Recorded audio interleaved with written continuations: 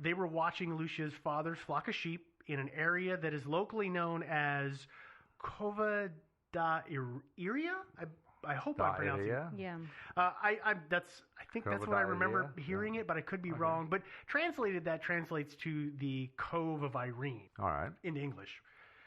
The accounts of their day vary. There's a whole, as within a story like this and of this age, there's always variations. Well, also because they're 10 and 7. Right. Well, and so most of the stories, they say that they led the flock to the cove, and then they ate their lunch and they played. Some versions say they spent time under a large tree. Others say that they spent time in a cave to avoid a rainstorm. Either way, at around noon, the 3 children said their rosaries, their prayers, and at that point they said they saw an apparition, which was bright light that to them looked like lightning, but they said that was weird because it wasn't cloudy. Which means it must not have been raining? Probably, I'm thinking this is the non-rainstorm version. Because if it was raining, it might have just been lightning. Right. Exactly. Great. So, but no. Okay. But no. So in this accounting, it seems that maybe this is the non-rainy version. So that bright light happens, and in it they see a figure, and they approach that figure. The figure doesn't immediately identify itself, but eventually they would come to find out that it's Bruce Willis. It's not Bruce Willis. No? Eventually they would come to discover that it was the Virgin Mary, the mother of Jesus. Yeah. She told the children that she wanted them to, and she gave them a set of instructions. Those instructions were to say their rosaries every day and to come back to that location on the 13th of each month for a total of 6 months. And in exchange, she would share not only her identity, because they at this point don't know who she is, but she would also impart to them knowledge. She would give them some visions, and then eventually they would ask, through their meetings, they would then ask, for proof, and then that's where the miracle of the sun happened. It was on the 7th month. Okay. So once Mary is done sharing her vision, she rises into the sky in a halo of bright light and disappears into the distance. And that's their first encounter with the Virgin Mary. Okay. I do need to point out, so as Devin briefly mentioned, they are 10, 9, and 7. So their accountings, how accurate this is hard to say. The other problem with it is that all of this story, primarily in its written form, comes from Lucia Santos, because she would write down an accounting of what happened in her visions 20-some years after the fact. So a little bit of fact and fiction time. It's hard to piece the two apart. But she said, at least in the accountings, that this was not the first time that the children had been visited by an apparition. In the prior year, 1916, they had been visited by an angel on 3 separate occasions. Oh, damn. Which appears to be in preparation for their meeting with Mary, I guess. Yeah, they were being vetted, probably. Yeah, probably. It was like a screening interview. Yeah. Yeah. It's like the phone screen. It's the holy screening. Yeah. That may be it.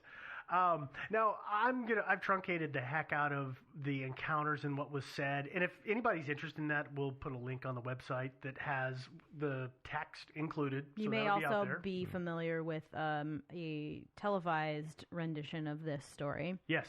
That I will not say exactly what it is, but you probably have seen it. Probably. So continuing on, so the children hold up their end of the deal. They pray their rosaries every day, and they plan to go back on the 13th of the month, and they do go back on the 13th of each month.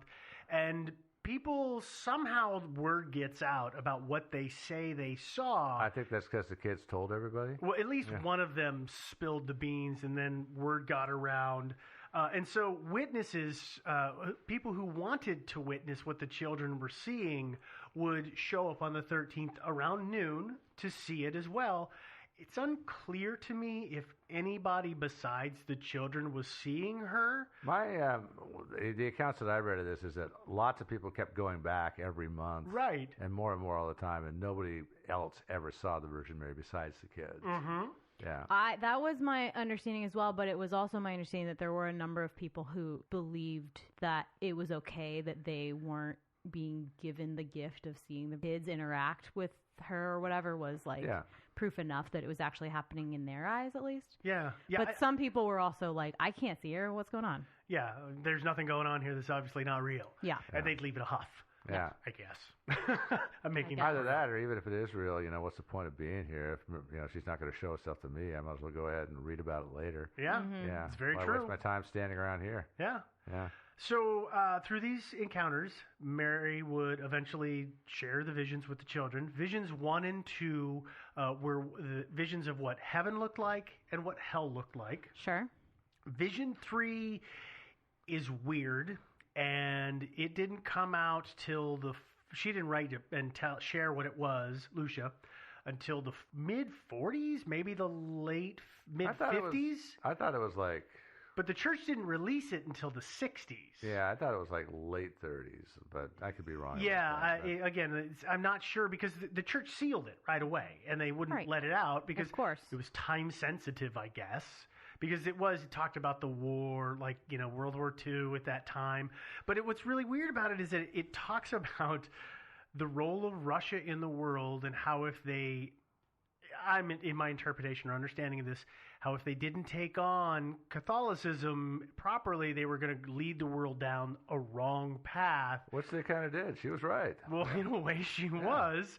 But a lot of people have interpreted her message, and there's been ridicule of this third message. So I don't know what to think of it. It's very confusing to me, but I'm not very good with these kind of theology things. So the thing about it is that if she did indeed write it 20 years later, and I think she did, and it was well known by that point of what path Russia was on. Mm-hmm. So it doesn't look that miraculous of a prediction, really. Right. Even though lots of it came true, well, duh.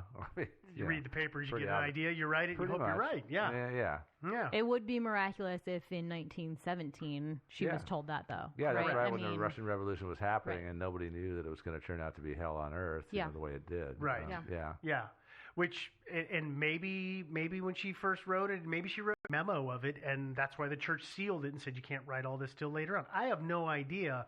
And the recording of it, again, there are so many versions that it makes it really tough. Yeah. Okay. I mean, we've started to fall down is it theological? Yeah. It is. It's a theological rabbit hole. Yeah. We started to fall down that, and I think we need to kind of dance around that because that's not really the focus of the episode. Right. The miracle of the sun itself is. So this is, the children were told that on the 13th of October, 1917. That would have been the 7th month, right? Yep, that would be the 7th month. When so Mary they had was their going to first show them 6 something encounters. really badass, in her own words, to quote her directly. Yeah. She did use that word. It's Yeah. true. She did. Yeah. She was going to make a miracle happen at noon. Yeah. Okay. So like with the appearances, the early visits of Mary, when the children, we were talking about people were showing up, a bunch of people showed up because this miracle, they blabbed and told everybody. Right. We don't know how many people were really there. It is recorded as somewhere between 10,000 and 100,000 people That were seems there. like a lot. Yeah, I don't know how big the Cove of Irene was, but it seems to me it wasn't big enough for 100,000 people. I don't think it could have sat that many. And that's like 100 times more listeners than we have, so I don't think. Yeah, that's not possible. I don't think that's possible. That math doesn't work. No. That would actually tick me off as three annoying little kids who had more listeners than we did. Yeah. Seriously. Me too. Yeah. But no, so all of these people show up to witness the miracle. And accounts say, okay, again, this is where it varies. Either it started raining the night before or the morning of the predicted miracle. But the rain would stop just before noon. The ground was wet from the rain. And there are photos, and you see people with umbrellas. But I think I've only seen one photo actually where people had umbrellas. I've seen 2 or 3. Oh, yeah? But it's of a time and an era where people had umbrellas with them. It's part of fashion, so it's hard to say. But it looks like a clear day to me in those images. It doesn't look like it's cloudy. It actually kind of looks like a nice, bright, sunny day, to be very honest. Well, it's Portugal. I understand the weather there is kind of nice. And at that time of year, as we'll talk about later, it's not really a bad season. But regardless of what the weather was, at noon, everyone looked up towards the sun. Because it was clear. Maybe. So they looked up at the sun to see the miracle take place. Okay. And here's what they say they saw. People say they saw the sun appear as an opaque spinning disk in the sky. Is that kind of like the spinning wheel of death I got on my computer? When Sometimes, blows up on but me? it goes much faster than that, so it doesn't have all the bigger, colors I suppose. obvious. Okay. No. So it was a spinning disk in the sky. It was said to be significantly duller than normal, and it also supposedly cast multicolored lights on everything. So the landscape, the people, the surrounding clouds. The sun was also reported to careen towards the landscape and the people, and then to bounce around in the surrounding sky before going back to its normal position. The previously wet clothes of people who were there, as well as the ground from the rainstorm, they were wet, dried out because the sun got closer, and so it got warmer and it dried them all out. So it was suddenly and completely dry, but just like the earlier visions, not all of the people who were there say they saw something happen. A lot of them would report one of those things, but not all of those things. But a great many people also said, I didn't see anything. So I'm not entirely sure either how long this whole thing lasted. Did it take a minute? Did it take 10? We don't know. But the people who were there, a great majority of them, were convinced that it truly was a miracle. Hopefully they weren't staring at the sun for 10 minutes straight. I really hope not. That's really bad for you. Don't do that. We just had an eclipse. Everybody knows. Sun safety. Good glasses. Don't stare at the sun. Don't do it. Yeah. Because it embarrasses the sun. Staring is rude. Good point. So a lot of the information that we have about the miracle of the sun was done because an Italian priest named Father, oh God, help me here, John DeMarchi? Does that sound right? Sounds fair. DeMarchi. DeMarchi. Okay. It's always the emphasis John is in DeMarchi. the middle of the syllables. Always just say it like I'm saying Luigi. John DeMarchi. I mean, honestly, Yeah, yes. we'll go with that. Sorry. So John DeMarchi would research the miracle of the sun, and he would interview a whole bunch of people who were there that day. Sadly, he didn't start doing this until 1943. That's a little... 26 years after the fact. Okay. Yeah. Which is kind of a long time. Yeah. Well, a long time for people to get their stories straight. Or Yeah. to let them grow. Yeah. If you water them right, your stories will always grow. Yeah. So he spent about 7 years researching the miracle, and he actually wrote more than one book about it. But I'm going to take a couple of quotes of what people said they saw, and we're going to share them here just so you can get a kind of a direct quote idea. I want you two to help me. So who wants to start? You want me to start, or when do you want I to go? can start. The sun, at one moment surrounded with scarlet flame, at another aureoled in yellow and deep purple, seemed to be an exceedingly swift and whirling movement, and at times appearing to be loosened from the sky and to be approaching the earth, strongly radiating heat. Nice. I'll do the next one. All right. The sun's disk did not remain immobile. This was not the sparkling of a heavenly body, for it spun round on itself in a mad whirl, when suddenly a clamor was heard from all the people. The sun, whirling, seemed to loosen itself from the firmament and advance, threatening upon the earth as if to crush us with its huge fiery weight. The sensation during those moments was terrible. Yep, mushrooms. Oh, okay, my turn. I feel incapable of describing what I saw. I looked fixedly at the sun, which seemed pale and did not hurt my eyes. Looking like a ball of snow revolving on itself, it suddenly seemed to come down in a zigzag, menacing the earth. Terrified, I ran and hid myself among the people, who were weeping and expecting the end of the world at any moment.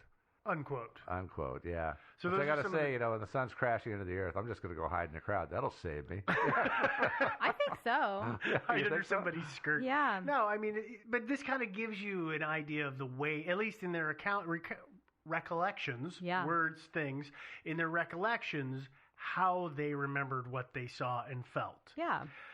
So the Catholic Church, as we said, would eventually come to recognize and accept the miracle of the sun. They categorize it as an event of genuine supernatural character. That's evidently how their categorization It's Catholic system works. speak for Yep, for miracle. miracle. This obviously, though, didn't happen right away. Yeah, it takes a while with the Catholics. They actually have to look into it for a while. Yeah, they actually investigate stuff. Oh, yeah. Crazy.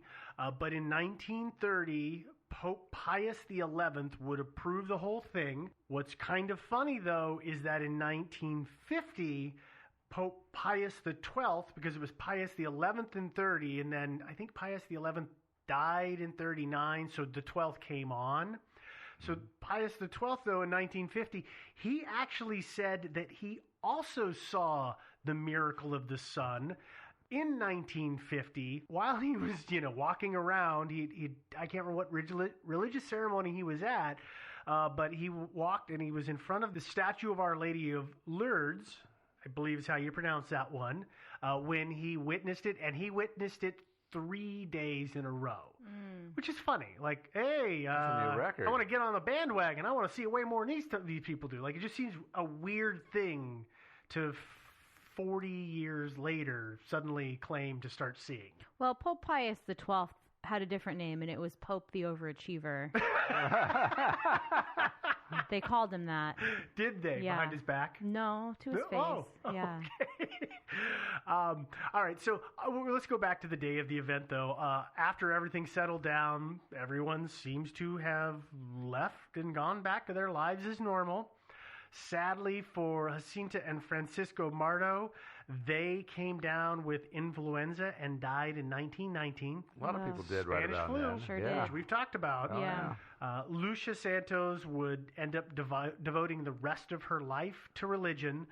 She lived as a sister until her death in 2005, so she lived well into her 90s. I think she was, 97 when she died. Something like that. Yeah, she ridiculous. lived an amazingly long life. Yeah. And so that leaves us with the question of, what happened here? Yeah, did the sun really zigzag? Did these people really see a miracle on that day in October 1917, or did they not? We're going to look into it, but first, we're going to take a quick break.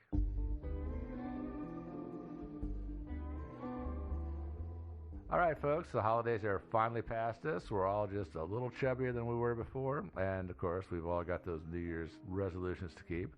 And it's hard sometimes to ensure you're getting all the nutrition and vitamins and protein you need to make sure your workouts really work for you, which is why there's iFit Nourish, a customized protein drink that's jam-packed with all the essential nutrients you need. iFit Nourish is unlike any other nutritional shake because it allows you to personalize your mix. That's right, you go onto their website, you tell them what you weigh and what your workout's like, and they will design a mix just for you.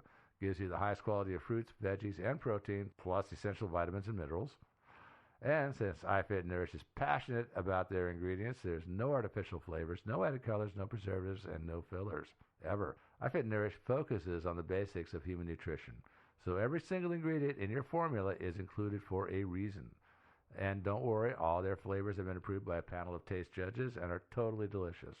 So, ready to simplify your life? Just go to ifitnourish.com/sideways for a free 14-serving bag of iFit Nourish mix and a shaker bottle. Hassle-free, 100% convenient. That's ifitnourish.com/sideways and create your unique mix today.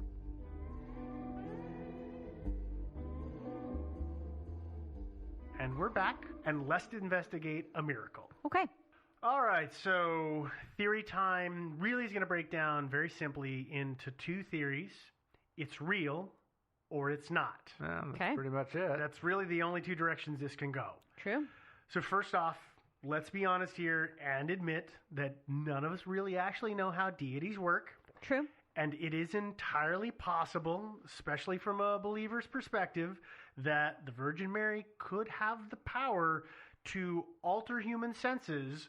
So if you follow that train of logic, then it's possible that the sun did not actually move in the sky. Oh, of course not. But yeah. she made it appear to do that, which would be the equivalent of a heavenly parlor trick. Yeah. I mean, it's a vision at that point. So Absolutely. I mean, obviously, in that sense, too, it's real that the sun really zigzagged and come closer to the earth. Well, obviously it didn't, because billions of people would have seen that. correct. But still, as you said, it can actually make everybody see the same thing. Well, Mhm. that's Yep.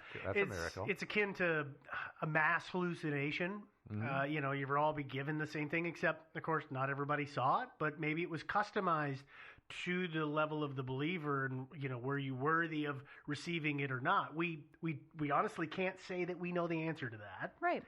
One of the things that makes it look like not maybe so much is Well, we've talked about this a little bit, is that there's the photos and it looks like a bright sunny day. Problem is with the photos is we don't know when they were taken. I always presumed at the beginning that those were taken before the miracle. But we don't actually know if those photos weren't taken after the miracle had taken place. So that might explain why it's not wet, why the people True. are kneeling on the ground, because the ground is dried, they've dried, the sun has come out and is super bright. Well, Maybe it happened. The photos were taken afterwards, or they could have been taken long afterwards, because I mean this didn't become a big story until after, and that's when probably reporters and photographers started going up there. Well, they were all there before. Were there actually reporters there on that day? Because word had spread across the country, across Portugal, so people came from all over the country. That's how we got to this somewhere between 10 to 100,000 visitors. And part of those guys were part of the press. They also might be part of the problem, and they're the ones who are spreading the rumors of the size of the event. Mm-hmm. So that's why I say, for all I know, there was 1,000 people there. Mm-hmm. I don't know, but there were reporters there who gave firsthand account reports. There was a decent little crowd. I had no doubt it was exaggerated. That happens. Yeah, so that's really what I have here. I don't know if you guys have any more to add to what could make it have actually been a real event. Well, when it comes down to it, it's hard to argue this, right? Because we don't have proof. Mm-hmm. Clearly the Catholic Church feels their proof is strong enough because they do. Joe was saying they really do actually investigate and actually try to find proof of these things and, from multiple sources. But really when it comes down to it, it's real just means, hey, take on faith that this deity did this thing, right? So it's much easier to say, here's all of the reasons we think it's fake, but it could be real if you believe in that sort of thing.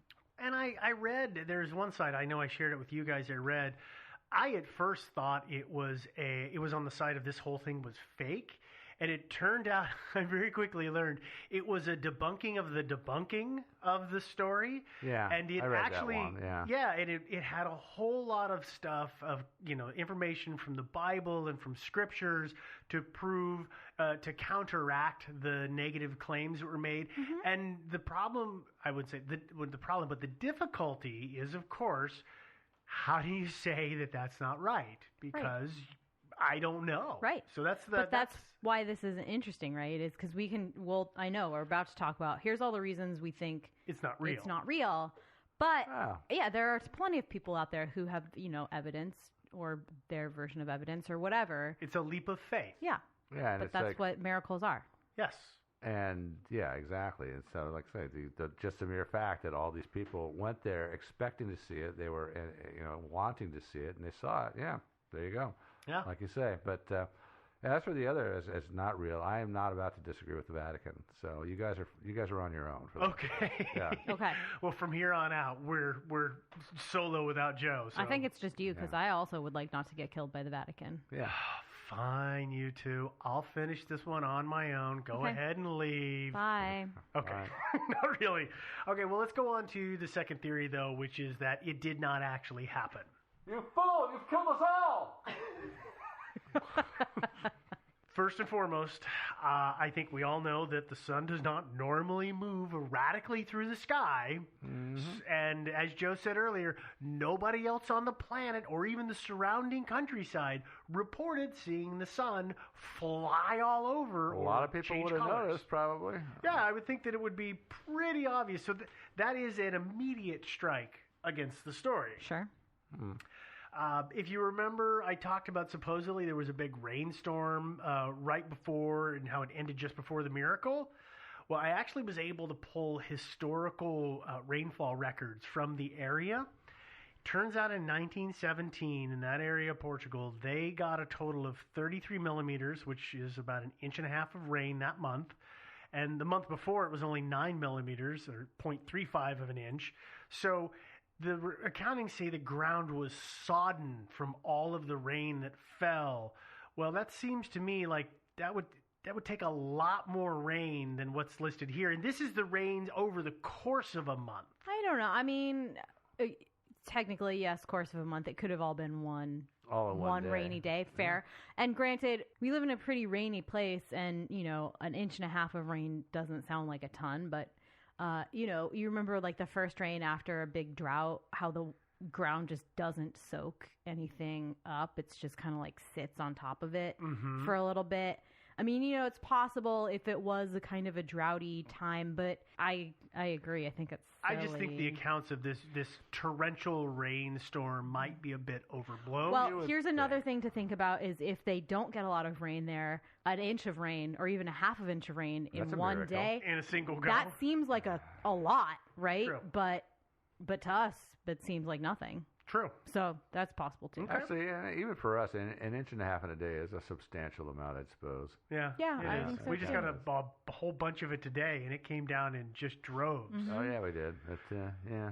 So let's keep talking. We've talked about the photos a couple of times. I do want to point out one thing to everybody, which is when you look up the Miracle of the Sun online, you will find a photo out there that was found in the 1950s that is taken on the day of the Miracle of the Sun. At least it says it was taken on the day of the Miracle of the Sun. And the sun looks weird. It almost looks like somebody's put a twirl blur filter on the sun. It's kind of turns on itself.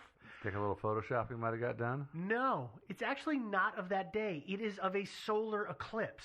So it is a weird light effect caused by the solar eclipse that happened many years later. So if you see that, and like I kept seeing the same one come up where I love this when people get into MS Paint or whatever, and they draw the arrow, and then it's in red, and the text is in red on top of it. I kept seeing big circle. Same one over and over and over, but it is not from that time. So I would just want to have you understand that from the outset. Well, you'll be happy to know that MS Paint no longer exists. So Yes, I am thank actually God. very happy about that.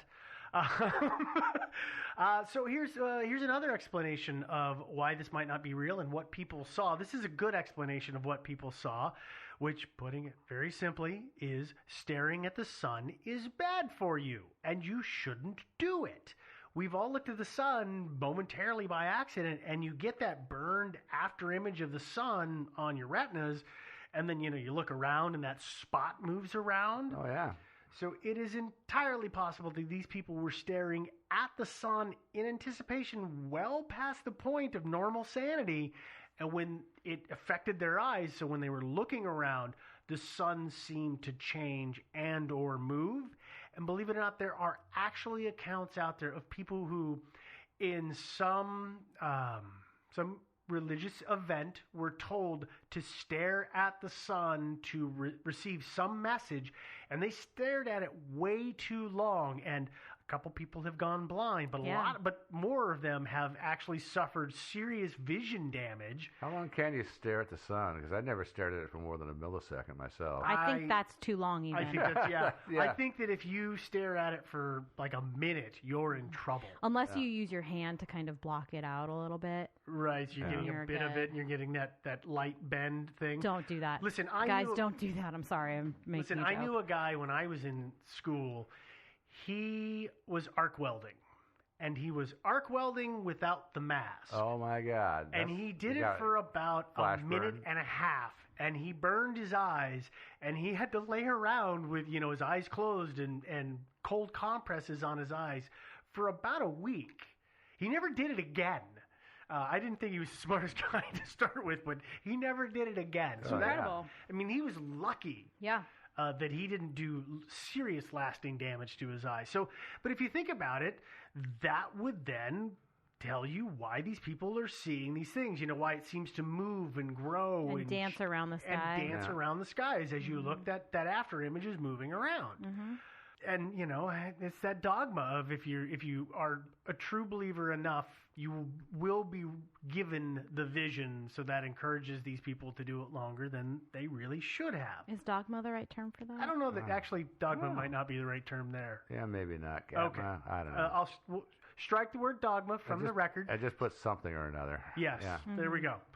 Okay, next up in this theory section, and this is pretty simple and easy to riff on, is group speak, or that mass belief group think. People are going, oh my God, do you see that? Next thing you know, everybody's like thinking, oh, I must be, okay, yeah. I must not be blessed enough to see something, right? Oh, dang, don't want to seem unblessed. Well, yeah, of course, yeah, I see it. Yeah, oh my gosh, it's spinning right at me.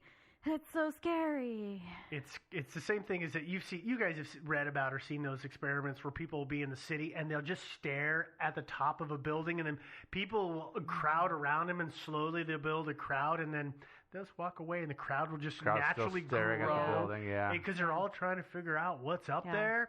The one I like is the one in the waiting room where they, like, every time a noise is made, everybody stands up, and then they introduce like one person, and everybody else gets called into the doctor's office, and that person is still like habitually standing up and down as the noise is being made, even though they have no idea why they're doing it. Yeah, it's crazy. Humans are crazy. That's and he never thinks to ask, like, why are you people standing up? Yeah, we easily follow instruction. It turns out it doesn't even have to be an actual instruction. We just mirror people's behavior. Yeah, it's kind of scary. Yeah. So the next two parts of this they're less addressing the movement of the sun, and more they're talking about that reported color changing. Because if you remember, people reported the sun seemed much paler than normal, and then there's the color changes that are going on. One one set of reporting says that possibly what's going on is that sand from the Sahara Desert is pulled up into the atmosphere and then blown across at that time at that place, so it's blotting out the sun. And then as that, as it thins out, the structure of the sand is actually creating reflections or refractions of the light, so it's acting like a prism. And that could be what these people are seeing that are causing these big bands of color, or these casts of color on not only the clouds, but maybe the people in the ground around them. What about, this happens in Portland a lot, where it'll be raining, but you look up and you're like, there's not a cloud above me. What's going on? And then you look at the sun and you go, oh, look at that cool rainbow dancing around over there. I mean, what about something like that, especially if it had been raining prior? And that's actually the next up in this section. Oh, yeah, it is. Yeah. Oh, we got that? Dog. Dog. Not dog. Sun dogs. Sun dogs. Yeah. Well, the one thing I do want to say real quick, though, about the whole dust or sand thing is that if that was what it was, I would expect to have found more accounts of this kind of colored light incident. But the thing about it is, though, is that, you would think it would happen more often, not just that one day. But let's say there was an especially, big sandstorm that day, and conditions were such that just a 1 in a million, way more than usual, got sucked up into the jet stream or whatever. But the fact of the matter is that people all over the place in Portugal, Spain, wherever, could have seen this. But everybody else was just doing their jobs, or else they were taking a nap, siesta, whatever. Only in this one place where there are thousands of people standing there staring up in the sky. Although I will say that it's a pretty incredible coincidence that giant sandstorm happened to happen. Maybe that's the miracle. Maybe it was the miracle. Maybe that was the miracle. It was a natural miracle. Yeah. Maybe. Yeah. Maybe not. I don't know. So let's move to what Joe was just talking about, the sun dogs. Yeah. Which, help me out here. Do either of you know how to pronounce parhelion? I believe is the... Sounds good Sounds enough. right. That's the kind of event that a sun dog is. So those of you who don't know, sun dogs are kind of a rainbow, but they happen in rings around the sun. They form rings or halos. And they only happen when there's sufficient ice crystals in the upper atmosphere to, again, just like with the sand theory, refract and reflect the light and turn it kind of into a prism effect. And by the way, the moon does it also occasionally. I don't know if you've ever seen occasionally, but they're pretty hard to see. Yeah. I don't know, I've seen some pretty good ones. They stood out pretty good. But, But it's the same effect. There's enough cold ice crystals up there to create that the prism effect. And sometimes sun dogs will fully circle the sun. I don't know. I think I showed you guys that photo I took several years back where I've actually had to hold up my hand in front of my camera to block out the sun, and then you can see the full 360-degree ring. And sun dogs typically, they start out God, I think they start out, they cycle from orange in the center, and then they go out towards blue as they get farther away from the center of refraction, the circle. Just like a rainbow. Yeah, but there are also other ones which are much cooler looking, and these have to be at a perfect degree angle apparently, but on the left and the right side, you'll get these giant arcs that are super bright, and so they're kind of a warped diamond shape, and they are phenomenal. I saw a photo not but 3 weeks ago, and it was somebody up on some ski slope, and everybody at the slope had just stopped because it was just so bright and so clear, and there's this really cool sundog. So that kind of thing is the other one that people are like, listen, maybe the sun moving around wasn't real, but maybe people really did see colors, but not knowing how to explain it. That's what they say it was. Well, maybe it was a combination of a couple things, right? I mean, I think it's safe to say it's possible that it was a sundog or something like that. Again, do sundogs typically happen at noontime? Yeah. Yeah. Sundogs are not, as far, I mean, the one that I saw was at like around noon. Oh, I just, in general, maybe it was a whatever. Again, a pretty big coincidence, and lucky for those kids that something happened on that day, but the crowd whatever. would have, torn it to pieces. Yeah. But, and then a combination with a bunch of people being like, oh my God, that's so cool. That's a miracle, and staring at the sun even more. And then, it kind of helps explain why some people maybe didn't see anything because they were like, I'm not going to look at the sun. I'm going to glance at it. And they didn't see anything. Other people saw these dancing things because they were staring at the sun and burning their eyes. And other people just saw light. And I don't know if that helps to explain all the different experiences. That could, doing things differently, because people always do things differently from one another, even in an event like that. I mean, it's that old thing of we could all go to, see a speaker talk, and only one of us might see the bird that lands on the side of the stage because we're looking here and there, or I'm doing something, or I'm drinking my Coke, or whatever it is. So, yeah, I mean, it's possible that that's why there are all those different accounts. The sundog is the only thing that I can really get behind in this entire story. I think that it's an amazing, amazing coincidence that all of these people were here. As we said before, maybe that's the real miracle, is that they all happen to be in one place at the right time to see it. Yeah, and just an amazing coincidence. I think this has some support. It's that Lucia's little friends, Jacinta and Francisco Marto, were actually little entrepreneurs that they were selling Kool-Aid at the place that they at the event. And he's back to the mushroom theory. Let's say it happened to lace with mushrooms, and so I think that that's what it was. It was ergot, ergo. I was going to say ergot, ergot. Yeah, because everybody came and they had to eat the bread, and everyone was like, "We're going to do communion." Which before. Explains, so here's your little pieces of bread, and everybody got like a little high, and then. Yeah.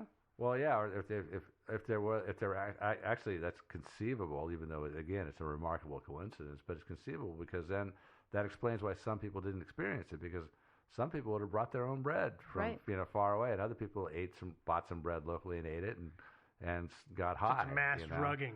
Yeah, could have been something like that. And some people can't say no. And some people are going to eat more bread and get a bigger dose, and so that would explain why there was a big variety in what people saw. Some people really saw a lot of wild stuff, and some people not quite so much. And again, not at all. So, I don't even know that you necessarily want to pin it on her or the other two children, but it could be that somebody was there selling something and it was, it gone south. Yeah, and, or it could a lot of things go bad and have the hallucinatory effects on people. Especially back in those days, in the days before refrigeration. Oh yeah. Yeah, it's hard to say exactly what happened that day, because I know that.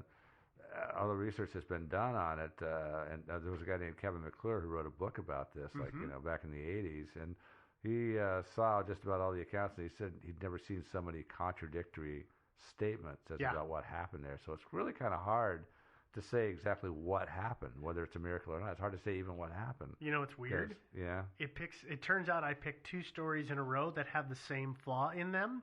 Because last episode that I did was the TWA story, which had all those conflicting witness stories. Yeah. I mean, these are 90 years apart or 80 years apart. And look, we're having the same problem when we have lots and lots of witnesses. Human beings haven't changed that. I was going to say that not that much. They haven't changed at all. No, we really haven't changed at all. I got to say that during the time all this was happening, in the months leading up to the big miracle, Lucia's mother was actually pretty skeptical herself. And I don't think she called it childish nonsense, called her daughter nothing but a fake. Mm-hmm. Actually, her family, once she was an adult, they kind of semi-disowned her because they were like, oh, yeah, no, she lives in a fantasy land. Like, they really went against her that whole time. Mm-hmm. Yeah, there was a friar who knew her really well. His name was, what is his name? Mario de Oliveira. Gave an interview to the UK Sunday Times in 2000 and talked about her. She was still alive at the time. I think she died, as you said, in 2005. And he said that she experienced religious hallucinations, and he also said that she lives in a delirious world of infantile fantasies. Mm-hmm. And this is like, again, fairly recently, and this is somebody who knew her well. It might just be that just the power of suggestion. All these people came there expecting and wanting to see a miracle, and so, damn it, they, most of them saw something. Well, and her... the way that she clung to it, in a way, could be partially explained by the death of her cousins. Mm-hmm. Because if you read the transcripts of what was said between the children and Mary, they ask, is Lucia going to go to heaven? Is Jacinta going to go to heaven? And Francisco, is the... Francisco, yeah. And she says, yes, he will, but he's got to pray to his rosaries a lot. And then, but in that text, it's hinted at that those two children, the younger two, are going to go much sooner than she is. And so there could be some kind of, some religious form of survivor's guilt there that is made her just hang on to it so firmly for so long. And then when she has to write about it, she may have been so far into it that she didn't know what to do. And so, because her writings, people have said they borrow a lot from a lot of other religious scriptures and are kind of a repeat of that kind of information. So, I mean, I don't know what that says, but maybe she just was so far in that by the time she thought, maybe I should get out of this, she didn't really see a way to step away from it anymore and just had to, fully commit. Yeah. I don't know. I think, and it was her deal. I mean, she couldn't really back away from it. She couldn't obviously come clean and say it was all BS. And I just led everybody astray. So, especially when she devoted her life to the church so much. Yeah, that would be really not a good career move. Yeah. And also because it turns out, according to that same friar I just mentioned a moment ago, Mario de Oliveira, that he also said that he believed those two kids died from religious fasting and not from the flu. Really? Yeah, he did say that in the same interview. He said, and of course, it could be that they were so weakened by fasting that when the flu came along, it just took them out. They would have survived, but since they were so weak, they died. And maybe after all that, after fanatically convincing the cousins to the point where they died, I can't exactly say, never mind. Whoops, it was all a big game. Yeah, can't do that. Change my mind. Yeah. Devin, do you have any other final thoughts before we wrap this one up? Because, I think I've said what I feel it is. I think she saw the Virgin Mary. Do you? No, I don't know. I feel like we need to say that. Okay. That sounds fair. I feel like one of us has to be pro her. We can't all say we think she just made the whole thing up. We can. We could. We can. I think we just did. But I just don't think. I think there's a lot tied up in this, and I wasn't willing to say no, she definitely didn't see anything. Mm-hmm. But I'm not willing to say that she totally saw everything she said, especially with the premonitions and stuff like that. When we say the visions. Yeah. I just don't. I think that probably came later, but I believe that they saw something. Okay. The thing about it is there are people out there who are delusional. They sincerely believe what they're saying. But there are also people who just believe. Yeah, I was going to say, it doesn't have to necessarily be delusional. They just have to have. The word is conviction is the word I'm going to use. They are very convinced of what they believe. Faith. And their faith. And that is what it is. And that is informing how they're seeing and operating in the world. All right. Well, we're going to wrap up on that. So if you have any thoughts or theories of your own, you're welcome to share that with us. You can do that by sending us an email at thinkingsidewayspodcast@gmail.com. We have a website, thinkingsidewayspodcast.com, where we will have this story and some of the links, as well as a list of all prior stories. There's a separate page for those. We've got merchandise on there for shirts and mugs and all that good stuff. So you can go to the website for all of that. You can stream and download from the website, but chances are you're listening to us through some other avenue, and continue to use that avenue if you like it, because obviously we're there, and really we're just about everywhere. If you're listening to us on a place that allows comments or ratings and reviews, yeah, I know iTunes does. I don't know if Stitcher or Google Play are doing it yet. But anyway, if you can rate and review the show, please do so. We appreciate that. That helps other people find us. We are on social media. So we have a Facebook page and a Facebook group. So make sure if you want to join the group, that you answer all of the questions, and then you can get in and join all of the conversations, because that's where all of the post-episode conversations happen. I'll give you a hint. In the group, not the page. I'll give you a hint. The answers are yes, I will, and every week. There we go. Perfect. Now you've just given away the keys of the kingdom. Good job. It's fine. Ace it. We are also on Twitter, Thinking Sideways, where Devin tweets all kinds of hilarious Devinness. Yes. We are on Reddit it's Thinking Sideways, where there's also post-episode discussions, as well as a whole bunch of other stuff that happens there. And that's really all of it. So I think we're going to wrap this one up, and we will talk to everybody next week. Yeah. Ta-ta, I'm going to ascend from here. I'm going to go stare at the sun. It's a good thing it's nighttime right now. Bye, guys. Bye.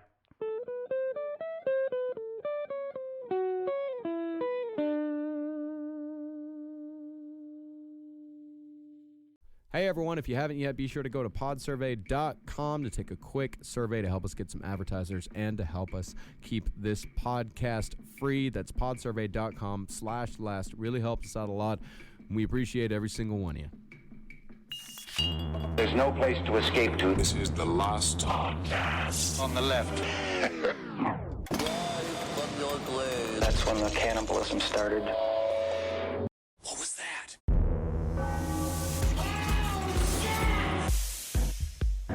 Can I just start off by saying, number one, that Hitler just wasn't any fun.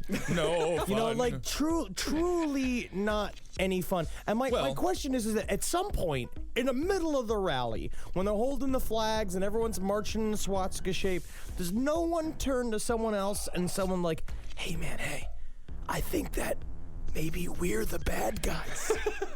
I think we're the bad ones. Do bad guys march this well, though? I don't think so. I think so. I don't know. I'm pretty certain that when I look at the reels of the Americans, they're laughing and playing cards. Hitler, I found one. No! Take him away, will you? Very good. I'll go back to my bread store. Here you go. Here's your chocolate. Your reward for Jew sniffing. Ooh! Hitler and the occult. All right, welcome to the show. That's Marcus Parks. I'm Ben Kissel. Today's episode is great. We're just studying the occult connections of Adolf Hitler and the Nazi Party. Yeah. And basically their occult origins. Yes. Now, there's a lot of, hooky, spooky, dumb shit connected to the occult origins of the Nazis. Between this hooky, spooky, dumb shit. But we'll talk about this stuff, like possible reptilian influence, them talking with UFOs and stuff like that. But actually, in real life, the real occult beginnings of the Nazi Party are so terrifying and so real and chilling that that's enough. We don't need the conspiracy side. One could almost describe them as hooky, spooky, dumb shit. Yes. I mean, a lot of this stuff, yes, there is a very real basis for the Nazi Party as far as occultism goes. Some of this stuff here, I'm just going to go ahead and put a little bit of a caveat on this. Uh-oh. A lot of this stuff, some of this stuff may be true, but I wouldn't go write in a book report about it. Yeah. Don't bring this into your American history class next week. Say the last podcast guy said that Hitler could levitate at any given Wednesday. But that's actually entirely true. I would say for this episode, usually you can take this podcast as gospel. Oh, yeah. The topic, believe it or not, a little sensitive. And the other thing, too, is that we are not going to necessarily break new ground in the Nazi world because, a lot of people have covered them. But again, I just want to just reiterate it again. They were not fun. They're not funny guys. They're not funny, cool guys. No, well-dressed Hugo Boss. Was it Hugo that dressed him? Yes, it was. I got to say, they looked good. They looked great. And another thing about the Nazis, okay? Yes, how much bad shit they did. But think about the good things they gave us. Such as the VW Bug. Yeah. I don't like... Really, yeah, it's a VW. terrible car, but it's cute. No, I like... And the girl I had a crush on in college drove one, and I loved it. I thought it was really cute. The VW Bug is amazing technology, and it proves that the Germans knew how to get a lot of people into what looked like a small space. Exactly. Because my head, I got a foot leeway in there when I'm sitting down. Because I guess they did the same sort of like illusion at Auschwitz when that made that tiny shower get like 50 people in right. there. Huh? And now we have to have a mourning moment, and all right, and that was very sad, and that was awful. Yes. I don't like libraries. Germans got rid of those, so that's good. Books, I don't read them, burn them. So Germans did that. Another good thing that the Nazis did were those pantsuits. Sure. Were pretty fucking tight looking. Yeah, I watched an old documentary about the Nazis, and I'm like, what are all those cool Williamsburg hipsters doing? Fashion forward. Boy, I had a bit of a time researching on this one because I would go down certain roads on the internet. Well, first of all, I was going to base a lot of this stuff. tiptoe around. Oh, I know. I wonder. I wish that you could put something on your computer or your Google searches that just lets the NSA know that it's just like doing research. I disagree with all this. You mean stuff. like the Pete Townsend filter? Oh yes, the pedophile Pete Townsend. No, I was doing research on little boys' wieners for a book I was writing. It's called Little Boys' Wieners. Oh, how I love to suck them. It's an under the coffee table book. That's where I suck them. See. Well, I did find there were a lot of holes that I went down where I would be following a Nazi occult hole, and it sounded just absolutely fucking fascinating. And then I'd find out it was a campaign for a tabletop role-playing game. That happened 3 separate times. There's tabletop role-playing games involving Nazis? Call of Cthulhu, yeah. Call of Cthulhu. It's called Delta Green. You're also just going to straight up see the Nazi Party is the absolute darkest side of nerddom run rampant. Oh, these are fucking nerds. Yeah. They are pieces of shit, party poopers. They're straight up party poopers. Oh, yeah. And they are the guys that will go, like you saw in high school, that would bring their homework to a party. It's like all that Hitler wanted. He got everybody together. They got them in uniforms. Right. They got them flags. It was like a risk game. It really was. Run amok. And that's why Dylan, and we bring up the Columbine all the time, but that's why those nerds loved him so much too. Big old trench coats and wearing eye makeup and whatnot. I swear, we gave them what they were looking for, and so I want to say, fuck the Nazis. We got them right in the pants. Oh, yeah. Yes, we did. And the nerds attract more nerds because I had a book that I was extremely excited about called The Spear of Destiny. And yes. It was called The Spear of Destiny, and I was reading it, and it was fantastic. And it was all based around the fact that this guy, Steiner, was a friend of Hitler's, and that Hitler had told Stein. It just seems like it's a real loose thing to call Hitler's friend. I don't know if he had many friends. Well, he had a couple. People were just scared to not say, you've got a stupid mustache. They were trying not to say that, blurt that out loud, or step on his shoes. I mean, as far as jokes go, I guarantee you Hitler got the most laughs out of anybody in Germany. Yeah. He was crushed. Hitler, that's such an amazing premise. Not hacky at all. Let me tell you, this is about, isn't it weird when you go into an elevator and you are with someone else and it's so awkward. It's so awkward to say hello to them. Hey, Hitler, tell me that one again about how women drive versus how guys drive. Oh, yes. Yeah. Yeah. When women, they drive the car, it's, oof, let me put on makeup. Let me, oof, I sit in period blood. Yeah. Wait a second, let me get this ruler. I have to measure your nose. But I laughed. Centimeters. I laughed, Hitler. This guy, Stein, was supposed to have known Hitler, and he was supposed to have gone over to England to be Winston Churchill's right-hand man as far as the occult workings of Hitler's mind. But I did a bit of research on the guy that wrote this book, and who would have thought that a guy named fucking Trevor Ravenscroft would be unreliable? Trevor Ravenscroft. At least he kept his first name. Maybe. But Trevor, when pressed, he said that he was a student underneath this Steiner guy, and that Steiner was writing this book when he died. And the Spear of Destiny, just to catch people up, is what they believed is a powerful talisman that Hitler had, which was a spear that was used to cut the side of Jesus Christ. We're going to go into further detail with it. Yeah, we're going to go into further detail with it. But this guy, Ravenscroft, was pressed in an interview when some of Stein's family members said, I've never heard of Trevor Ravenscroft. Red flag. I never heard of this guy. I don't know. No, he studied with my husband for how long? Absolutely not. No. And he shows up at the house and he's like, it is I, Trevor Ravenscroft. And he's got like a velvet fucking cape on and a fedora. Well, have you joined my guild in World of Warcraft? I called it Galadriel's Galadriel. Yeah, you remember a Ravenscroft. If you ever meet a Ravenscroft, you'll remember. Oh, you'll remember. Yeah, because he'll give you he'll tell you to meet him by the graveyard of the crossstones of midnight. Ooh, that's great. It's like The Bachelor, but you don't want to actually marry him.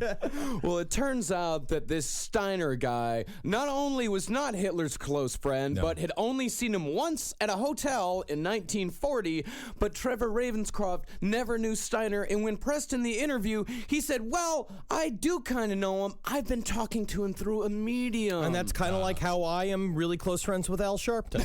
Yeah. Because I've seen him I saw him once in a restaurant, and I've been talking to the faucet and addressing it as it's Al Sharpton. Well, that's nice. I'm sure the faucet doesn't appreciate the negative things you say to So him. now let's start going back and seeing some of the skooky pooky fucking eggs that the Nazi Party came from, and let's start with one of our favorite songs, one of your favorite songs. Why is it mine? You know. Und das Streik. I can just see your Opa and your grandmother dancing together at the wedding. Yeah. Sweet. Thank you. Very nice, Henry. Your father was an NYPD officer who was a racist. Only this job made him racist. There it is. Just the regal, the flags. Yeah. I can see the flags. Oh, it'd be so pretty if it wasn't so evil. Oh, you can even. I just want to say. Oh, the colors are nice. I don't know. It's just. The boots are so shiny. Always gotta be shiny. We're listening to Richard Wagner right now. Now, this was the fucking pop beats that Hitler did his fucking beatbox dancing to back in the old 1920s. Oh, yeah, and we'll get more into Hitler's love of Wagner and how Wagner, one of the best composers and opera writers in the history of man, helped to inspire the Nazi Party. Now, the Nazi belief system, an amalgam. Let's call it a hodgepodge. An amalgam. It's an amalgam. A gym jumble. A gym jumble, It's a gym jumble. It was based mostly in Teutonic mythology, ancient German mythology, but it also brought in other things such as Tibetan beliefs. It brought in certain Atlantean beliefs, and their entire goal was to create a new religion, a religion of blood, as they called it. And they call it the original religion of blood because basically it kind of spurred off. There's several different beginnings of it. You know, you have the Atlantean, the idea that the Teutonic people came from Atlantis. What do these Teutonic people look like? If one was to show up right now, I think I'm sitting next to one. They look like me. Beautiful, red-headed, kind of soggy-looking bodies. Honestly, no. You would be forced to be working in some sort of factory. You wouldn't be killed, but you would definitely use your strength. But your half-beast type blood would probably be used to lift boxes. Yeah, but you would terrible. be safe from the camps. But you could do so much more with half-beast type blood. No, you'd be a part of the Auchenschlufen. Devin. Yes. Well, it sounds kind of fun. And so the idea is that the religion of blood basically came from about keeping that blood pure, that pure white, blonde hair, blue eye, up to light brown, pale complexion. And at the very beginning, when we'll go into deeper detail, but, we came from the Atlantans. We did, not me. I'm Polish. All right, I had your grandfather's fucking shoelaces tickling my grandfather's back in the middle of Poland back in the day. I was I'm sure the Zabrowskis found a way to get out of it, like you found a way to get out of the subway by doing a Chris Farley We impression. worked on the radio doing vaudeville. Yeah, exactly. Fuck you, man. My ancestors were fighting in World War I. I had 2 great-great-grandfathers fighting in the Great War against the Kaiser. We got his right in the pants. But the Atlantans were a group of space white people that came that were like 9 feet tall, blonde as the sun, and super psychic. They could jump like 100 feet. And basically they said over time, the muddling of the race, quote unquote, is what the reason why white people are no longer psychic. So they look like Dirk Nowitzki. Yes. Yeah, Okay. yeah. Actually, that's a very good way of putting it. So let's talk about the mood of Germany. It was sour. It was very sour in the 1890s. Let's go back down to the 1890s to the beginning of the Second German Reich. Ooh. This would be the Germany that was led by Kaiser Wilhelm, and this is also a Germany that was coming out of the aristocracy from land-owning aristocrats into the Industrial Revolution. Now, when the Industrial Revolution came, all of a sudden, all of these hoity-toity aristocrats who were able to keep the peasants down All right.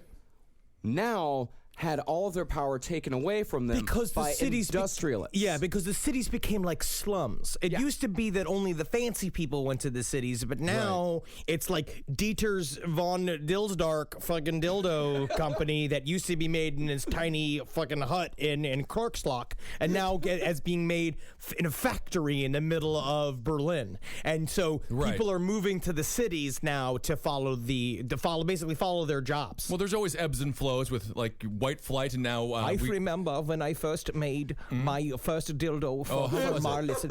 It was 9 feet long, and it was made from a felled York tree. And it was so coarse. But just the grip of my sweet Merle's sweet vagina, it smoothed the dildo to a polished hue. You put it in women to smooth it like an old school pencil sharpener? It's so smooth. Never change the way you do it in my world. Come back. I will say, out of all the products that the Germans have created, I would not trust them in the dildo game. Oh, God. They were sensitive enough. They were not looking to make orgasms. No. Screams, though, yes. So that is why the aristocracy was not happy in this time. As far as the lower classes went, there was an influx of Slavic people at this time because Austria was not part of the Germanic peoples at this time. It was part of the Austro-Hungarian Empire. So in comes the Slavic people, and with that, the hatred of the darker races. And the Slavic people, and this is very important, the Slavic people were heavily backed by the Catholic Church, making the Catholic Church something that the blonde-haired, blue-eyed Germanic people came to hate, looking for a third way. That was the other one of the only things that the Nazi Party did right was basically canceling Christmas. They canceled Christmas, and they got rid of the Jesus element of Christmas and made it a festival of lights where people just gave presents and fucking got drunk. So and they brought back the summer solstice parades. They perfected Christmas then. They got rid of the baby Jesus. I will say, Slavic. It's a tough people to really get behind. The name, they have a rough name. They have a rich history. They are full of people. The folklore. You got Stone Soup came from that place. Well, and I love Stone Soup. The Golem came from that place. Yeah, Stone Soup will fill you up for a couple of months. So what came from this period in time, especially from the peasants, was something called Lebensreform, which was a return to nature. Very hippy-dippy type stuff. They were like vegetarians. They believed in communal living. It was very much a return to nature type of movement. Which is just like the exact opposite. I mean, like, the Nazis were just... What comes out of this... and by the way, this is a full 30, 40 years before the Nazi Party even began. Basically, they were on the right track. Germany was on the right track to be like, we're gonna be cool and modern and like have like like big cities filled with all different cultures. We're gonna be Right. like, free love, have a good time. And it's just like they let them win. They let the bad guys win. They let the hippies win. No, they didn't. The hippies got stumped like they do. Yeah, like the hippies got stumped. Sure. Yeah. The reason why we're starting so far back, and the reason why we're giving you guys this background information, because in my opinion, the occult roots of the Nazi Party, it's the only thing that makes Nazi Germany make sense. Yeah, because then you see, because honestly, when I was researching it, when I was watching the videos that we were sending back and forth, this thing sends a chill up my spine. Because when you watch the Nuremberg rallies from afar, and you watch the philosophy go from this esoteric, backwards, occult stuff to actual practice, you see the madness that was happening. It was a group fucking delirium that made people do what they did. Right. Yeah. Right. And so these people, the people in the lower class, they started to form cults, essentially, based around astrology, based around nature. And the aristocracy, they started to form secret societies based around the writings of various mystics at the time, the most influential of which was Madame Helena Blavatsky. Now, she was a cool. real Kathy Bates. Yeah, Blavatsky. Yeah. I love a good Blavatsky. She was like, I think that literally the term broad was built on this one. Possibly. She seems like a strong woman. She was a Russian philosopher and occultist, and she established a research and publishing institute called the Theosophical Society. She defined theosophy as The archaic wisdom religions, the esoteric doctrine once known in every ancient country having claims to civilization. Wow, it sounds exciting.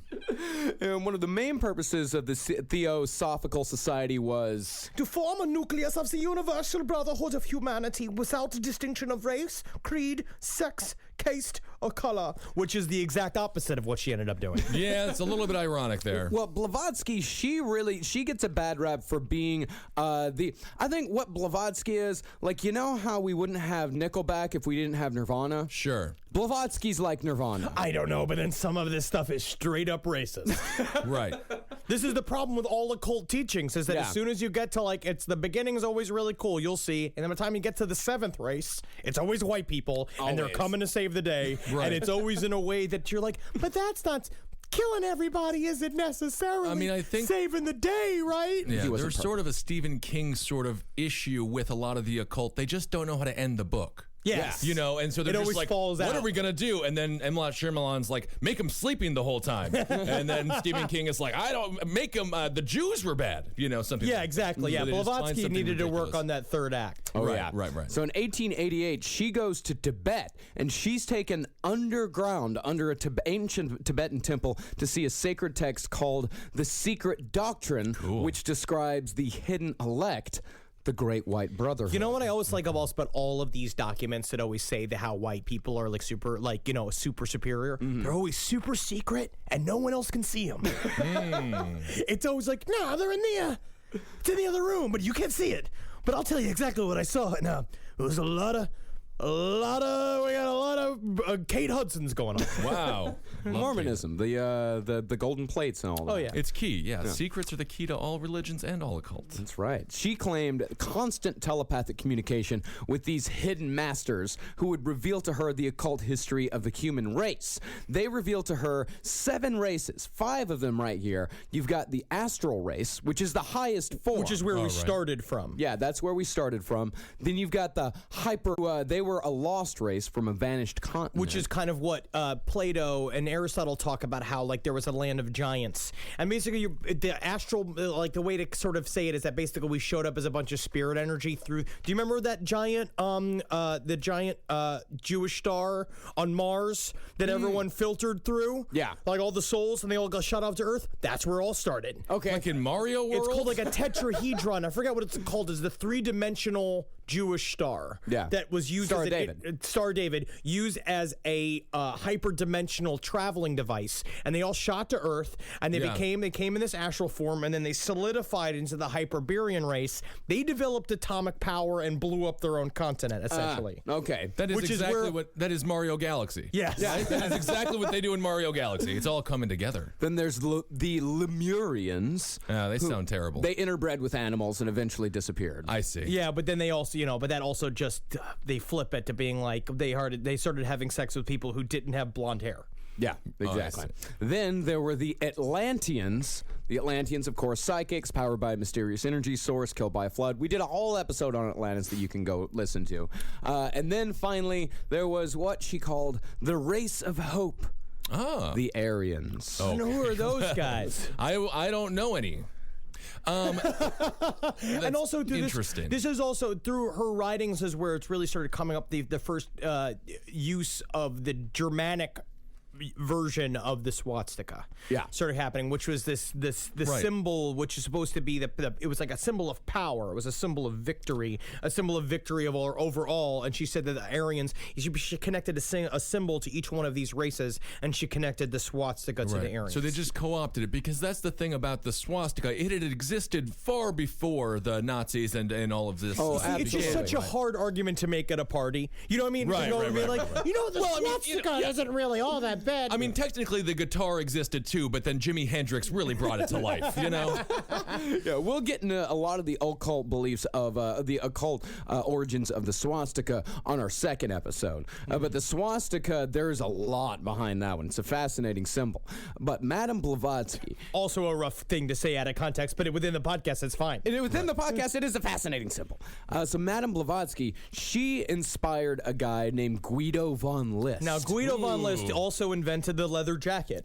Why? And he wore nothing but a wife beater, and he was just hanging outside a malt shop flipping a coin. Hey, look at my abs. Hey, look at my. I can bounce it on my abs. I call this the scenario. Huh? Oh. Hey. Of course, he does sound like he must look like the situation. From That's what I mean. That's what I'm doing. Is a play on that. Play on that, right? Before the situation, there was the scenario. Before that, there was the. There was never an ab. Right, never. Not until Guido von List came around, invented the first ab. Austrian-German nationalist, ultra-nationalist Guido von List. He cherry-picked from Madame Blavatsky's teachings, and he mixed the theosophical doctrine on the evolution of humanity and on the root races, the Aryans and whatnot, and he combined that with nationalistic and fascist ideas, i.e. the Germans are the Aryan races, because what Madame Blavatsky actually says that she said that the Aryan races, they originated in Persia.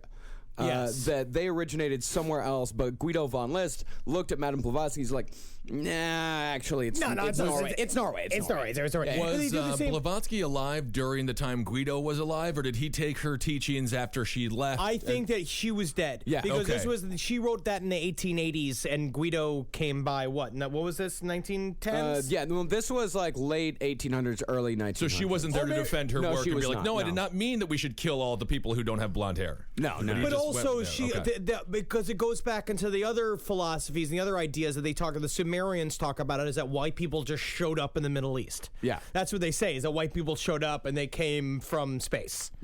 Well, I mean, there's a lot. If you look at people in the Middle East, there's a lot of very white-looking individuals there, especially in Iran and places like that. The good ones, right? Is that what you're trying to say? I'm not saying that. So Guido von List, he created a philosophy called Ariosophy. And he also was very inspired by Darwin. And Darwin was definitely, we'll get more into him when we talk about eugenics. They flipped all that. They flipped everything. Like these guys, they flip everything, they twist everything. And he believed that World War I was proof that democracy was destroying the world. Okay. Well, especially because we took out the fucking Kaiser, and like that was what he wrote. All of his stuff was based on the Luntz guy. There was another guy. Yeah, which we'll get to him in a second. Yeah, but it was the same thing of like they were like, oh, well, now World War I, we're gonna win World War I, and Germany's gonna unite the whole world. Blah blah blah. We got this thing. I saw it in a psychic vision, and they got their ass handed to him. Yeah, and and it was all wrong. I do feel like if we went back in time, we could just talk to Guido von List, and he would just be preparing for his fight against M. Bison. He sounds like a Street Fighter character that was just totally rejected. Yep. He said, out of World War I, the German millennium will begin. He said, let the German people realize their strength, and they shall not be men, but gods. Uh-oh. And he was very inspirational frontline soldiers in World War I. They used to pass around a lot of his writings in the front lines of World War I. Because that's all we're. Because also, again, we'll talk. I mean, we will probably bring it up next episode. But talking about the swastika, he started that his philosophy started getting people on the front lines. Like what they would do is they would wear a little swastika talisman. It became a good luck symbol. Yes. Already now. Sure. Like, and this is 30 years before the Nazi Party, and so that it's a long time coming. Yeah, this is what Hitler wanted. Very much a long time coming. List also believed in the Amenschaft, which was a society of ancient priest rulers. They preserved the occult knowledge of Aryan ancestors, but Christianity, forced on the Teutons, drove the Amenschaft into hiding. And these traditions just sound like like a farting cartoon family, like a bunch of tomatoes that fart. Honey, roll up the windows. We're driving through the Teutons territory. Hey guys. We don't fart. We have a paper mill. We have a paper mill. It's a broccoli cloud. Dude. The broccoli cloud comes from Mount Poopin. Oh no, it's not. Why is Mount Poopin located in Teutontown? No one will take it out of Teutontown. No one will take the gymnasts coming out of Teutontown seriously because they smell of farts. But what about their air dancing? Unbelievable. So these traditions and symbols, however, of the Teutons, the Teutons, they were preserved by the Rosicrucians, the Knights Templar, and the Freemasons. Oh. Yeah, but the problem again is that the Freemasons were technically a Christian establishment. Well, that's what happens. That later the Nazis would destroy all Masonic lodges, saying that they were controlled by the Jews. Which is the flippity flop of that, because they weren't at all. But anybody that was anything religious, they just called a Jew. So any sort of occult, that's what the Nazis eventually did, is that any sort of occult society or belief that wasn't specifically and completely in line with the Nazi occult belief was destroyed. Because we're going to see. And when did they start eradicating the Masons and getting rid of their? That was in the 30s. That was after 33, after Hitler took power. So World War I. So it was after World War I, though. Whoa, long after World War I. Yeah, long after. And then this guy Guido von List, he inspired this guy named Jorg Lons von Liebensfels. Ooh, good name. Oh yeah, man. He was a former monk and the founder of a magazine called Ostara. Now, but then Rocky beat him in Rocky IV, right? I think so, yeah. I think he was able to beat him, but I think the guy was cheating a little bit, too. Yeah. And Ostara was he was the biggest influence on Hitler's racial beliefs, because Ostara was widely circulated in Vienna while Hitler was living as a dirty little artist, living in boarding houses, barely able to feed himself. And Hitler went scrambling around looking for all the back issues of Ostara. And what Ostara was about was that Germany needed to go back to its sort of like its empire days. It needs to be order and power and basically like militarized. And the idea is that there was a pure magic bloodline that meant that Germany was supposed to inherit the world. Yeah. And Hitler loved it. Also, because the centerfolds of all the boots, it was just like you'd open up a centerfold. Oh, that's a good boot. I love that boot. But it was just a very pro-German magazine that was being circulated for all intents and purposes. Very anti-Jew. Yes, very anti-Semitic. That's that is mostly the thing that comes through, because they become the scapegoat, because they say what you're gonna a lot of these philosophies said that it's because the Atlantans started having sex with Jewish people, and that started muddling our abilities, and so because I started going deeper, trying to figure out why was the Jewish race chosen? Why was the Jewish religion chosen to be so maligned? And they were just it's just literally out of habit. Yeah, it's just it's because everybody else did before. And there's even a word for blaming Jews. It's called pogroms.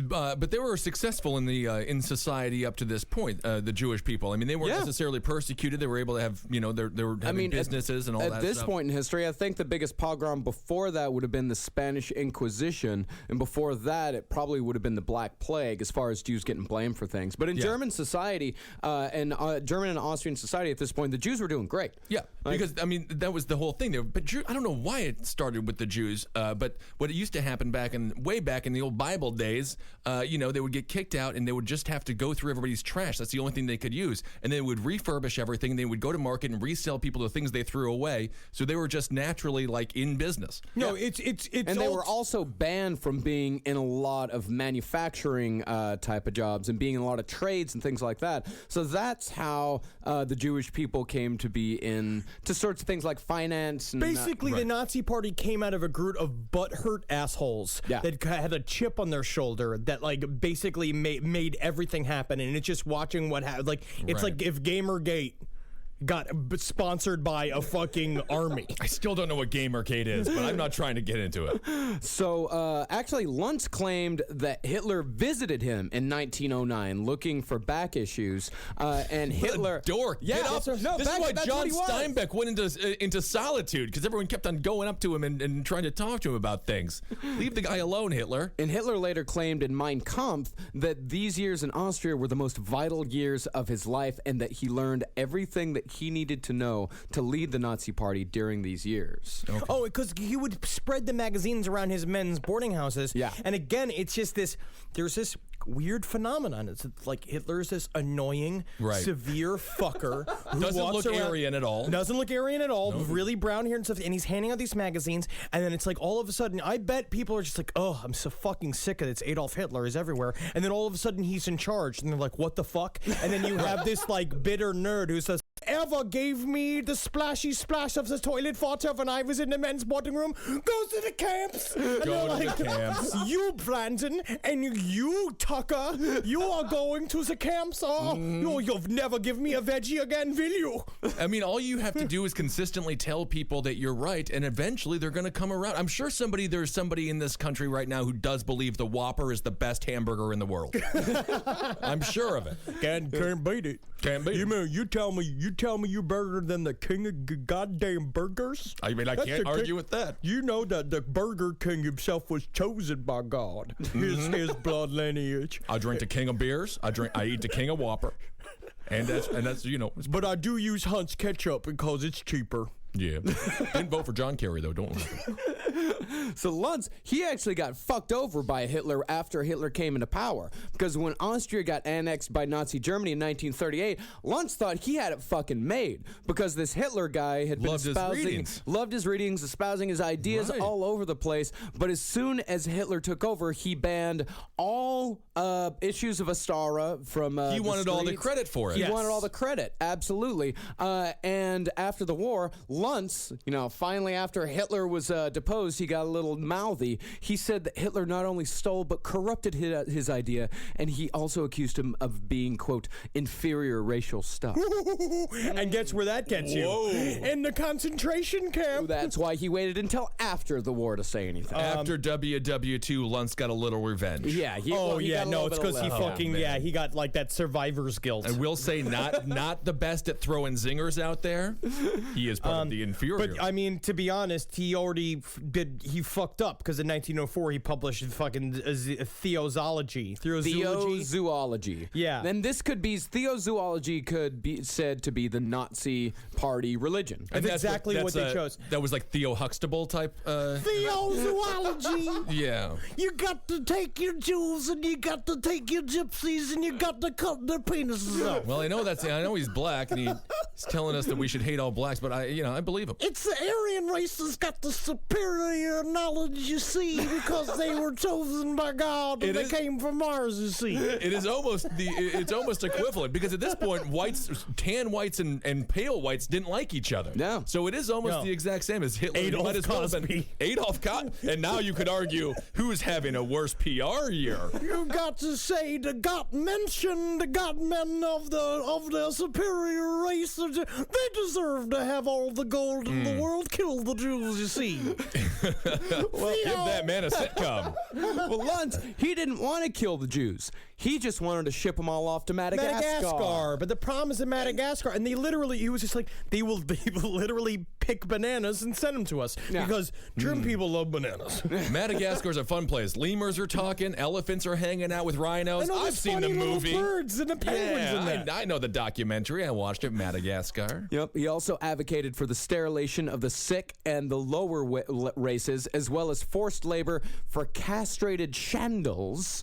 And, of course, he believed in the Gottenmenschen, as Adolf Cosby mentioned.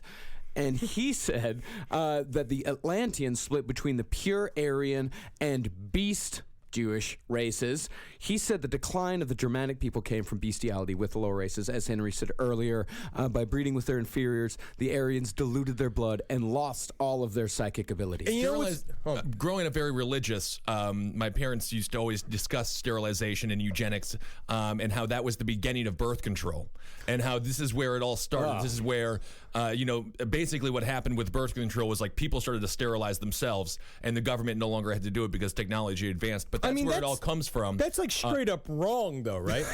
Not real. I mean, the science is actually very similar. You know, it's obviously. Yeah, it's wrong. Yeah, it's wrong. I don't know. I'm just saying. But the problem is, I don't even mean to laugh going into the statement. But when I started watching this again, when we say all this shit is nutty. Yeah. It's really stupid. The whole thing's bonkers. You know, it's like it's total garbage. They managed to do it. Yeah. They managed to take it from this wackadoo philosophy and made it and that's I was like thinking about this today. It's like if Jeffrey Dahmer had an army, if Jeffrey Dahmer had a fucking panel of admirals and advisors, and it's like, but it's that idea of like you can like if think about if Hitler, because Hitler started going nuttier later on the line, but if he started believing we can make a bunch of fuck zombies out of these Jews, and instead of having instead of making the concentration camps be like, how far of a leap is it from just gassing them than it is to like drilling holes in their heads and trying to fuck them in a field? I think BTK would be better. Yes. I think Dahmer was like, he's still just like at the same time just like, well, but if you could just get me some cheese and some beer, Dahmer has like, a problem. Yeah, he can't really be a leader. No, he's in his heart of hearts, you know, I just want to have a good sandwich. Yeah.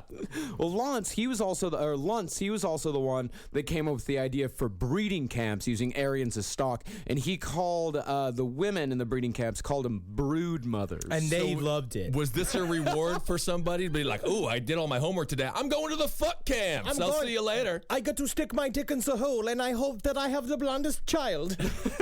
And then I get a chocolate, and then I get to go to university where I learn racial biology. Oh, interesting. Man, they just love a camp for everything, huh? Oh, man. This guy, everything was way organized. Everything had a fucking roll call. Right. And Luntz, of course, huge nerd. To him, the Knights of the Round Table and the legend of the Holy Grail were very, very real to this guy.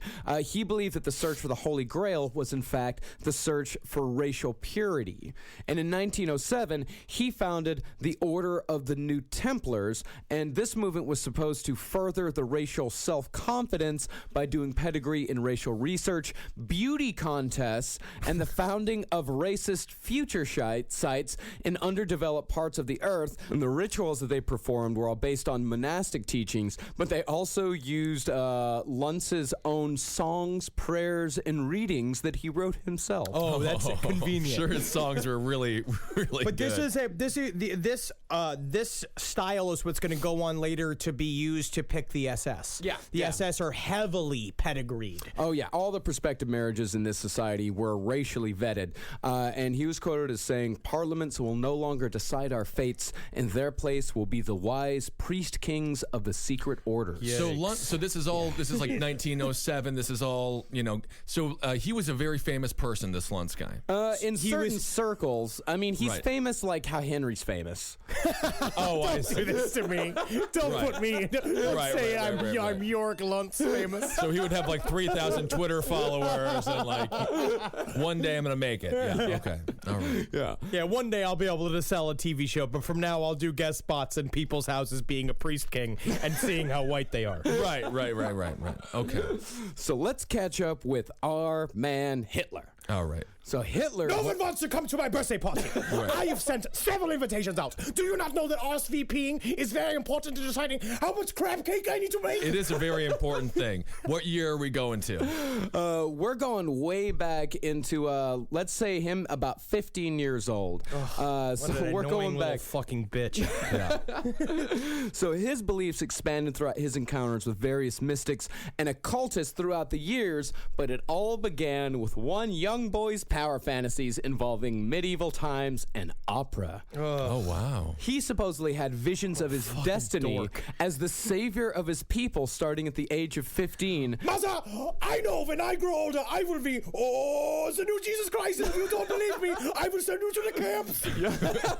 What are you talking about with these camps? More casserole, please. All right. I will have a second helping, and then I will go do my homework. Right, so basically he's Stewie from...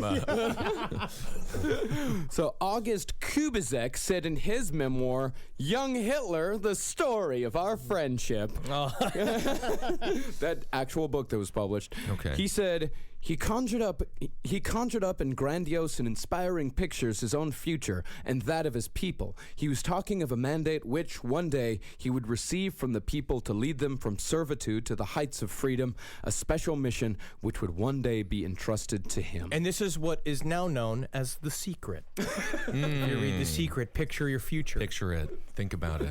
Yep. And Hitler studied all these Nordic and Teutonic mythology and folklore stories, and he worshipped Wagner. Wagner was the touched Wagner. They're like, hey, I'm Wagner. I'm Wagner.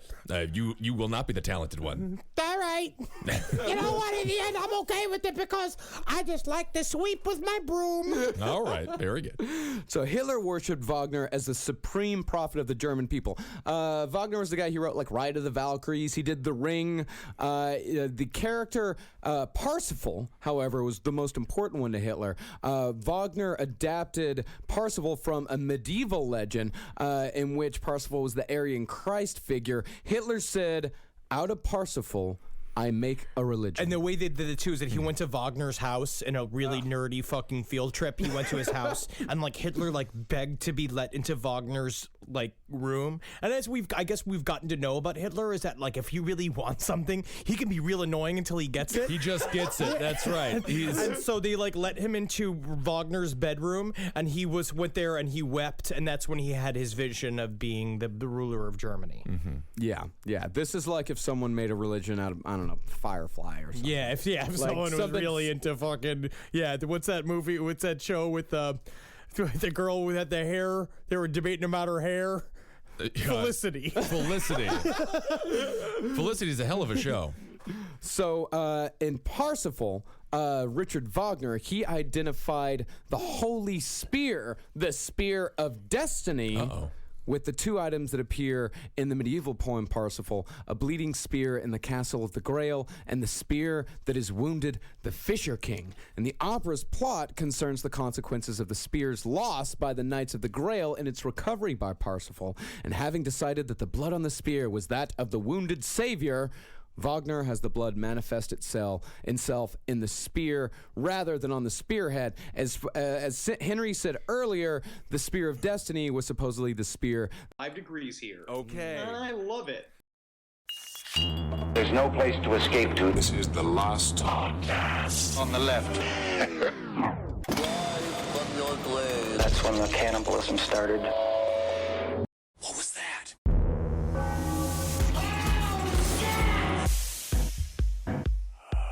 I don't know. Remember what was it? The French Les Jules. Was it Buzzy or Muzzy? Muzzy? Amel Muzz? Amel Muzz. That's a French.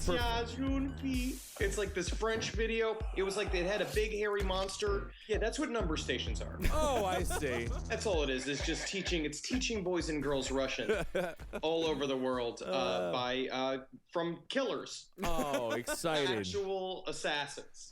Killers, assassins, also known as Russian teachers. Very good. Are we starting the episode? Okay. Mysterious sounds.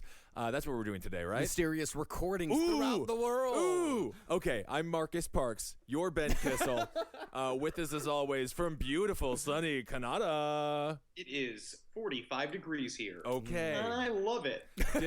Different than where I just was in South America. Oh, yes. You weren't just in South America. Tell me, how is the compound? Well, funny you should ask. My Oma, a cancer survivor at 93 year young. Strong race. I've always said that about the Germans. It's a very strong, powerful race. Yes. She's doing very well. Thank you for asking, Henry. I didn't mention all of your anti-German sentiment. You Polak.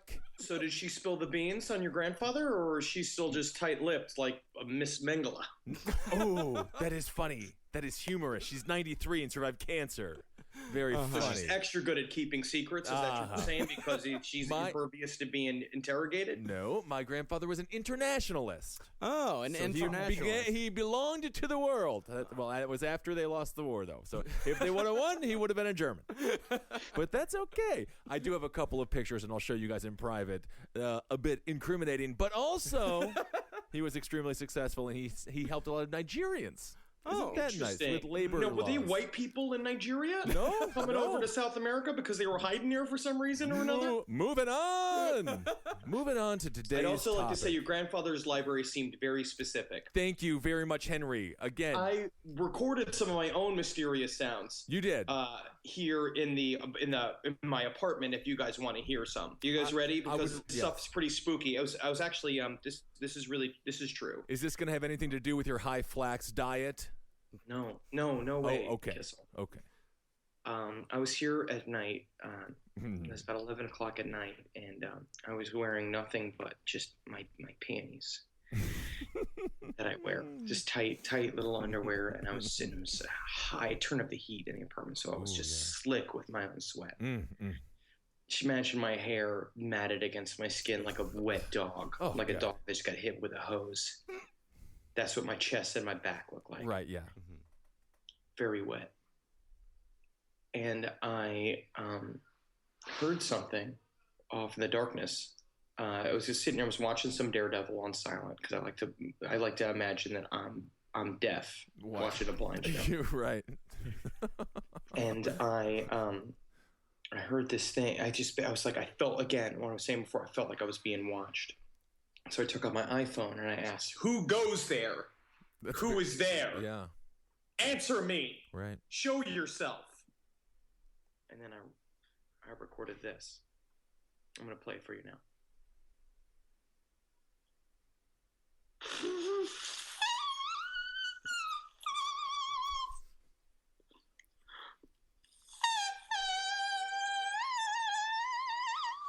You're a jackass. You're a jackass. Everything you say is a lie. Nobody wants to hear it anymore. Henry, we're on to you. Evidence of ghost farts. Ghost Man, farts. This episode's going to be great. This is exciting.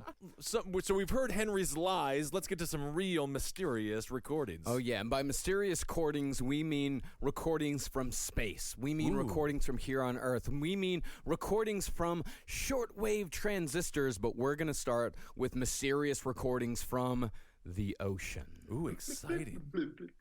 Under the sea. Under the sea. Well, that's not so mysterious. That's Sebastian, the funny crab. Wow. Oh, just come here and get him on my plate. Crack his bones. Henry, you can't eat Sebastian the cartoon crab. I'll eat all of it. I just want to eat that lower half of Ariel, the Little Mermaid. You know what I'm saying? Henry, you're looking great. What's your diet? Oh, mostly Disney cartoon characters. So we're going to start with the most famous. We're going to start off with a big one. We're going to start off with the most famous underwater sound that has ever existed. Ooh. The bloop. Bloop. And how we first heard the bloop is that in the 1960s during the Cold War, the Navy installed a top secret network of underwater microphones called hydrophones to listen for the movements and transmissions of Soviet nuclear submarines. And really, that just became the first podcast hosted by tuna, which is kind of fun. Also, everybody knows how communist parliament members like to bathe together. Oh, of course. And where they're bathing, sometimes when they're naked, that's where they share their most secret stuff. So. You know, there was that show Fear Factor, and at no point did they have him drink the water after a Russian bath. I think that would be more disgusting than any animal or bug that you could put in your mouth. Yeah, because technically it becomes vodka. Is that how they make it? Mm-hmm. Huh. So this system was called the Sound Surveillance System, or SOSUS. And so after the Cold War ended, the U.S. Navy turned this technology over to civilian and private companies so we could still make some use of this SOSUS thing. And several times during 1997, a sound reverberated throughout the ocean. It was dubbed the bloop. The sound rises rapidly in frequency over 1 minute and was loud enough to be picked up by multiple sensors located up to 5,000 kilometers apart. Wow. Yes, and it was one of the loudest underwater sounds ever recorded, and over the next few weeks, similar sounds were recorded by another system, and the sounds suddenly stopped and have never been heard again. I feel like the bloop, if it was a person, it would have a mustache and it would just belch after every sip of beer. How dare these microphones come and disturb my peace? I am trying to watch the cricket game. How I love cricket. It's like baseball, but shittier. With a large monocle the bloop has. They're merely recording the sounds of my thighs moving back and forth. Henry, I wish that they would respect my privacy. are you the bloop, Henry? Yes. Well, let's hear the bloop sped 16 times because it is a very long noise. So let's hear it sped up 16 times.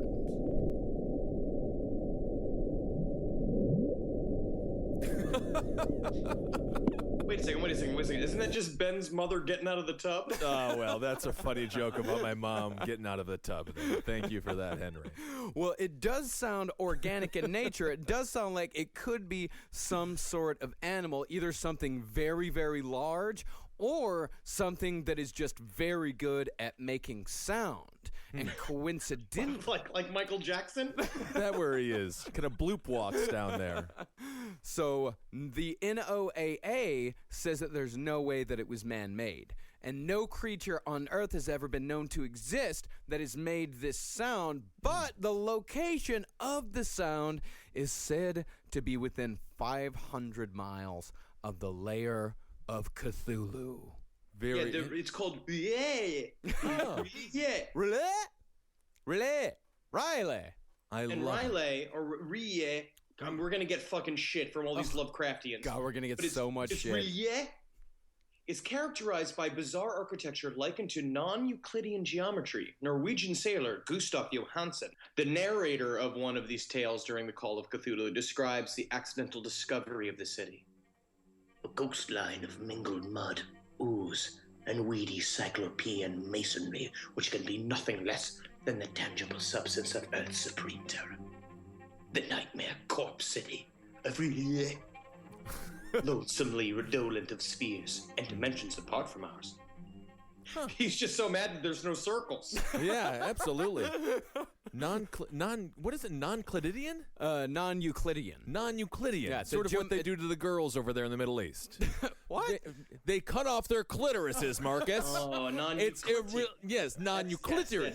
That's different. No, that's different. Non-Euclidean just means weird as fuck. Oh, I see. In geometric terms. Oh, okay. Euclidean geometry. You didn't pay attention in high school, did you, Ben? I didn't go to high school. I was smoking weed out of an apple. And out of a pear. Well, the recording does sound like an animal, but it sounds most like an animal when you speed it up 16 times faster.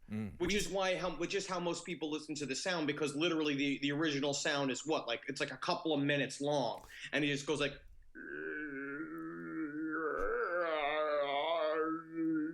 Well, I've actually got the sound here. Oh, so I don't have to do that. No, you don't have to do that. No, I liked it. I was about to inject you with morphine and put you out of your misery. No, you don't. You don't need to do that because we've got it right here. Here it is.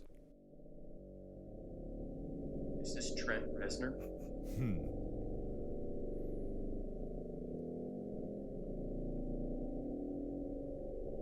It just sounds like me getting off a leather couch. Slipping and sliding. Yeah.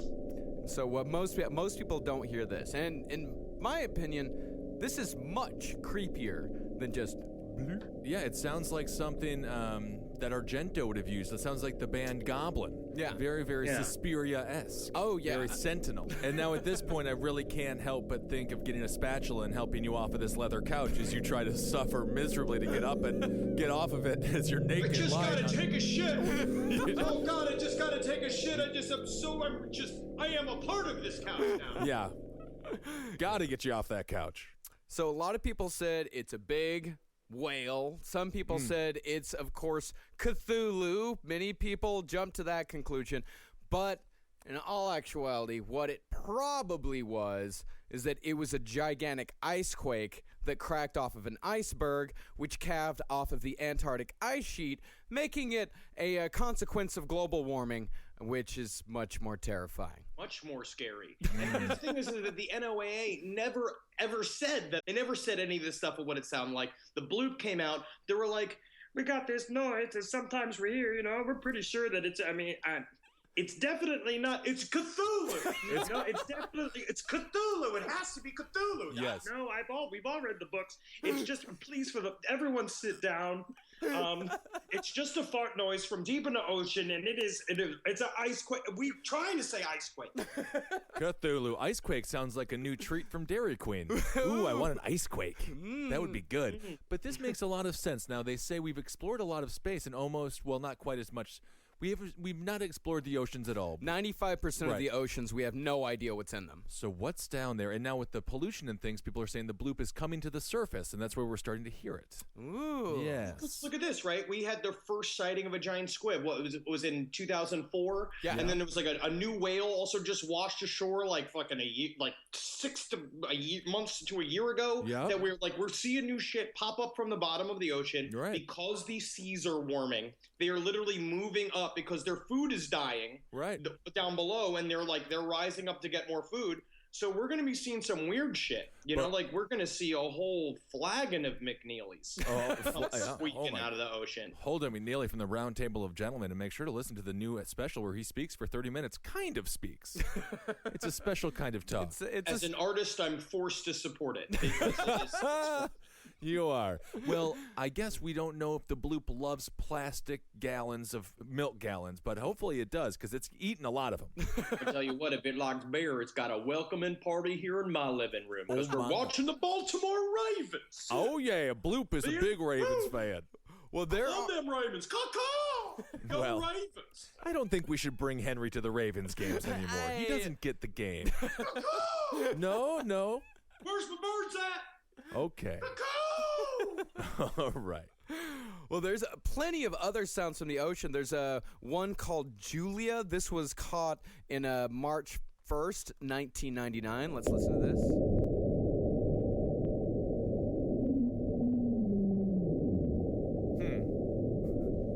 Julia, you want to get some ice cream with me? No ice quake. It's these deep sea nerds. So Julia and the bloop, they're kind of dating down there, and they're having fun. There's also the slowdown. This one comes over about a 7-minute period, and it's similar to a distant wailing or something falling from the sky. This is on May 19th, 1997. And that's the weird thing about all of these sounds, is that these sounds are captured in the 90s, but there haven't been any captured in the last 15 years or so. Not since the 90s. Everybody was getting wild and having fun and partying and raving, and now people are settling down and having families. It's 2015, man. I agree. What happened in the 90s? NSYNC and Backstreet Boys, music you had to dance to. Nick Lachey was a person that we forced to be famous that now continues to be famous. That's right. Probably a victim of pedophilia. Here's an audio sample of the slowdown. And yes, Ben, you are correct. Probably a victim of pedophilia. Thank you very much. Oh, that's when the bloop just mounts her. Slides it right in there. You want my bloopy? Bloop's about to shoot. Oh yeah. He was the star of the quarterback. He was I've been on a flight for 12 hours, so give me a little break. That's the sound of your mother getting back into the tub. Yes, thank you, Henry. Well, Julia, the slowdown, and the bloop are all attributed to ice quakes and the eventual death of the Earth as we know it. Great. So good to hear. But the upsweep, this last one, we actually have no idea what this one is. This was captured in 1991. This was one of the very first ones that we captured after Sonus was turned over to private companies. I will say, if you were on a New York City subway and you see a girl in a skirt and you give her the upsweep, that is a misdemeanor sexual assault. So do not do it. Crowded on the train is no validation for sexual assault. Even if you are the bloop. And how did the bloop get on the train? Who gave that thing a Metro card?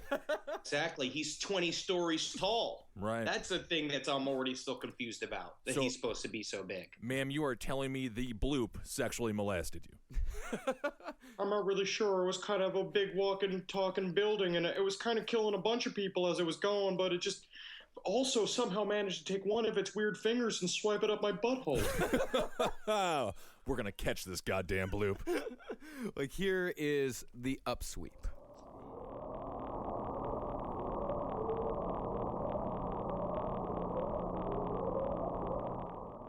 That sounds like monkeys. There are no monkeys in the bottom of the ocean.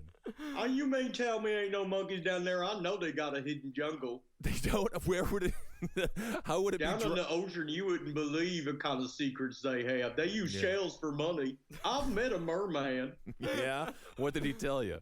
He said all sorts of weird things. So let's move to the Earth. Let's move above the ocean for more mysterious recordings and more mysterious sounds. This one is a phenomenon that has been reported quite a bit since the 1950s, and this is a very strange one.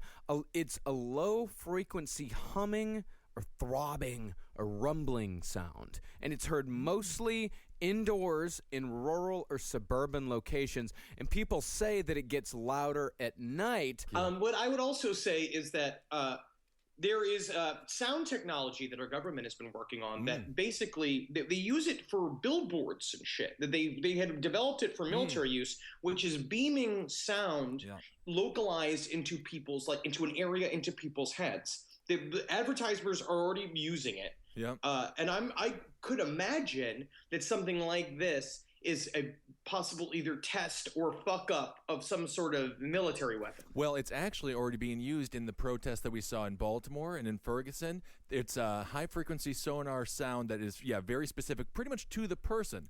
So you can't hear it if you go 1 foot to the left or 1 foot to the right. So that's why if you ever look at a protest and some dude is just rocking and rolling, they're listening to the Rolling Stones. But the other people, they don't get to hear it. That's a groovy way to stop a protest is by getting them fucking jamming. It is, but of course they're always looking for new non-lethal ways to stop protests, and they're just going with, the B-52s and the Bee Gees.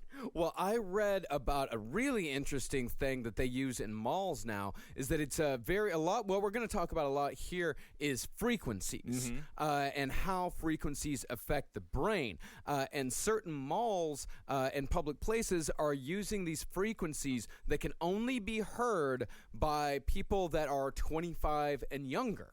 Wow. So they broadcast these frequencies to keep teenagers and riffraff from hanging out at certain places. And there are different levels of frequencies that can only be heard by like certain ages. It's something about how your hearing just sort of goes away. These certain frequencies just can't be heard anymore. And the funny thing, interesting because it says stuff like your mom shops here. Why are you shopping here? You know your mom shops here. Why are you shopping here? Yeah, that's the thing. How many kids are at malls? Yeah, well, that'd be a few here and there. But the funny thing about this frequency is I could actually hear it. Like, me and Henry both tested it to see who could actually, like, if both of us could hear it. Because I can hear it. It's very low, but I can still hear it. Henry couldn't hear it at all. Well, I'm too wise. Yeah, well, you're too wise, or you can't hear it over you chomping on one potato, two potato. You're slamming those potatoes down. I'm not eating as many carbs these days. Oh, that's very good. You guys know a one potato, two potato, right? Three potato, four? No, it was a restaurant that was all over the malls in the Midwest. You didn't grow up in Wisconsin? I grew up in Texas. We're not neighbors in Wisconsin? No. Henry? No, No. we don't know your references. No. Okay. No, your cryptic weird references. We don't know Nikaha or Ninahe or any one of your weird fucking Indian chains that you had in Wisconsin. 1 potato, 2 potato. Great potatoes. The thing is, it's so funny. It didn't even have a 1 potato option because it's Wisconsin. It should have just been called 2 potato, 4 potato. Well, you got to go back for a We second. ain't serving potatoes and no odd numbers around here. There's even numbers. Well, that sounds about right. The funny thing about the hum is you can't actually capture the hum with conventional microphones. It's something that really only the people can hear. It's that weird of a frequency and that low of a frequency is that a lot of time these frequencies can't be picked up, just like you can't just record on your iPhone and actually pick it up. Right. At least one suicide in the UK was reported as a result of the hum. The guy left a suicide note. He was like, I can't take it anymore. Really? And this hum thing is actually very real. It has been it's really strangely very deeply in the UK.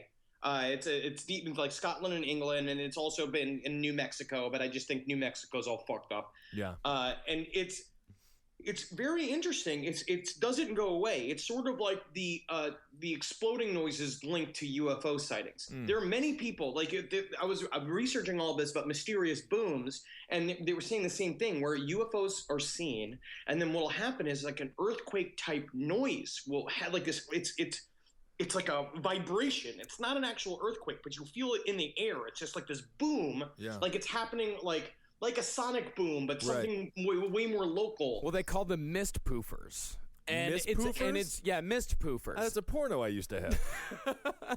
They call them mist poofers, and we know that they're not sonic booms because they have been reported, like the Iroquois tribes, but like ancient tribes of North America have reported these booms for decades and centuries. And you know that Native Americans talk to aliens because that's why they always draw the guys with the big heads and the big eyes all over everything, because they keep wanting to be like, they should know.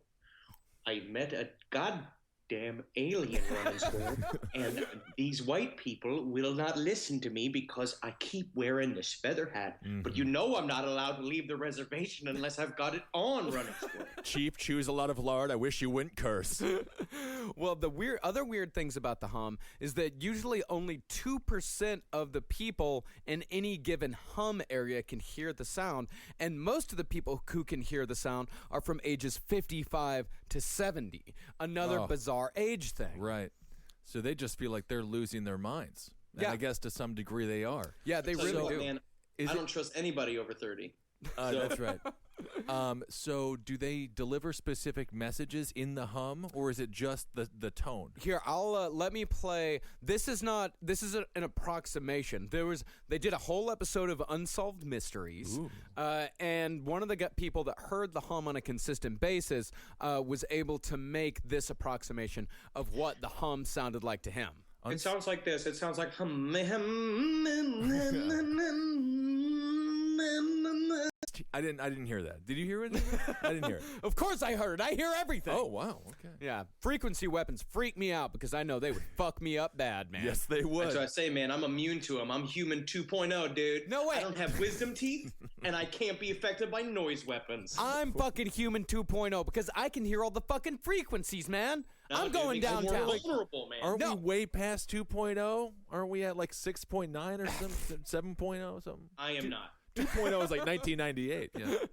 All right. This is the hum, or at least an approximation of it.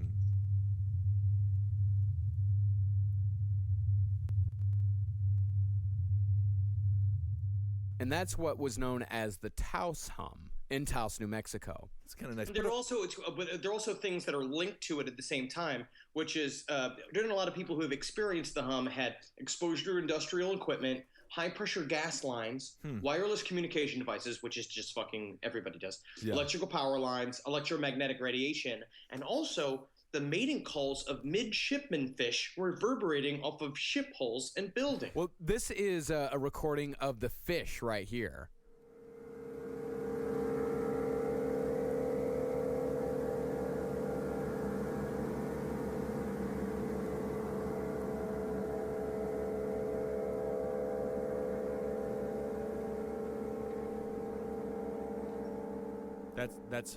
That's horny fish. Yeah. Yeah. Midshipman Yeah, fish. I got pretty hard. Yeah, that's the thing. Here's Might be into one. it. Here's one from England that is very, very bizarre. Some people say, like, the city council came out and said, like, no, this is actually just a guy sharpening a blade in a valley. So, nothing to worry about here. Just a fella sharpening a blade in a valley like he always does. Well, they We say, just want to warn everyone again, do not enter Blade Sharpening Valley. It is very dangerous. There are men there. They're sharpening their blades. I'm not going. but this was actually captured. They said that's why it was so loud and why it was reverberating throughout the entire town. They said and I have heard like farm equipment and groundskeeping equipment sharpened before, and it does sound kind of like this. Don't look at me like that. Of course you I have. grew up on a fucking ranch. Of course I've heard this shit. Henry, do you hear these sentences he says? I would say that is one of the more normal sentences he said. All right. Yeah, it's perfectly logical. Okay, I didn't grow up on the ranch itself, but I grew up around ranches. My fucking papa had a ranch. My grandfather had a ranch. Okay. I worked on a ranch before I came here. All of the field workers, and they raised him as his own and taught him their songs. And he learned about their folklore. Yeah. Okay. Well, different upbringings. I was eating at the 1 potato, 2 potato while you were busy listening to people sharpen farm equipment. And I was at Oxford writing my treatise on theology. Oh, yeah, how'd that go? All right. This is the British hum.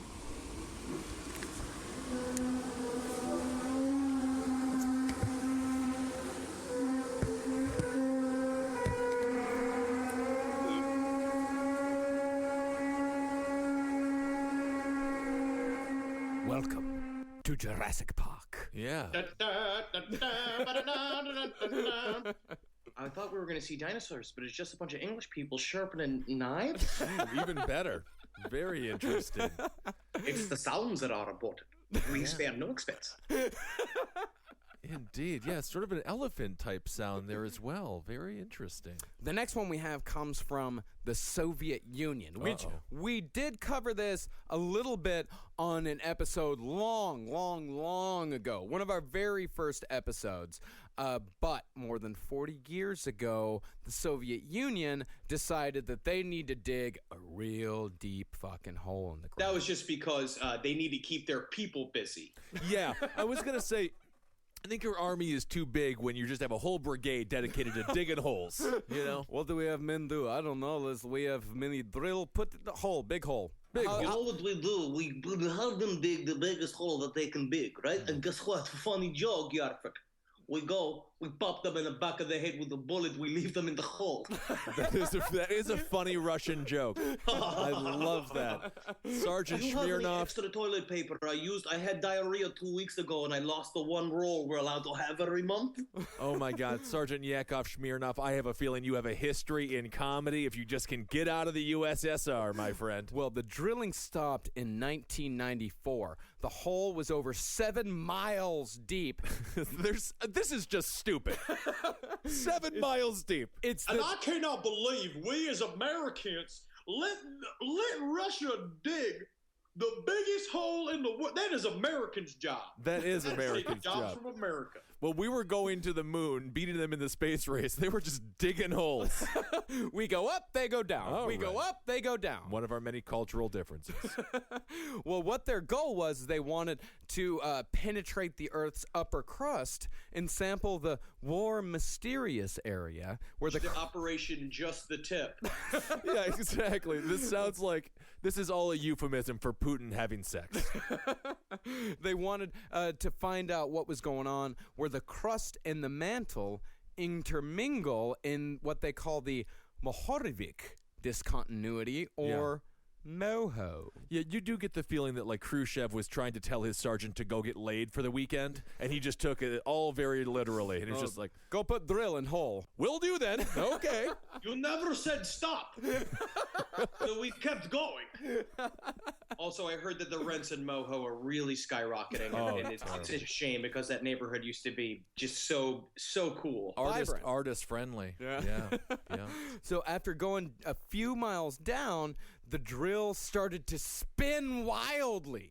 Yes. And a Dr. Azakov, he was quoted as stating authoritatively that it has been shown that the Earth is hollow. Extremely high temperatures were experienced, much higher than expected at that depth. Usually 2,000 degrees Fahrenheit is the temperature that's quoted. And finally, they lowered microphones down into the hole. And we are lucky enough to have a recording of an episode of Coast to Coast in which Art Bell explores this phenomenon. Should we just listen to what Art has to say about all Please, please, he's the best. I think so. Now, I've got a clean copy of it now, and I warn you, this could scare you. Here's the email. Dear Art Bell, I just recently began listening to your radio show and could not believe it when you talked about the sounds from hell tonight. My uncle had told me this story a couple of years ago, and I didn't believe him. Like one of your listeners who discounted the story as nothing more than just a religious newspaper fabricated account. The story about the digging of the hole and the hearing of the sounds from hell is very real. It did occur in Siberia. My uncle collected videos and audio tapes and so forth on the paranormal, supernatural. He passed away fairly recently, but he would have loved your show. He let me listen to one of the audio tapes that he had on the sounds from hell in Siberia, and I copied it. You received his copy from a friend who worked at the BBC. It took me a while to find it tonight, but attached is that sound from my uncle's tapes. It's not the greatest quality, but the sounds are there. Let's get to I it, was man. very hesitant to send you this, as the sound bothers me to listen to. I'd suggest that if you do play it on the program, warn listeners in advance so they may have the option of turning the radio off for 30 seconds while it plays. It has always haunted me. To those who discounted the Siberia sounds from hell story, it is true, and I, for one, wish it wasn't. Rick, listening from Chicago. Oh, started out. And so I submit now the cleaned, a better copy to you, and I warn you, what you are about to hear is very disturbing indeed.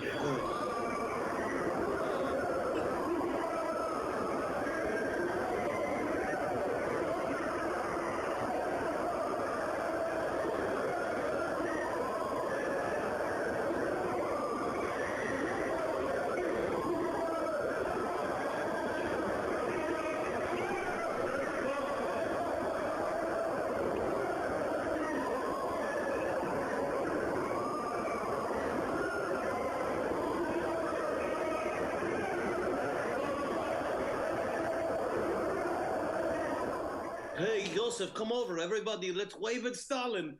Oh, there he is. Hey, how you doing? How you doing, Mr. Stalin? That's not bad. As far as Russia goes, that's a fairly peaceful sound. I mean, admittedly, it is terrifying. Yeah, they nailed it. Yeah, whoever put that together, I mean, absolutely nailed the sound. I mean, if I would imagine what hell actually sounded like, very close to that. Yeah, it sounds like really a creepy. fun. It also shows a lot about the Russian temperament that they all just began dancing to it. Like it was Yeah, kind of interesting. Art Bell, holy Lord, that guy. So that was Art Bell. That was that was Art's setup for it. You know, that was Art's commentary on it. Unbelievable. Of course, we know that Art Bell is not the only host that Coast to Coast has had throughout the years. I will say this: we can admit he's the slowest talking one. 4 hours every night to fill. Every night. He's got to talk slow. Right. I love Art Bell. I mean, Art Bell's my favorite, but George Norrie, who also hosts Coast to Coast AM, and now is the permanent host, but he's had a lot of guests recently, is just the absolute best entertainer who's ever existed. How do you think George Norrie would have introduced the sounds of hell from Russia? Now, let me ask you a question. You ghost down in hell. How hot is it? Is it too hot to handle? What is the exact temperature that you're experiencing in hell right now? Now, the phenomenon of black-eyed children is something to behold. We're cutting here to Marianne Regilcutty, all the way from Edmonton, Bavaria. Wrong tape. Oh, wrong tape. Well, that's amazing. Great George Norrie impression. I think we should start including a Hail Art Bell. Hail Bell. Hail Bell. Okay. He's a legend in the field. I hail Norrie. People talk shit about George Norrie, but goddamn, I love him. Oh, people. On any that's the problem. Is you just ask the dumbest question. Well, just being like, these black-eyed children, do they also have adult supervision? Well, you want to be careful on the playground. Well, I mean, to be fair to George Norrie, the subject matter is occasionally relatively goofy, and he wants to ask serious questions about ridiculous things, and then that'll make him come across as a bit of a goof. Now, if the Earth is hollow, right? How big is the inside of the hollow part of the Earth? We got a radio show. We'll be right back with more from Last Podcast after a word from our sponsor. This episode of Last Podcast on the Left is brought to you by Loot Crate. For less than $20 a month, you can get 6 to 8 items of gamer and pop culture licensed gear, apparel, collectibles, unique one-of-a-kind items, and more. Make sure to go to lootcrate.com/last and enter the code LAST to save $3 on any new subscription. Previous crates included items from franchises like Star Wars, Marvel, The Walking Dead, Legend of Zelda, and a hell of a whole lot more. This month, Loot Crate invites you to join the cyber revolution with an assortment of cool tech-themed collectibles from a wide array of franchises like Terminator, Borderlands 2, which is one of my favorite games, and an exclusive t-shirt you can't find anywhere else. So be sure to go to lootcrate.com/LAST and put in the code LAST to get $3 off of a new subscription and get some cool shit in the mail every single month. Now, back to the show. So let's move off from the Earth and let's go out into space. This has been a perfect progression of evolution from the water to the land, now to the space. Now off to space. So let's talk about the Cassini spacecraft and the rings of Saturn. Now, this is really fucking cool. I really like this sound. What this is that this is a recording of the electromagnetism that is coming off of Saturn's rings. Now, what I like about this, too, is also apparently this spacecraft was sent up by Professor Scientist Tom Waits. They're sent up with there because he's looking for new sounds. Yes. All right. This is the Saturn radio signal.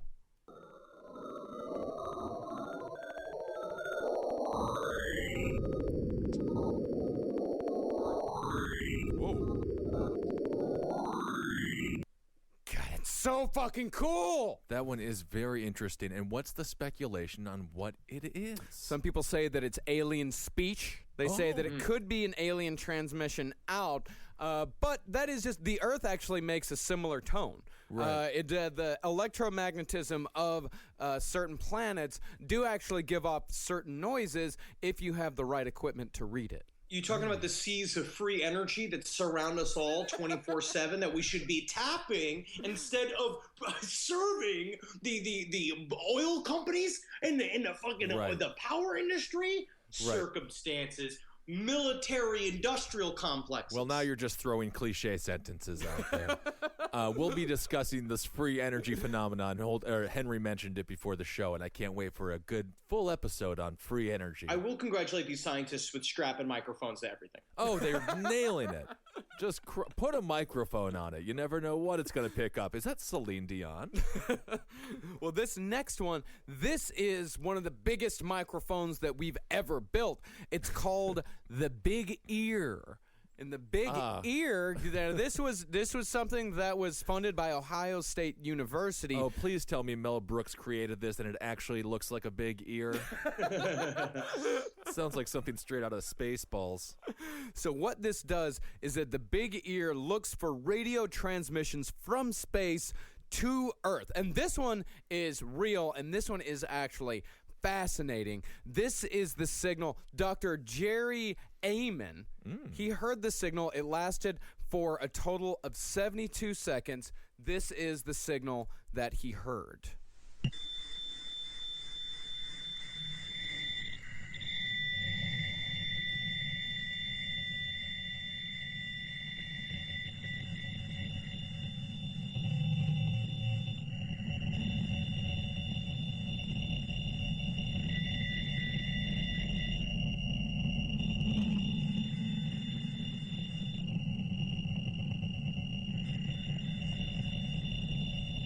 But the reason why it was called the wow signal is because when that thing came through, Dr. Jerry Amen, who basically, when he saw the printout, he circled it and wrote wow next to it. Wow. Yeah, because that, if you translate that signal into actual numbers, then it's the only time they've ever seen an actual string. Like they actually saw an actual string of numbers that could be interpreted as an actual signal of extraterrestrial origin. That it's not just random numbers. It's not just sound waves or radio waves bouncing back from the Earth to the Earth. Like this is something they actually trace the signal to the northwest of the globular cluster of M55 in the constellation Sagittarius near the T Sagittarii star group, but there are no planets or stars in that area, which might point towards it coming from an actual spaceship. So as a scientist with years and years of education, wow. I mean, what the fuck else are you got? Indubitably! Indubitably, that's what a scientist would say. But He wanted to call it the holy shit signal. Yeah. It's not, it doesn't work for papers. Oh, I see. Yeah. Wow. Unfortunately, they've never been able to get this signal back. It really did. But they bounced back and forth. Yeah. Because apparently it also kind of measured out to, it seemed like a response to a signal they had just sent out. Because constantly, like, people who work for SETI and our government are just beaming radio waves out into space to see what we get back.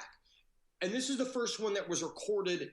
The thing that was different about this and other things they collect is the fact that it was a radio signal. Okay. A lot of the times, it's like that's kind of our problem. Now, SETI and people that are looking for intelligent life in the universe are starting to think, well, maybe they don't got fucking radios. Maybe they don't do radios. Maybe it's microwaves. Maybe it's another type of energy. Maybe they communicate using radiation. Like they have to start broadening their perspectives, but they're just not smoking enough weed over there. Yeah. Well, if it's microwaves, then they also have Totino's pizza rolls, and I'm down with that. This is a George. Thank you, Ben. Thank you. No problem. This is a George Norrie question. It might be stupid, but math is the universal language. Is that what it is? Is this math talking? Well, what they actually received is that it's very possible they only received part of the message, because 72 seconds, it goes as far as the Earth's rotation, because 72 seconds you can start seeing some numbers, you can start seeing some things that can be translated. So at 72 seconds in, the 72-second window is very significant, because the way the Earth rotates, 72 seconds in, at the beginning of it, they start getting some numbers here and there that they can translate. 36 seconds in, that's where they get the wow signal. That's where the signal is strongest. And then as it goes out, the signal starts getting weaker again. Right. So we only got part of the signal. There's a gradual increase. So the wow signal is actually the only confirmed sound that we've ever received from deep space. And in 2012, on the 35th anniversary of the wow signal, the observatory beamed a response from humanity containing 10,000 tweets. Oh, we're sending them tweets? They're gonna we're think sending the them dumbest. Fallon packets. Oh, so they can go and read all the dumb games that people write that they want fucking celebrities to play. I love it when a celebrity smashes an egg on her head. Oh my god, that is humor. So last of all, we're gonna come back to Earth, but we're gonna stay with broadcasts. We're gonna cover number stations. Ooh. Number stations are something that in particular that I love. Like, they are fascinating recordings. These are shortwave radio stations. Sometimes they just broadcast out numbers. Sometimes it's Morse code messages. But the thing that remains about number stations, they were mostly used, at least the theory is that they were used during the Cold War to transmit messages to spies. Right. And we have dozens of shortwave recordings, and not a single one has ever been decoded. So is You know what's very interesting is that they could talk about this system of shortwave radio messages to spies possibly could have been used as early as World War I. Yeah. Because what they do is the shortwave radio, the way it works is that it doesn't take a lot of energy and the signal can travel for very, very far. And what they think they do, again, there is no fucking proof that these do anything, or what these are, or what it is that what purpose number stations serve. But there is an idea that they use what's called a day code, a daily code. Also called a one-time pad. The idea is that it can only be translated that day. And so they're unbreakable messages. Right. And these are very real. These are, documented and all true. It is also safe to say if you see Marcus Parks with his earphones in, don't ask him what he's listening to, because it's just going to be like... Actually, I'll tell you exactly what I listen to. Gosh. This is I have a 4-disc set of of recordings of number stations. I love listening to them. It can be a little maddening sometimes, but it is also kind of a form of meditation for me, because you can listen to these things, you can get into a zone, and you can really go to some sort of otherworldly place. Here, let's listen to one right now. 1, 5, 7, 2, 8.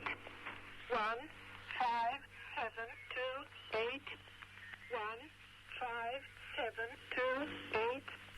1, 5, 7, 2, 8. 1, 5, 7, 2, 8.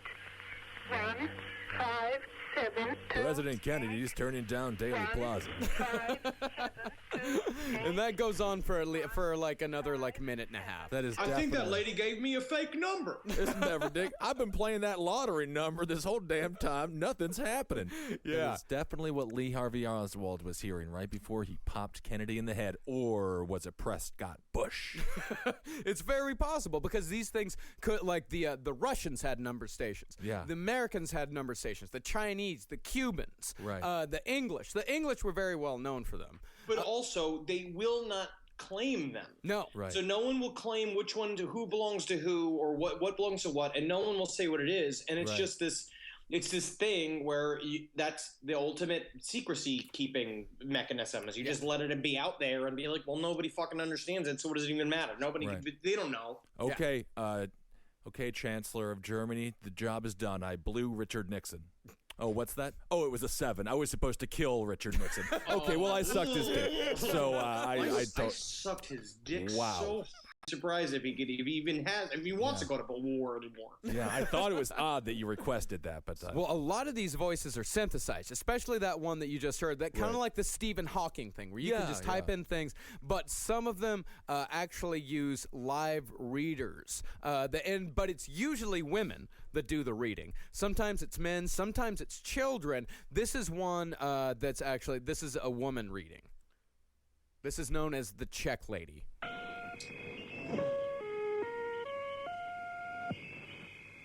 She.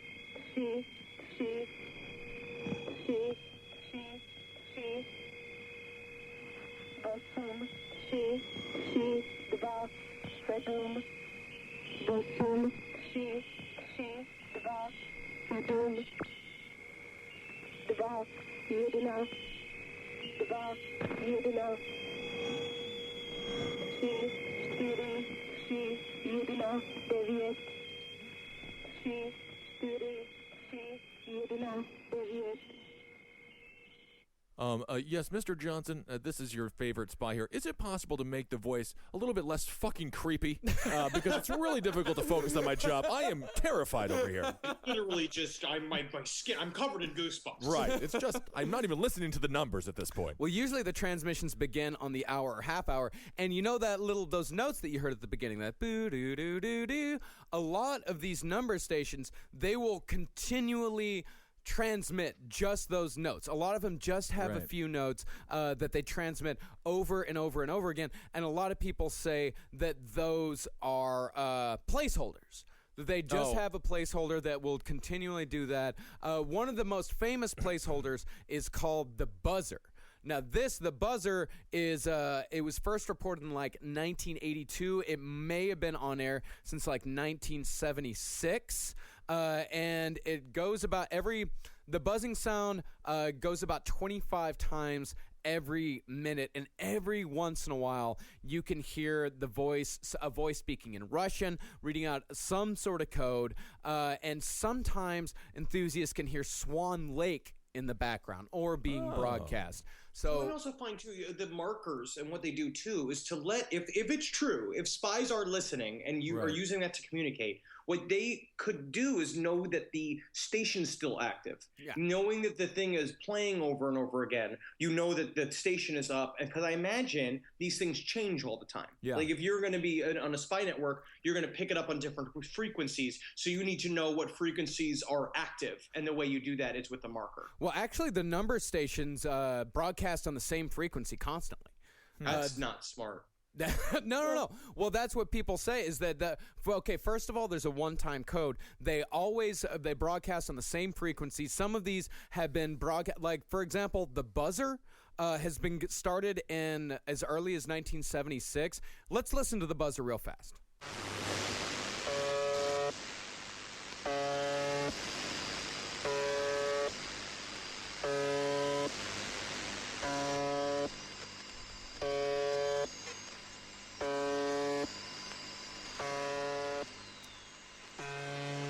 That has been going constantly with just a couple of interruptions for a Russian man to read things. That went constantly from 1982 to 2010. And you're telling me it was number 3 on the pop charts in Russia? I gotta say, all of these songs are starting to sound the same. I don't know what's Katy Perry. I don't know what's Miley Cyrus anymore. Exactly. That sounded like Robin Thicke's son doing another rape song. I remember that first rape song. What a catchy tune. Oh, but people loved it.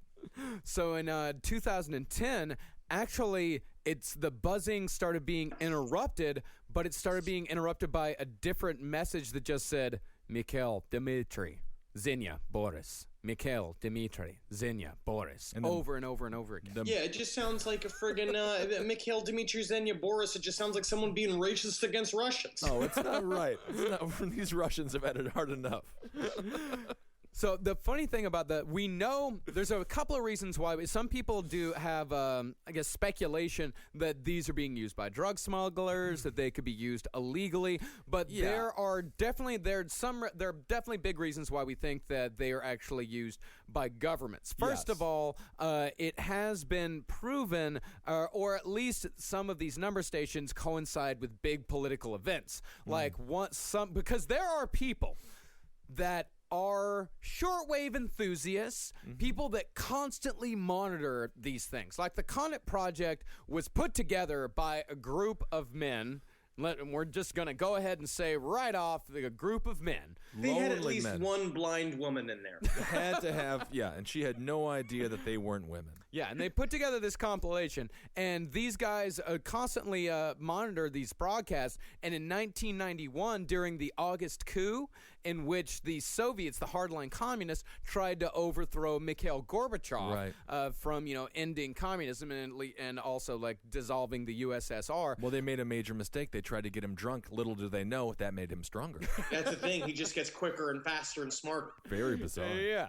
And so what they heard on this number station, a number station suddenly changed its message to coincide with the August coup. So these people, it is pretty safe to assume that the number station and the coup were related, some sort of go signal. Well, that explains it. If you watch footage of Gorbachev during that time, much like presidents have red phones that light up, his mole, his birthmark would light up, so he knew when trouble was near. Sort of a spider sense. Yeah.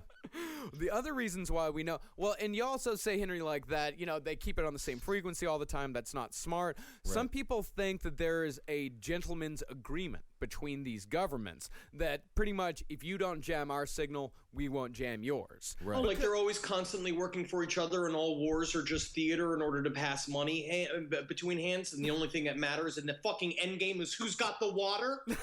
Well, the water, the oil, global government is real. Well, the other thing about these shortwave radio transmissions is that they are presumably, the most likely thing is that, yes, it is a spy network. Right. And so spies, high-frequency radio signals, unless you have a supercharged transmitter, Right. unless it at least 500,000 watts, which is a lot. I used to have, when I was in college, I worked for a radio station that had 35,000 watts, and 35,000 covers about 60 miles. In other words, they had to be strong enough to reach a spy in a basement in Moscow. So these guys had to have these handheld devices that would be strong enough, that would be, if they got caught, they would still be able to say, like, hey, I'm just got my little shortwave radio here. I'm not an actual spy. They could cover their tracks a little bit. I think what we're going to start seeing now is the reason why a lot of these number stations started ending in 2009, 2010 is because smartphone technology is now at a point where I bet the burner phone is now moving towards smartphone capabilities more and more. Yeah, I think that's exactly right, because the one of the most famous ones, the Lincolnshire Poacher, it ended transmission in 2009. Let's listen to a little bit from the Lincolnshire Poacher.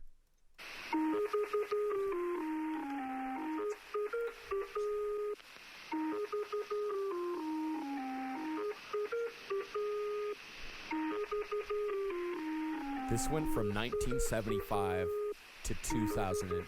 Oh, that's I great. can't get this song out of my head. This is an English transmission. This is a really fun little tune for a nice 8-bit video game. Oh yeah, it really Perfect. The English specifically made it so a gnome could dance to it. Yeah, exactly. Once the gnomes start dancing, you know they've heard the right tune. And this was actually this was transferred to a Chinese station called Cherry Ripe.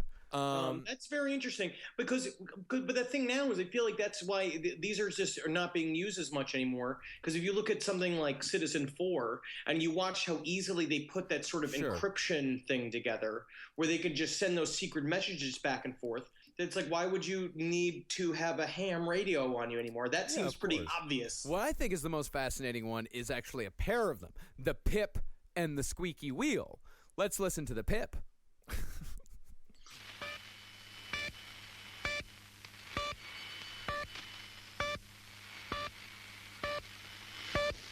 Marcus is literally dancing to that. Yeah, he is. This is what you listen to. I believe it now.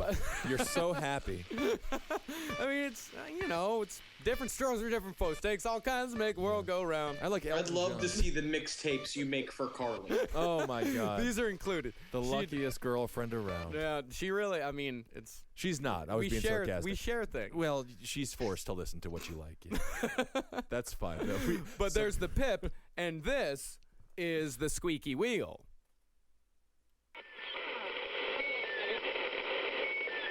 Yep.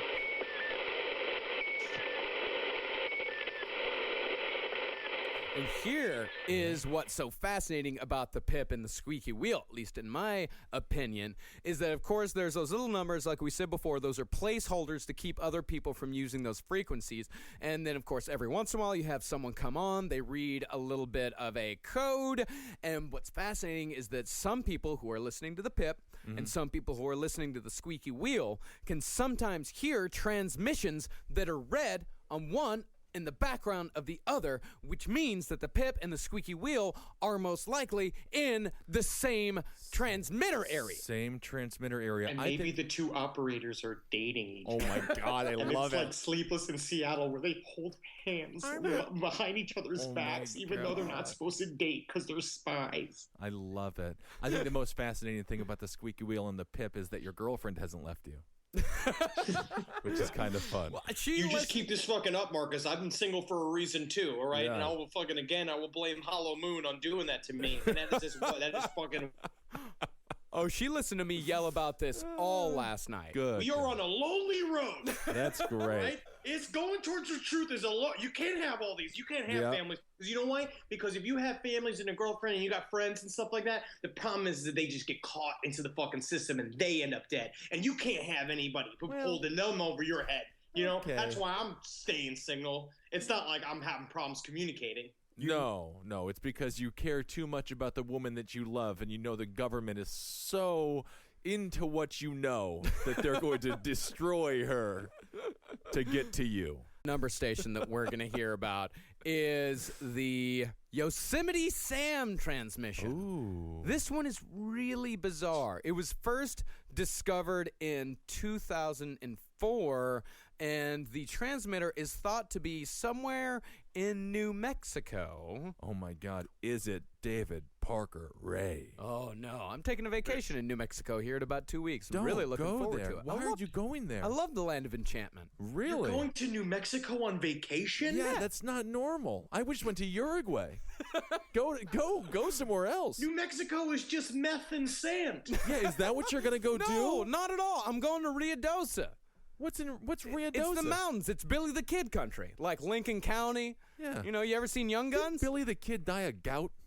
No. Okay. He got shot in the back, man. Yeah, he got shot in the back by Pat Garrett, that son of a bitch. Well, be careful. I'm sure he had the gout too. Honor amongst thieves.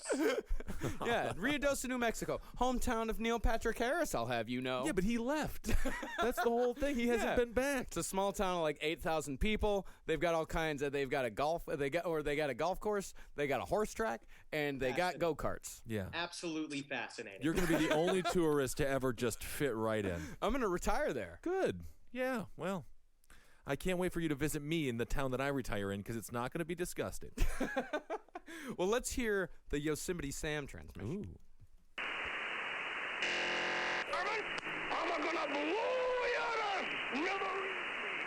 It's going on a loop. It goes on a loop, and it repeats about every 2 minutes or so. So it's just one of those things. If you're tuned into the station, every time you hear it, you got to take a shot. It's like a spy fucking drinking game. Yeah. Oh, they're always so drunk, and then you actually get to act like Yosemite Sam. The last the last radio signal that we're gonna cover. We're gonna go back to space for this one, but this one is real. This one is terrifying, and it once again comes from the Russians. Now, the thing that was different between our space program and the Russian space program is that we did a lot of math. We sent a lot of animals to die needlessly in space. Yeah. The Russians sent a lot of scientists. Right. So if your corpse is in space, now does it deteriorate or does it just sort of maintain? Well, does it liquefy? It probably mummifies just a little bit. It really depends on how much oxygen is in the atmosphere, but mostly what makes bodies decompose is moisture and bacteria. So it's possible that these people that are up in space floating around, at some point they'll get out of our solar system and maybe land on an alien planet. Well, if it's caught in the Earth, the only way they'll get out is if they're pushed out of Earth's orbit, because right now they're orbiting. But a lot of them also crash to Earth on re-entry, including this one right here. In the late 50s and early 60s, these two brothers, Achille and Gian Giudica Cordiglia, they believe that they intercepted transmissions from Sputnik 1 and Explorer 1, and they found and they actually recorded this message from a cosmonaut that did not survive.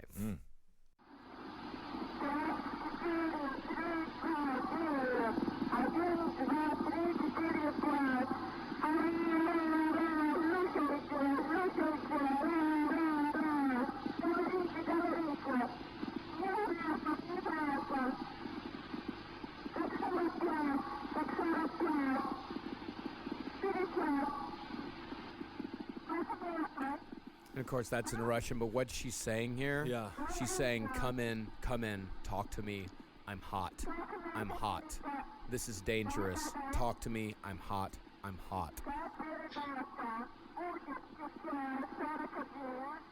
I can see a flame. That's also in there too. Yeah. Oh my God. Yeah. She's saying, and the last thing she says is, am I going to crash? Yes. I feel hot. I will re-enter. I am listening. So that woman's dead. But she's a Russian. So we can take solace in that. There was a war. It was a war. It was a Cold War, Ben. Well, not for her. It was pretty hot. No. Yeah, it was a Cold War, but she was in a hot seat. Yeah. You don't want to be in that seat during a Cold War. So let's roll this thing around. Let's wrap it up with some man-made noises. Oh, okay. With some creepy. The first one that we're going to cover is the Aztec death whistle. No one really knows why the Aztec death whistle existed, only that it is absolutely terrifying. They said they may have used them for special ceremonies, maybe religious rituals, maybe during human sacrifices, and maybe to intimidate enemies. One person on the Facebook group, actually, when I posted this video, said that the Aztecs used this in conjunction with chihuahuas during battle. Chihuahuas were in battle? They were they were the Aztecs' war dogs. Think about this. Everybody was smaller back in the day, so chihuahuas, in retrospect, were bigger. Well, yeah, equally just as adorable as they are now. Yeah. Wow, look at that. Yeah, Isn't that fun? The Aztecs and Mayans were quite short. Like they were they were tiny people. The Spaniards going against the Chihuahuas and the Aztecs and the Mayans, the Spaniards had quite the height advantage on them. Well, they had a good height advantage, and of course, they also had the Pomeranians. Yeah, that's the problem. They had the Pomeranians. Yeah. And also, they just had that Floyd Mayweather reach. Yeah, They can really get in there. Right. Well, let's listen to the Aztec death whistle. So this is the death whistle. Well,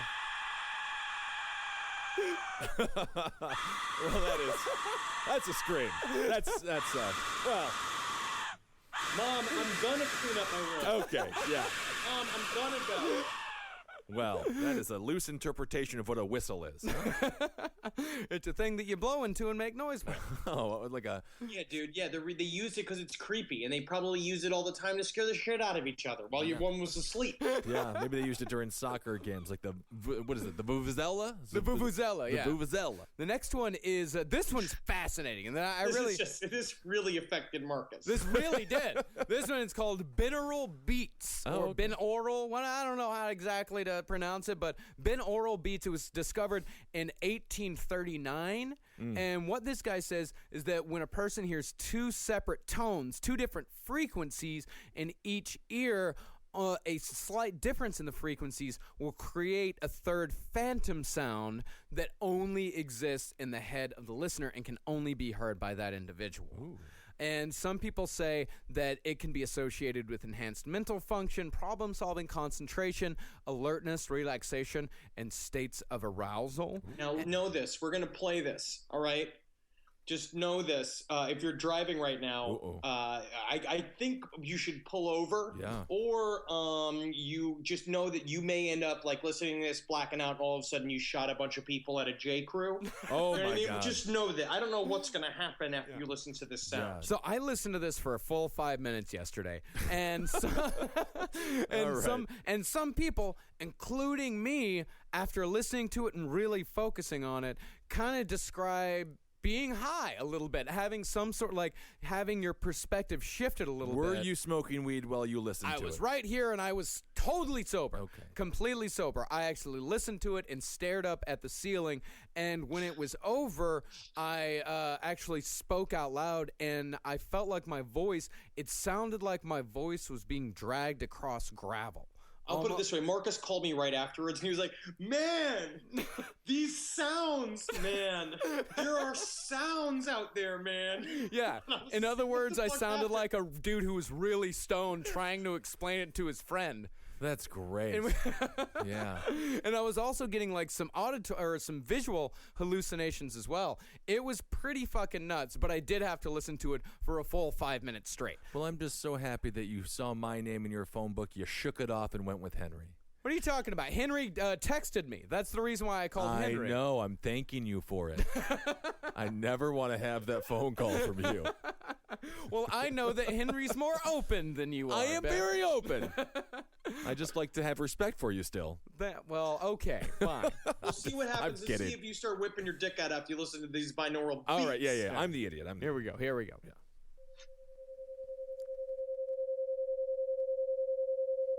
I actually see your point.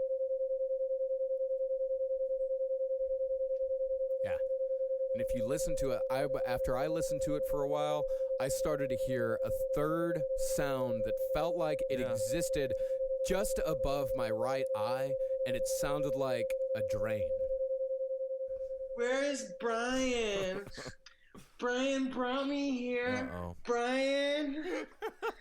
I'm just sad.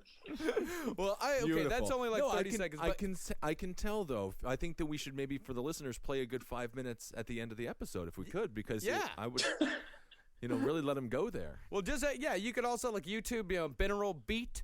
It's at 528 hertz. And Henry actually said that he couldn't. You said you can't hear anything. You've tried this before, right?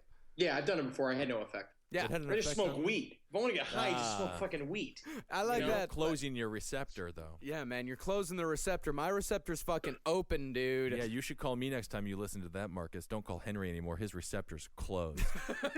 He's a jerk off. Do you dream, Henry? I bet you don't, because I do. I dream. Yeah, I dreamed last night. I dreamed about an old man who just kept saying over and over again, "Pussy, I've had my fill." Isn't that interesting? Yeah, I had a dream with Hillary Clinton in it, so that's we had a similar one. All right, wow. Any more mysterious sounds? We got one more to round it all out. Cool. And this one, Ben, this is for you. I really want to get, this is called Phantom Words. And this is a recording that pretty much everybody hears something different when they listen to this recording. I heard one thing, Henry heard another thing. I played it for my girlfriend last night. She heard something completely different than the two of us. Get out of the relationship. No. Oh, it wasn't that? Oh, okay. You're asleep.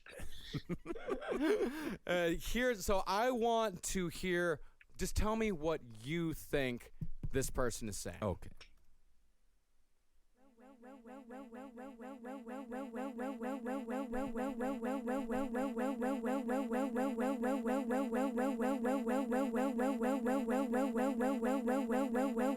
All right. So, Ben, what did you hear?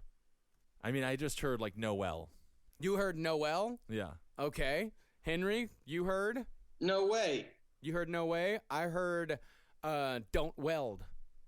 Don't weld? Don't weld, don't weld, don't weld, don't weld. That's a memory of your father yelling at you for doing it wrong. Actually, yeah. Yeah. All right, we have to wrap it up. Wow, what an episode, though. Very interesting sounds. Yeah, man. So many noises. Yeah, that's...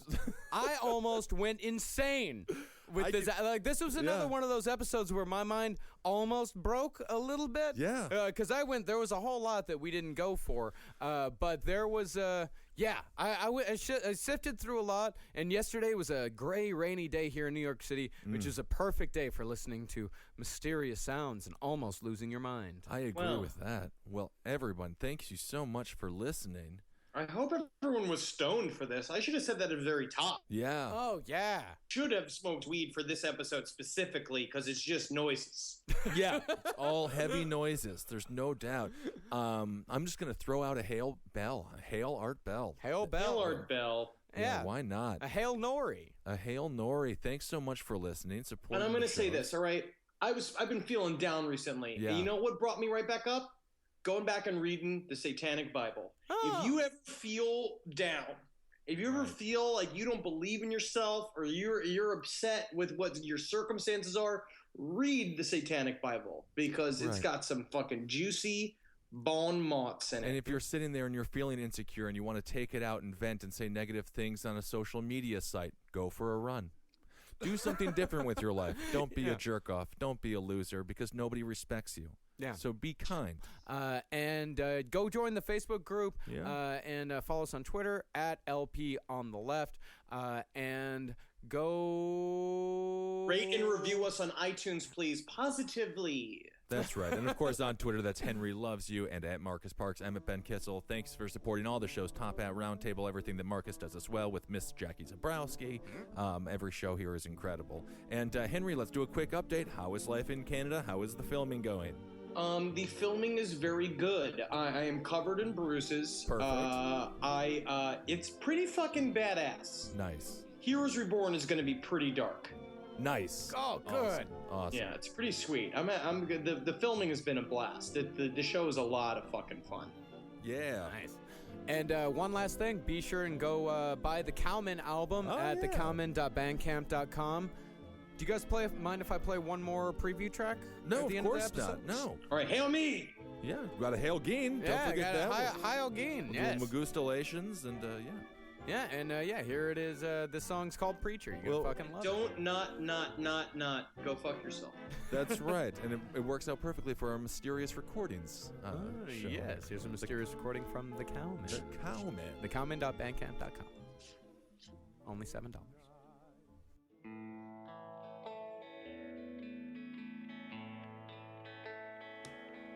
Well, there was a preacher who rode into town. The town, it was Treasure Town. He found a lot by the cancer boys' tomb. Across the street from Satan's old saloon. Wow, yeah. Wow, Bill,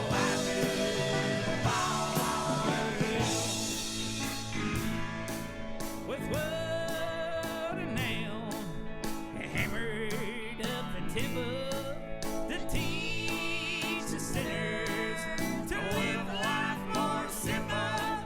With the kinfolk of the town, they hated his guts with all of their hearts, and they shit from their butts. Wow, Bill. Wow, Bill, why for the ball on the hill?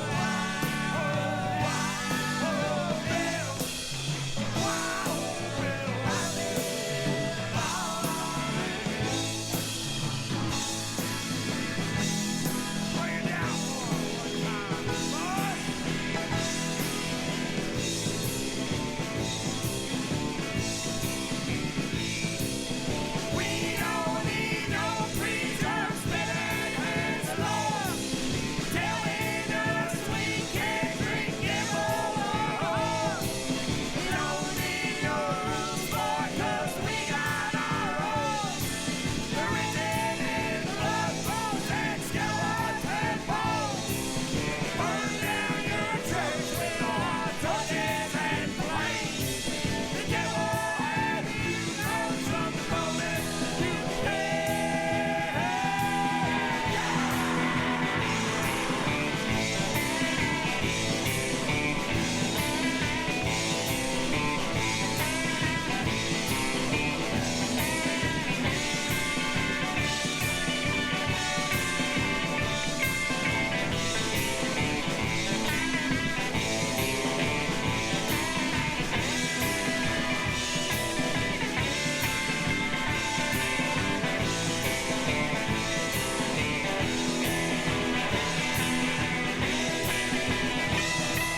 praise the devil belongs to me. Praise the devil belongs to me. Praise the devil belongs to me. Praise the devil belongs to me. Praise the devil belongs to me. Praise the devil belongs to me. Praise the devil belongs to me. Praise the devil belongs to me. Go to hell, Bill.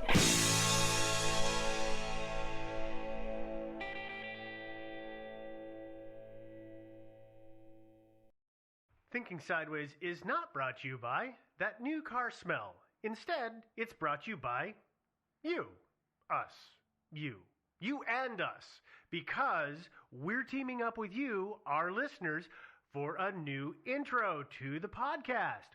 Running a contest through the month of July 2017. Anybody can submit an introduction to be considered. Go to our website and look for the contest page. Has all of the details on the requirements and how to submit it. Remember, though, you got to get it into us by July 31st to be considered.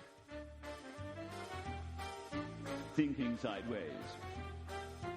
I don't get it. Uproot the aliens. You must unlearn what you have learned. I don't know. Stories of things we simply don't know the answer to. Well, hey there, and welcome again to another episode of Thinking Sideways. I am Steve, as always, joined by... Devin! And Joe! In an echo chamber! We're just, excited because we're, about to leave on a vacation. Oh, yeah. Vacation? Is that what we're doing? No, it's not a vacation. No, it's going to be hard work. Well, once again this week we have a mystery for you, and we're going to share it, which is going to be the quite cleverly named Project Lucifer. I like it. Yeah, this is a listener suggestion. I'm going to say this now because I always forget this stuff. It was suggested by Dallas quite a while back, so thank you, Dallas. You have a cool name. Yeah. So, what is Project Lucifer? Well, space. Yes, it happens in space. Don't like it. In a single sentence, Project Lucifer is a supposed plan to create a second sun in our solar system. Which I like. I like the idea a lot. I think it's really not a good idea, but that's for, my own selfish reasons. Yeah, we'll go over the reasons why it's a good idea. We'll talk about that in a minute. Okay. We should probably just dive right in. All right. Because there's a little bit to go over. You mean take off? Hoser. Let's launch. Yeah. Come on, Joe. Where's your pun? All I had was you that, spaced out? Yeah, all I had was that Canadian lingo. Okay. Well, if anybody has read much sci-fi, then you've probably read Arthur C. Clarke's novel 2001: A Space Odyssey. Of course. And even if you haven't read that book, you've probably seen Stanley Kubrick's movie of the same name. Bum, bum, bum, bum, bum, bum, bum, bum, bum. Yes, That once one, again, yeah. Kubrick has made an appearance in the show. Right on. I really like him, so apparently He's in every I'm episode, shoehorning him apparently. in wherever I can. You are. Yeah. Well, what people may not know is that there was a second book and then a second film, which was called 2010 Odyssey 2. Mm-hmm. Well, if you haven't read the book or you haven't seen the movie and you intend to, you should probably stop the podcast right now because spoilers, I'm going to talk about it. I think it's been 30 plus years. I think we're safe, but if it's in your queue and you want to pause us, now's the time to do it. Right on. All right, for the rest of you who are listening, here's what's going on. In the second book, The Monolith, which was in the first book and movie, it is still orbiting Jupiter. The monolith eventually ends up on the surface of Jupiter. Where they resurrect their dead. No. That's not... Wrong one. That's Toynbee Tiles. Yeah, it's Kubrick's idea in 2001: A Space Odyssey. Resurrect dead on planet Jupiter. Oh, you're right. Don't question me about the Toynbee Tiles. That is not the storyline. All right. The storyline is that the monolith ends up on the surface of Jupiter, at which point it begins to replicate itself. And I know. I'm not actually sure that that's what happened. I read a couple of synopsi, and basically what happens is that it ends up on the surface, it grows, it's growing enough, and they say that it's replicating itself to create more mass. It becomes a dark spot on Jupiter. Yeah. You can actually, it's observable from space. It is growing so large. Well, it's been a long time since I've read the book, but essentially the gist of 2001 is that the aliens left a wormhole next to Jupiter. Uh-huh. And that's what allowed our astronaut to travel to them. Right. He makes an appearance in the second one, by the way. Yeah, exactly. And so I'd always sort of assumed that they were just chunking, thousands and thousands and thousands of these monoliths through the wormhole rather than it replicating itself. This is I'll be kind of quite just, honest. who cares? I didn't read the book. Yeah. And I didn't have the time to watch the Really what the movie, happens but it's not is- that important. What happens is suddenly there are a bunch of monoliths of the similar Lots and lots nature of in them, the same yeah. little area on Jupiter. Correct. And the monoliths began to condense the Jupiter, which is a gas giant, with additional mass. And it is this application of the additional mass that allows Jupiter to transform into a new small sun. Cool. Which is super awesome for the moons around Jupiter, which are considered to potentially be habitable if they just had the right they had sun and heat and all of that. So, hey, woohoo! These moons are, specifically Europa, it does have ice. Yeah. I believe Europa is the one that has all the cracks because of something coming from the the plumes underside. coming out of the ice and all that. They're red. Yeah. Am I correct in that? I can't keep them all straight. Okay. And then there's enchilada. Don't forget No, enchilada. Yeah. Joe, you're actually pretty close because there are 30 some odd moons around Jupiter. Oh yeah, it's got a lot of moons. Yeah, there's Europa, and Io are the big ones that everybody points to as being possibly habitable. And then there's Ganymede, of course, which Yes. also, by the way, Arthur C. Clarke wrote a fun short story about many, many years ago, which I can't remember the name of, but I think it was called The Sentinel. But it was kind of the basis for 2001. But yeah, interesting little story. Nice. Ganymede actually turns out to be this enormous spacecraft, and not a moon at all. Ah. And humanity gets out there. That's no moon. See, now there's a one that I heard a couple of years ago where Europa, because the ice, everybody thinks there's something living under the ice, like microscopic bacterial stuff. No, it turns out there's actually Kraken-sized creatures living under it. And every time we land on it, they suck the capsules with people down because, hey, look, crunchy shell, soft inside. It's like candy bar. These only come along like once every billion years or so we better take advantage. Yeah. Okay. Well, back to our story, the original story that we were talking about. The second Jupiter turns into a second sun. That sun is named Lucifer, but keep in mind, Lucifer isn't used in a negative connotation, which, if you've read spent any time around the Bible, the name Lucifer has a lot of negativity around it. Well, it's not that. Instead, it's a reflection of the fact that the word Lucifer, as an adjective in Latin, means light-bringing. Yeah. Actually, turns out if it's a noun, it means morning star. And I know that I have heard Lucifer used in that way for both in... Oh God, it's religious studies. People have talked about the morning star used to be called Lucifer, and you don't hear it that often, but that's where it comes from. Okay. I'm probably wrong, but that's off the cuff. So, I'm sure everybody is wondering why in the hell I just gave the plot to a book and a movie. Dude. Well, we're not a film review podcast yet. We're not that other podcast that does that. Not linguistics either. No. Well, it turns out, believe it or not, there are conspiracy theorists who believe that this is possible. Not only possible, but they claim that this is one of NASA's ongoing projects, and it's totally real. Not with those budget cuts, it's not. Yeah. Well... Just saying. Okay. So there's okay. There's well, that, okay. They're So gonna cut credits that we're going to project. cut now because we're done. It's great. Yeah. Perfect. No. No, it's actually, I mean, if they are capable of keeping this a secret, they can actually have a black budget too. Yeah, that's true, I guess. Yeah, and so all those their weather budget, satellites, not really weather their satellites. budget might be a lot bigger than you think. It's true. Yeah. It's all monopoly money at this point anyway. That's a good point. Yeah. As fast as they Anyway. can print it. So let's jump into a little bit of science. Yeah, there like is a little why bit of- would somebody think this was real? Well, there is some real science to it, and then Okay. there's some pseudoscience. So Gotcha. let's just walk through all of that as quickly as possible here. So first off, Jupiter, like I said before, if you know anything about it, it's a gas giant. It's big planet. It's a giant planet, and Jupiter as a gas giant is referred to sometimes as a failed star. Which is kind of harsh, in my opinion. Yeah. How do you think that makes Jupiter feel? Yeah. Yeah. Subconscious. Dopey. No, so what it basically means is that if Jupiter had more mass, then theoretically it could have become a star. Well, that's true for Earth, too. Aren't we just as much a failed star, huh? No, but we don't have the gas to make the nuclear fusion. So, no, we're not a star. So I'm totally we are taking not Jupiter's a star. side, We yeah. are like sea level. Yeah. Ha. Okay, no. So anyway, back to actually going into the science here. Yeah. Mass. That is the huge problem, is that it doesn't have enough mass to be able to allow for sustained nuclear fusion. So instead, it's a gas giant. It doesn't have that ability.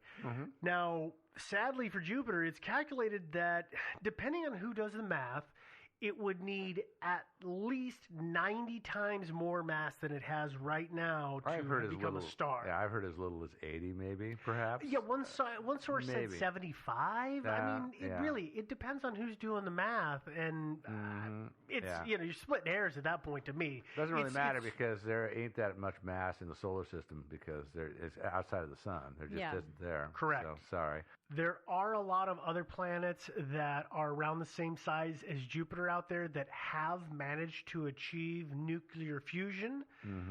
Those are what are referred to as a brown dwarf.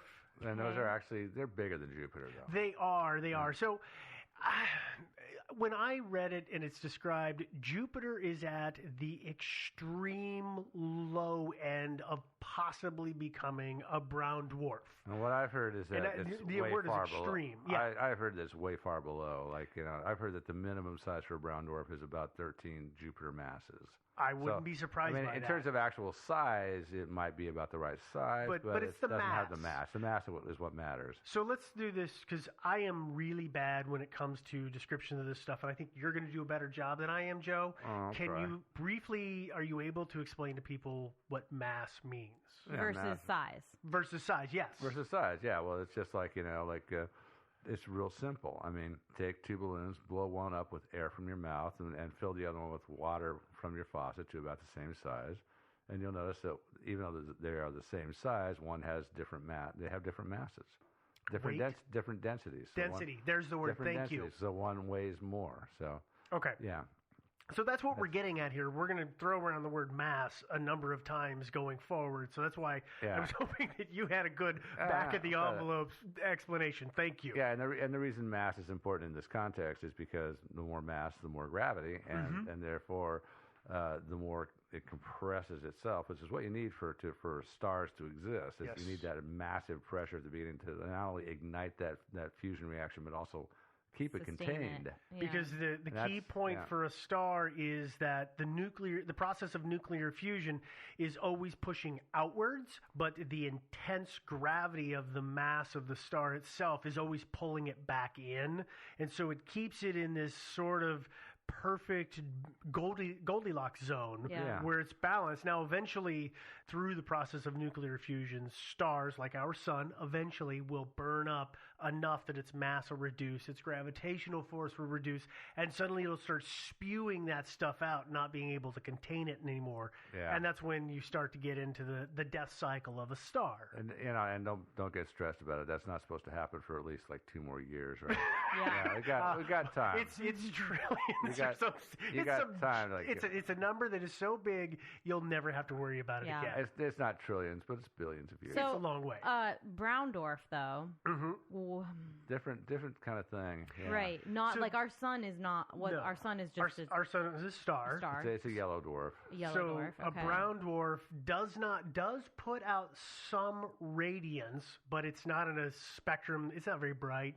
It's not in for us, I don't believe it's actually in the visible spectrum we can see, but it's not a shining star. Yeah, some of them emit towards like the low end of the oranges. Yeah, oranges and reds and stuff like that. Yeah, but not as much as our sun because they're actually fusing different elements. I don't think they have enough mass, and they don't have enough helium, et cetera, and hydrogen and stuff to actually have that kind of reaction. So they have a lower level kind of reaction, which is like deuterium and something else. So it's just darker, basically? So essentially, they don't put out as much heat and light. Basically not as hot. Right. Simple version. Yeah. But also not as bright, right? So it wouldn't illuminate the planets around it as much as well. Is that true? Yeah, that would be true. Or it would with a different color light? With different levels, different kinds of radiation. So life on another planet around a brown dwarf would look a lot different. The planets would not be green, I'm assuming. They would be something else. Be something akin to like Krypton. From the Superman comics, his star was a different color. So when he came here, he had all of these things, blah, blah, blah. But that's kind of the way they could see. Okay. Yeah. So, they can comic books, great reference. Yeah. And actually, they can't sustain life. It's just the planet's going to have to be a lot closer to it than we are like to our a moon sun. might be. Yeah, exactly. Yeah. That science having been covered, here's what our friendly neighborhood conspiracy theorists feel is actually going on, or believe is actually going on, is they think that the lack of mass in Jupiter could be solved by simply adding nuclear fuel to it. So this supposedly would jumpstart the process of nuclear fusion. And again, remember, the process of nuclear fusion is what creates the radiance of a star. It's what sends out the light and the heat radiation. I'll point out that sometimes when you're doing the reading, Jupiter's not the only planet that is referenced. You will also see Saturn brought up in this discussion. I'm going to leave Saturn out for now. When we talk about this, we're still only going to be talking about Jupiter. Eventually we'll talk about Saturn, but from here until I say again, it's all Jupiter all the time. Should be. I mean, Saturn is like a lot smaller than Jupiter, actually.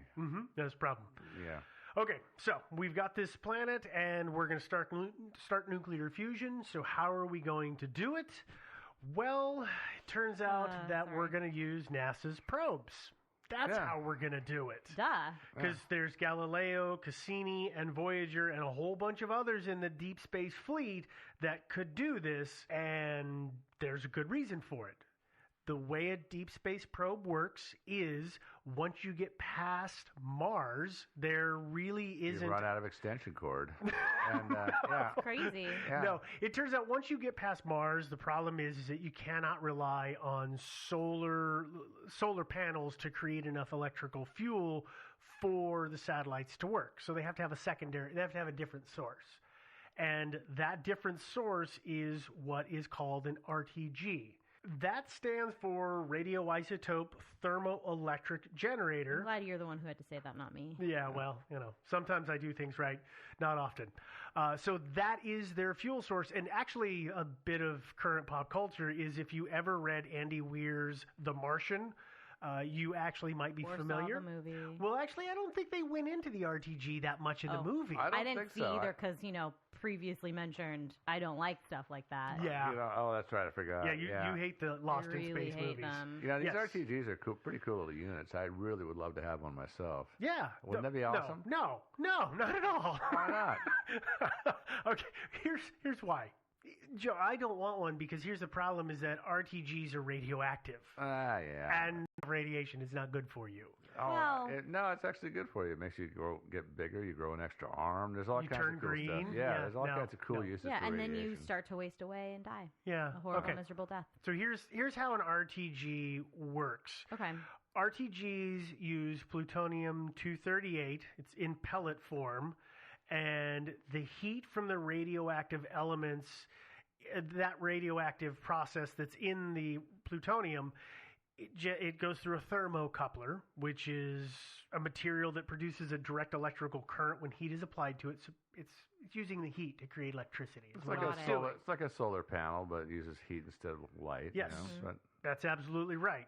The nice thing about the RTGs, why they're so popular, is that they have no moving parts. So there's nothing to break in that fashion. They're super simple. For instance, the Galileo space probe, it had 2 RTGs on board, which gave it all the power it needed and was carrying approximately 17 pounds of plutonium-238. So it's a small load to get lots of energy from. Yeah, I've heard that the Russians used quite a few of these just for powering lighthouses up like in the Arctic Circle. Yeah, they use do. A bunch It's of them hundreds of miles of cabling. It's got electricity running through it, and that's how the electricity is generated. That's what we used to tell people on the cruise ship.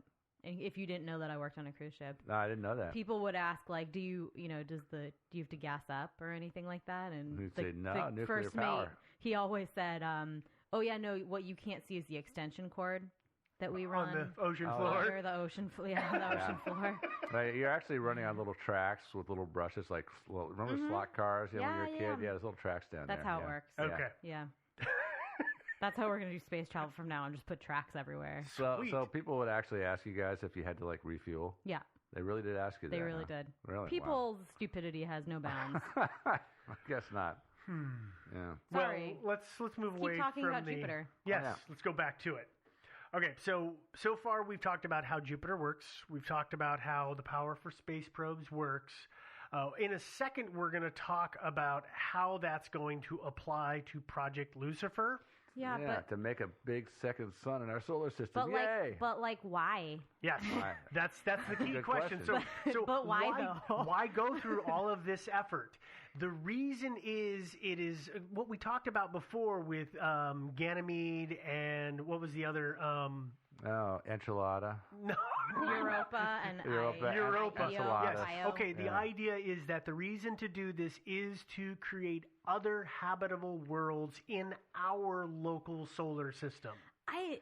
So it's a new planet that would be habitable, that we could then, send whatever we wanted there and turn it into whatever we wanted. And it's literally, months away by current today's spacecraft technology. So it's pretty damn close. But wouldn't it mess up our solar system? Not necessarily. We'll talk about that Okay. later. That's the issues with this. It But seems we'll like talk that about would that kind of mess later. it up a little bit. It depends on how you do it. Yeah. So okay. If you do it in the way that's scientifically possible, yes, it would. Yeah. If you do it in the way they're talking about, no, with it monoliths. Yeah. Yeah. It would not. Yeah. Okay. That's fine. Sorry. I just I keep asking myself why would we want to do this? Yeah. But, all right. No, that's a completely valid question. Okay. I've asked that a lot. Yeah.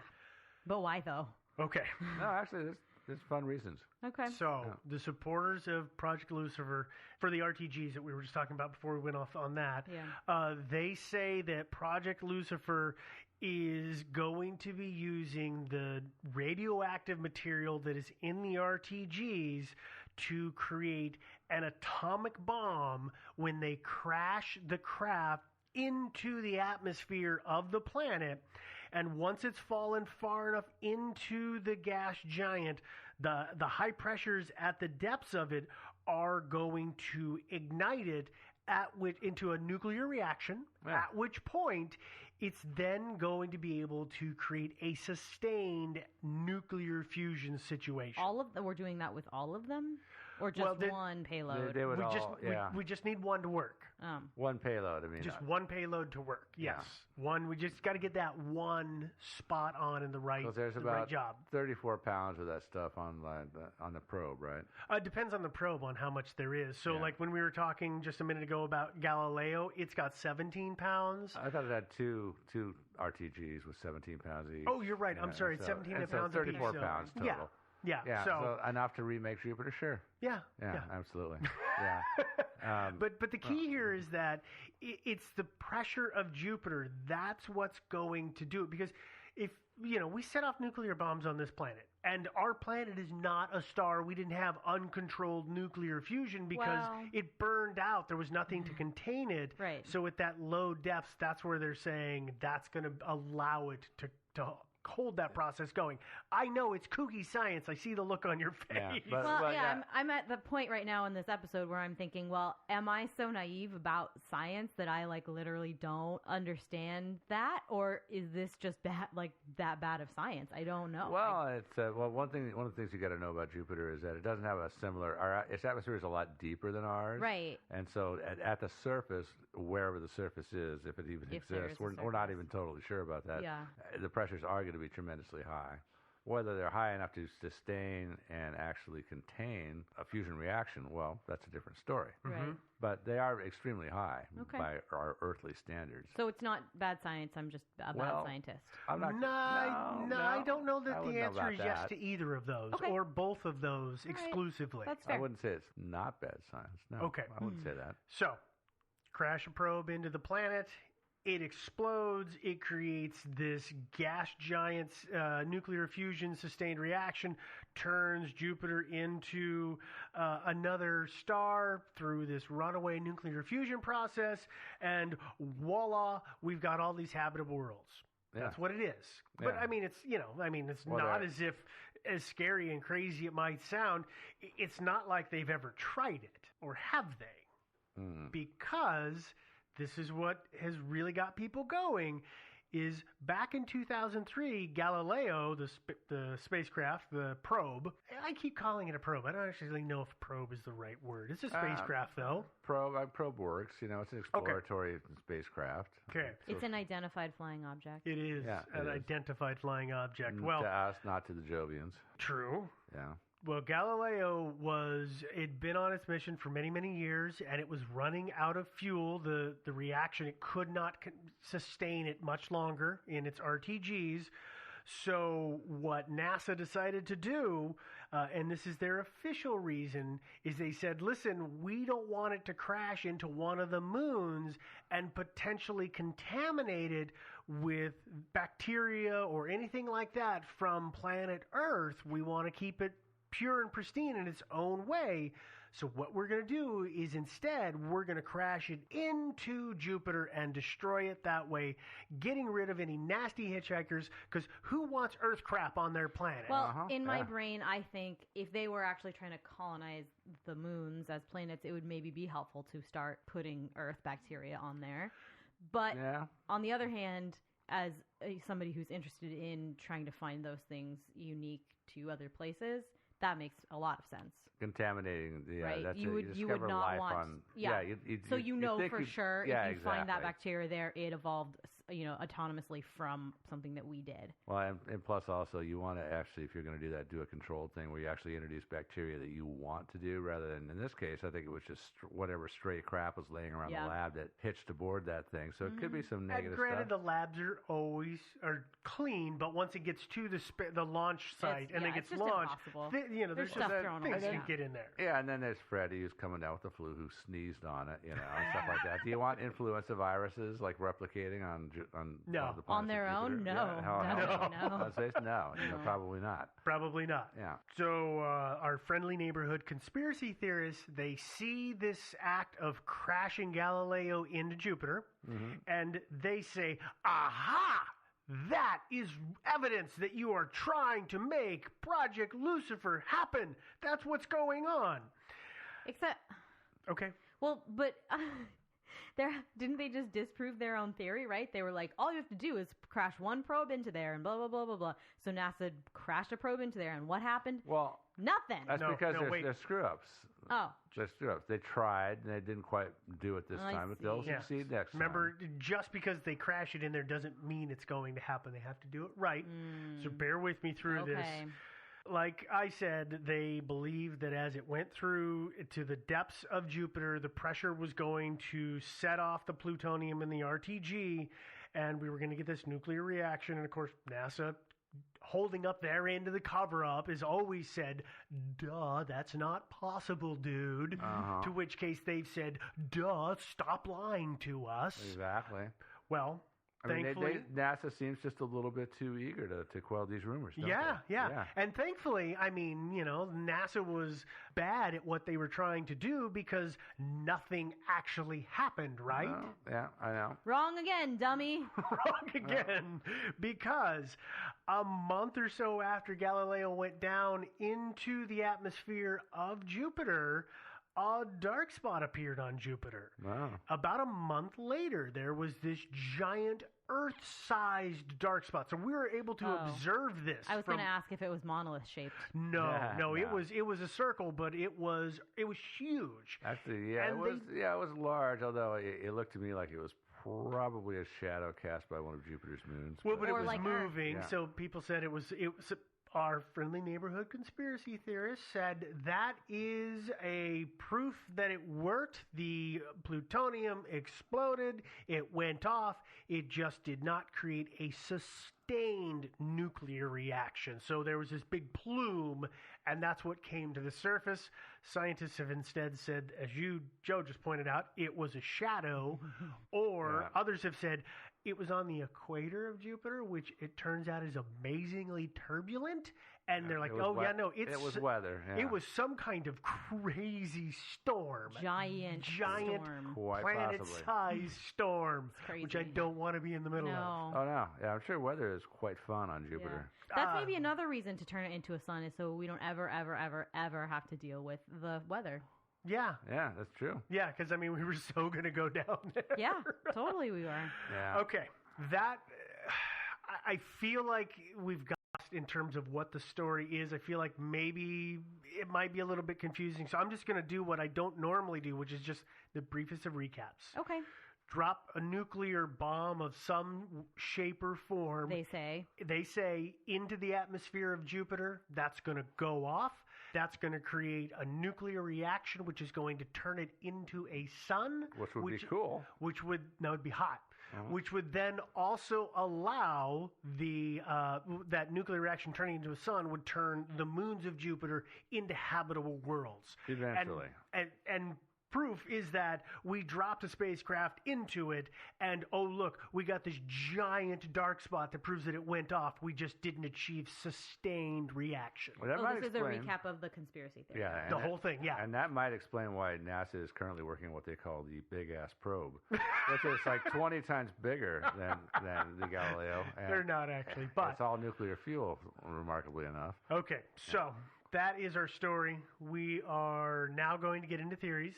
But before we do that, let's take a quick break. If anyone had a zeal for food, it was Kerouac. That man loved food, and the way he described it, how could you not love it as well? Just show me the bluefish spangle on a seafood menu and I'd eat it. Let me smell the drawn butter and lobster claws. There were places where they specialized in thick red roast beef au jus or roast chicken basted in wine. There were places where hamburgs sizzled on grills and the coffee was only a nickel. And oh, that pan-fried chow mein flavored air that blew into my room from Chinatown, vying with the spaghetti sauces of North Beach, the soft-shell crab of Fisherman's Wharf, nay, the ribs of Fillmore turning on spits. Throw in Market Street chili beans, red hot and French fried potatoes from the Embarcadero Wino Night, and steamed clams from Sausalito across the bay, and there's my odd dream of San Francisco. The great thing is, you don't have to travel to eat like that. You can do it from the comfort of your own home with HelloFresh. We've had HelloFresh, they sent it to us, and I loved it. Good food all around. If you'd like to try HelloFresh, they've extended to our listeners a special offer. If you go to their website and use the promo code Sideways30, that's Sideways30, and you'll get $30 off your first week of deliveries. So go to HelloFresh.com and enter Sideways30 when you subscribe. And remember, HelloFresh has delicious ingredients you'll love to eat and simple recipes you'll love to cook. And we're back. But why though? Yeah, that's our first section of the theories portion is, so why do this? And we briefly covered this a little bit before. And the answer is to play God, of course. Duh. Duh. So the idea that some organization which wants to set up a planet on its own terms isn't all that far-fetched according to a lot of the stuff that we have read. I mean, we've heard about these societies that want to change governments on this planet, so why is it so far-fetched that somebody might say, hey, let's just take our ball and leave and set up our own somewhere else? There are plenty of dystopian movies and books about this very sort of thing, Mhm. where the elite get, live off planet and everybody else suffers below or whatever. Yeah. So, I mean, the whole thing is that so that this society or this group that wants to create a new society, I should say, they want to move everybody who is worthwhile, and I use air quotes around the word worthwhile. I don't know what their criteria is. Money. But they're going to use them to repopulate these newly habitable moons around this new sun of Jupiter, or the new sun that is made from Jupiter, Lucifer. And they're going to make their own civilization. They're not going to have any of that riffraff that this planet is just bogged down with, or any of those crappy processes. You know, they're not going to have any of that stuff. I think they're going to be really upset when they find out you can't have a society without people who are kind of dumb. And the TPS report will always live on. Yeah. Yeah, I think that, but any off-planet society, they're going to leave most of the riffraff behind anyway, because when you're looking to take somebody to your new colony, obviously you're not going to recruit high school dropouts with no skills. And you're not going to recruit homeless people and heroin addicts. Well, So, but wait, but you know what? Manual labor has to be done. That's nothing, what I'm saying. Nothing happens without some guy cleaning out the slop pens and turning a wrench. Those things still have but to you're happen. probably not going to recruit people who have a penchant for murder. Probably that not. you know of. You might leave Yeah. them behind. And by the time we're actually ready to start colonizing other planets in earnest, most of the manual labor is going to be done by machines, and so the guy that actually Somebody's got to maintain the machines. and that'll be a high skilled job. It's not going to. He's not going to be some. He's not going Yeah. to be a dumbass. So- Okay, and so you're not going to be taking any of the other thing about it too is creating your elite society. when you're talking about the kind of money they're talking about, to create a whole new solar system in our solar system, with that kind of money, you could very easily just buy a continent here on Earth and just move everybody out of it. But you're still on Earth, so you're still subject to a certain bozo in a certain country who decides he wants to set off nuclear bombs, and he's just fouled the pools for everybody. Well, that can happen. That's true. So you don't have that problem if you just leave the pool and go to your own, to go to the one next door. I suppose it seems like kind of an expensive solution to me, but I suppose that would work. That's one way to do And it. that's why you're the riffraff that's getting left behind. Probably, yeah. I know. Okay, so who is doing this? Who is the group that's going to do this? Is it the Illuminati? I have seen They might talk be that it involved. could Well, be hey, Illuminati and a second son. Illuminate. There you go. No, I have seen that it's been the Illuminati have been pointed at. I've seen that it might be the Freemasons. I've never seen it the Shriners or the Moose. I'm pretty sure they can't make the not trip. The Elks Club. Yeah. But there's a whole nother group that I came across this. I don't know if you guys have ever listened to Clyde Lewis. He's got a syndicated radio program, and he's here in Portland, but on his site, they started talking about this Jason Society. Oh, yeah, you don't know Jason? I didn't know Jason, and so I was really, really kind of intrigued by this entire thing made up of super smart scientists that were doing all of these things, and supposedly Jason was originally created by President Eisenhower, and I'm just gonna read this is all in quotes here. He put together the Jason Scholars to investigate all things cosmic, including extraterrestrials, UFOs, and the so-called breakaway group that would have to evacuate the planet to start civilization elsewhere. Mm-hmm. That's what Jason was all about. Yeah. Yes, yeah. You're right. So, and there are other groups out there that are seriously discussing moving humanity. Not all of us, but starting us, off somewhere else in Mars or new stars, wherever, to get humanity off the Earth. Not entirely, but move us around, spread us out, disperse well, us. and the theory of using like hive ships or colony ships is not new. Yeah, I mean it's been around for a long time. It's how we got to America. And actually, I'm going to reveal it now. We are on one right now. They just haven't told the dumbasses. So just keep it on. You guys know this too, obviously. It's really the Matrix. Yeah. And our listeners are smart enough; they know about this. Yeah. Nobody else does. So. Okay, so the Jason Society, they're going to figure this out, and they're going to jettison all the good people to this new planet. But what is going to stop the rest of us here on planet Earth from cobbling our own rockets together, Clampett style, and going to the new good neighborhood and moving in and just turning the whole thing south on them? Well, they probably have big lasers and stuff like that.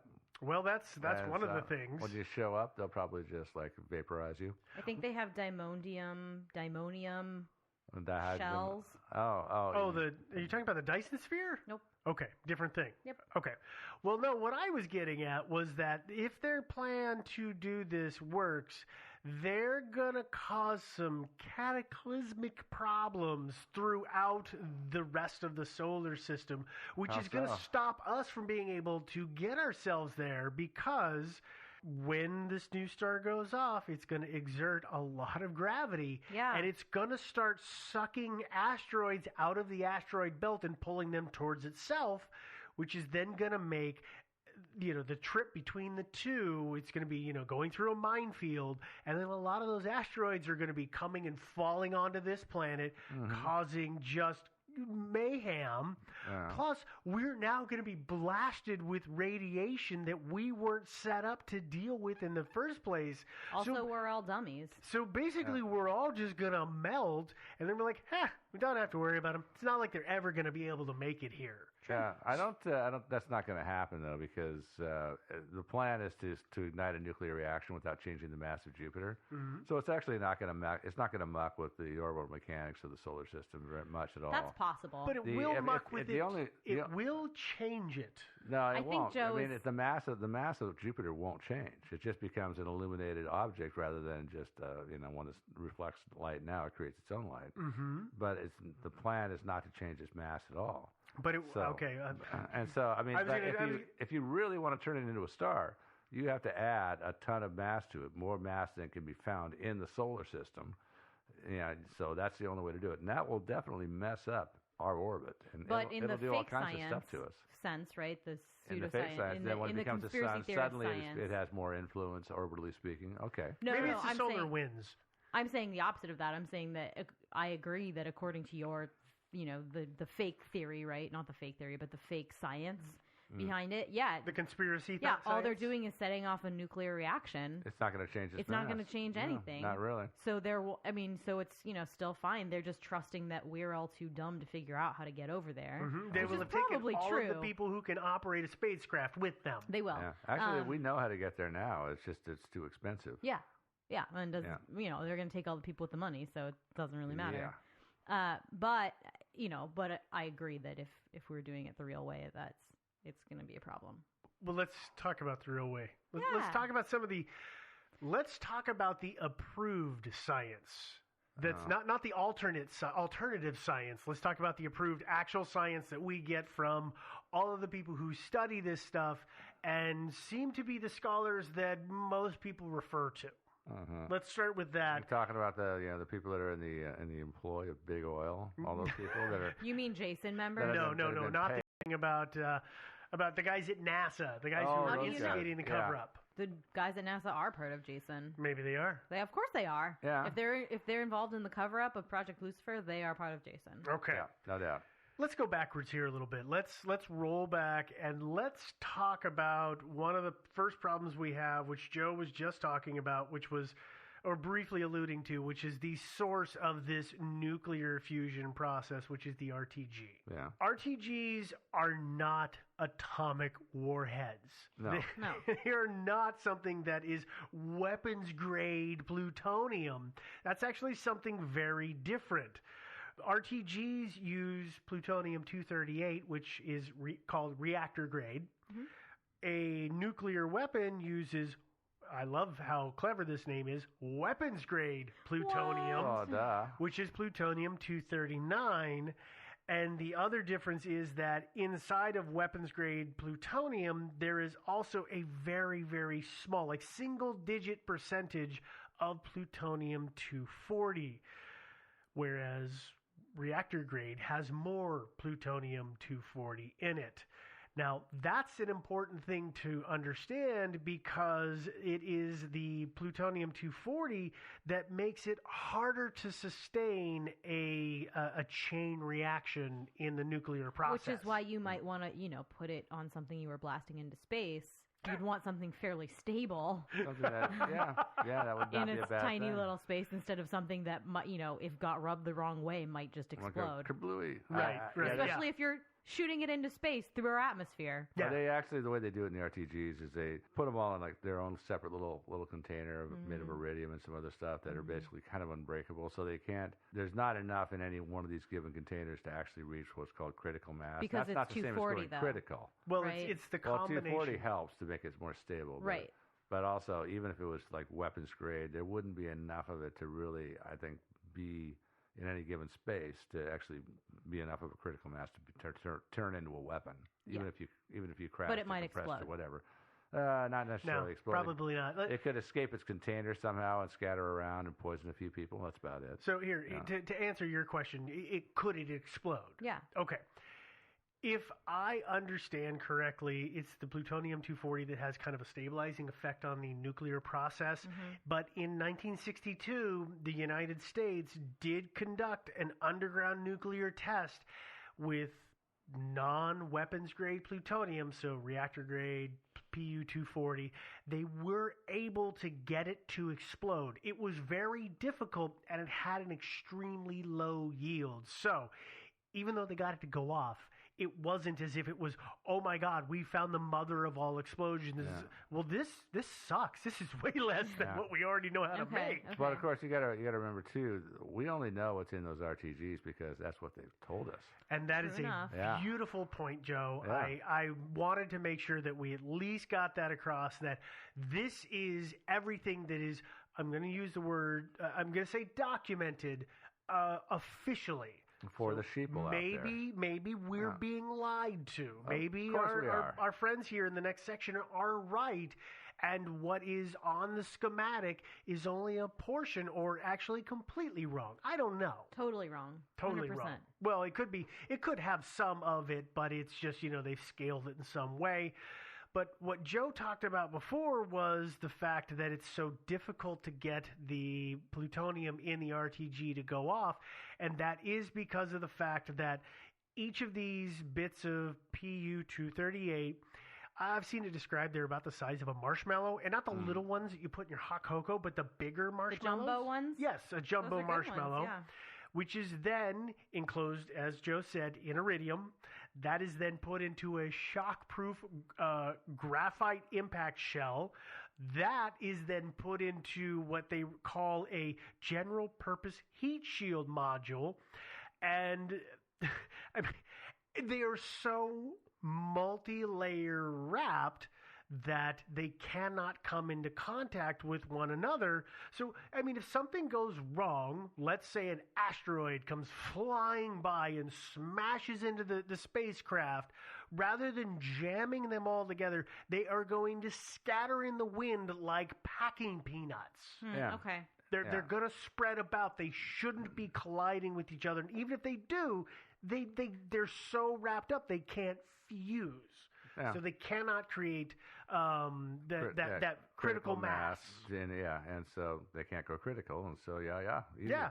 So they can't get a large enough mass together. But of course, that's only according to what they're telling us. Correct. Now the thing to remember is that, and this is why it's kind of difficult to make a fusion reaction or a nuclear reaction happen in general, is that you need to be able to implode all of the material around the plutonium equally and at the same time. So it's from all sides. If you only do it from one side, it's not going to react. It's not going to create that fusion, so it's not going to go off. So again, that's why the packing peanut method is so good. And it's actually really hard to create this perfectly ignited system. We did it. I mean, in the 40s in World War II, the U.S. dropped Fat Man on Nagasaki. It used this implosion trigger mechanism, but it took the U.S. many, many years to get it right. Those, by the way, were not fusion bombs. Those were just atomic bombs. Right, but they used that implosion method. One of them did. The other one used the... Yeah, Fat Man. Yeah, the other one used the gun method. Little the gun Man. barrel. Yeah, it used the gun barrel. Yeah. But, Yeah, so I mean, they didn't do it the same the whole time because it's not easy to do. Yeah, they were essentially the prototypes, and it's like that. They actually had these special little switches and everything that out of themselves, a non-exportable item and everything, just to make sure that all the charges go off at precisely the same time. Because that's what it is. It's just this sphere of explosive, all these different charges with all these wires and switches and igniters going to them, and they've all got to go off at precisely the same time. If there's a delay, it doesn't work. And believe me, you can wire it up as good as you possibly can, and they're actually not going to go off at precisely the same time, like if you and I do it. Yeah. So here's a question. If you shot something into, like, Jupiter, for instance, is the pressure going to be equal from all sides at a given time? More or less, theoretically, yeah, and that's why the science that's why Jupiter is one of the places that they use this idea for, because theoretically, as it falls through the atmosphere, miles and miles and miles and down, the pressure is going to be uniform on all sides, even behind. Yeah, on all sides. On all sides. I mean, it's like the pressure on a deep sea. What is the Alvin and the autonomous Trieste and all that stuff? Yeah, the autonomous robots that go into the Marianas Trench and stuff like that. The pressure on all sides is basically the same. Here's the next question then. Follow-up question. The little containers that they put them in, how precise is that, right? I mean, human error is a thing. Manufacturing defects are a thing. So are they all so uniform that they would also deconstruct at the same rate? So our Probably friends, not. They're not built to that kind of specification. Our friends who are putting out all of this are under the belief that the intense pressure is going to jam everything together at such a great force That it won't even matter. That it won't matter, and basically the iridium is going to separate naturally away, if I understand it correctly. Oh, is that how and then it's the gonna work? next layer of the packaging peanut is going to separate, and they're going to kind of condense, based on their own densities. They're going to reorganize, and I mean, it doesn't make sense. It's weird science. Some of it does make sense. I will give them that from a layman's perspective. Some of it makes sense, but some of it doesn't follow the rules of logic that we've learned. Well, and I don't think that, let's face it, if NASA really intended to do what they're talking about here, then they wouldn't have separated all that great plutonium out in all these little containers. They would have put it all together where it could actually be touched off. If and that was again, their, as if you that was their said, plan. maybe they are. But I don't think that the pressure on Jupiter is ever going to be big enough to actually touch off a fusion reaction. Yeah. I don't believe there just isn't enough pressure there. So let's do this real quick, because a lot of this science of how the sun works, it's miles above my pay grade. But we talked about it a little bit earlier, and I'm not going to go. I mean, I've got some stuff written here about, the combination of helium and the proton to proton chain. Like, we don't need to go into all of that as I read this again. Really, what we talked about before is it's got to have enough gravity to hold that fusion reaction to itself and not let it expel everything out. So the science says that Jupiter, even if it did create a sustained reaction, would not be able to hold it all in. It would burn up, and it doesn't would have the mass. expel it all into space. That's why it needs to be like 80, 90 times bigger than it is. That gives it the gravity to hold it all together at the center and sustain a reaction. Yeah. Yeah. So sorry, Jupiter. That's why you're a failed star. If you had just studied for the SATs, you'd have made it. No, she should have just stopped losing weight. Yeah. Stop dieting, Jupiter. Yeah. We Have need you to another be donut. big. Yeah. Okay. We need you to be a thick planet. Yeah. Okay, so we've talked about why they're doing this, Project Lucifer. We've talked about the official why it can't happen science. Real science. The why it can't happen science. I'm not going to call it that because, we never turn away a theory. You're right. I mean, that's one of the things we do. It's silly, Okay. but we do it. Okay, so we're going to go into the conspiracy theorist section of their science. Why they say it's real. Why they say it's real. So if you remember, we talked about the 1962 nuclear test with reactor-grade plutonium. Well, they say, look, it proves that you can light this stuff off, so it is entirely possible. Would it be safe to say that the similarities are like saying, oh, hey, you can light this sparkler off, or you can light this mortar firework off? You can do both, right? Yes. One is going to create a sun. The other is what the U.S. did underground. Would that be a fair comparison? That is in the most general, really basic way to say it. That is not a bad way to look at it. Okay, because it is technically the same thing, right? Yep. So is a it proof could of concept. it could ignite, but it wouldn't sustain for very long, and it wouldn't be very powerful. So yes, I'll give you that. Yeah, I think that one of their things they're saying is that Jupiter is just right there present in the atmosphere to create this chain reaction that we don't have in our atmosphere. Yeah. I don't know. I don't either. Yeah. Well, And I don't know if they know. Even if Jupiter went off, I don't know how long it could sustain the reaction. But that's the big problem. Let's move back. Remember, we've already talked about this a couple of times with Galileo. Yeah. We crashed him into Jupiter. Yeah. I don't know why it's him. Maybe her. Galileo. Galileo crashed into Jupiter. Galileo was a dude, so we call him him. Okay. Figaro. Well, at that time, there was a guy named Jocko van der Warp. Did I say that right, Joe? I have no idea. That works for me, though. I like it. All right. Well, he went on Coast to Coast AM. We've talked about them before, the radio program that talks about all of this kind of stuff. Mm-hmm. And he said that the 2000 crashing of Galileo... 2003? Yeah, I said 8, didn't I? You just said 2000. Oh, well, it's the 2003 crashing. Well, not to be confused with the 2000 crashing that didn't actually happen. Right. Of course. 3 years too early. 2003 crashing of Galileo into Jupiter. He's the one who seems to have initially claimed that the plutonium in the RTGs was going to implode. Mm-hmm. His appearance on that show was then picked up by another guy named Richard Hoagland, who said, and Richard Hoagland, by the way, believes all things space conspiracy, from what I can gather. He believes that all of the things that we see in the photos of Mars are actually old structures from a Martian civilization. Sure. I'm generalizing here, but those are things that he says. Oh, by the way, he also says NASA's covering up that ancient civilization. Of course. But he heard this stuff from Vanderwarp, and he locked on. He got on board that bandwagon, and he just broadcasted. And he seems to be one of the major proponents of the idea that the black spot that happened a month after Galileo crashed, he's the one who seems to be the source of the reporting that was proof that a reaction happened. It just wasn't sustained. So we actually can trace this back a little bit to somebody to figure out at least where some of these stories come from. You know, how often do we talk about this? We have no idea who it was. We can't figure it out. I think we actually have the source for once. I think you do too. I mean, I'm puzzled by some of the things that he says, but you think you do have your source, yeah. Yep. Although, you know, if you look back far enough, you might find somebody speculating somewhere in Popular Mechanics way back when that maybe we could turn Jupiter into a second sun. You know, I mean, the idea may have been floating around for longer than we know. I mean, it's true. I'm not really sure.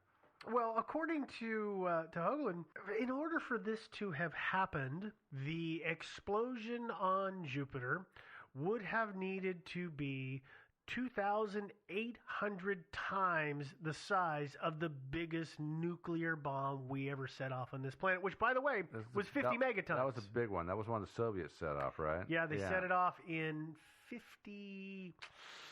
I want to say 52, but I don't want to lock into that because I don't remember the exact year. But it was I almost said a different word. It's really big. Mm-hmm. Yeah, really big. So that yield is phenomenal, and the math. Again, like a lot of this, the math is a little weird, but he's saying that NASA's lying, and they are basically floating these intensely powerful warheads through space under the guise of being objects of observation for other planets. Well, but why did it take a month for us to observe the? Is it because Jupiter's just so big that that's when it finally came around? It took. So if I understand, if I'm reading into what he says, it took about 2 weeks for it to fall deep enough into the atmosphere of Jupiter for the pressure to become great enough to ignite the plutonium. But I'm so bad and then it at took science. another 2 weeks for that to radiate back up for us to be able to see. Yeah, that just doesn't make sense to my brain, but that's why I will be one of the people left behind. That's okay. There'll be lots of us. It'll be a party. Yeah. But he's saying that he's talking about 2,800 times the size of that 58 megaton bomb, right? Right. I haven't done any actually calculation to figure out how much plutonium you'd have to have. More than I believe you can pack on these little spacecraft. Well, it is an amazingly pure grade of plutonium that is so reactive. It would still have to be a lot more than 34 pounds, I think. Oh yeah. Oh yeah. No. I'm not in disagreement with you at all. There, it would need to be a bunch more. Yeah, I'm not for a bomb that size. I'm not sure that we have a rocket right now that could actually get that to Mars or excuse me, to Jupiter. Yeah. No, we don't want to put it into Mars. We want to put it into Jupiter. Well, actually, I'd really Mars will just fly apart. I'd really actually kind of prefer to nuke Mars because that's the planet that I'm actually really more interested in terraforming.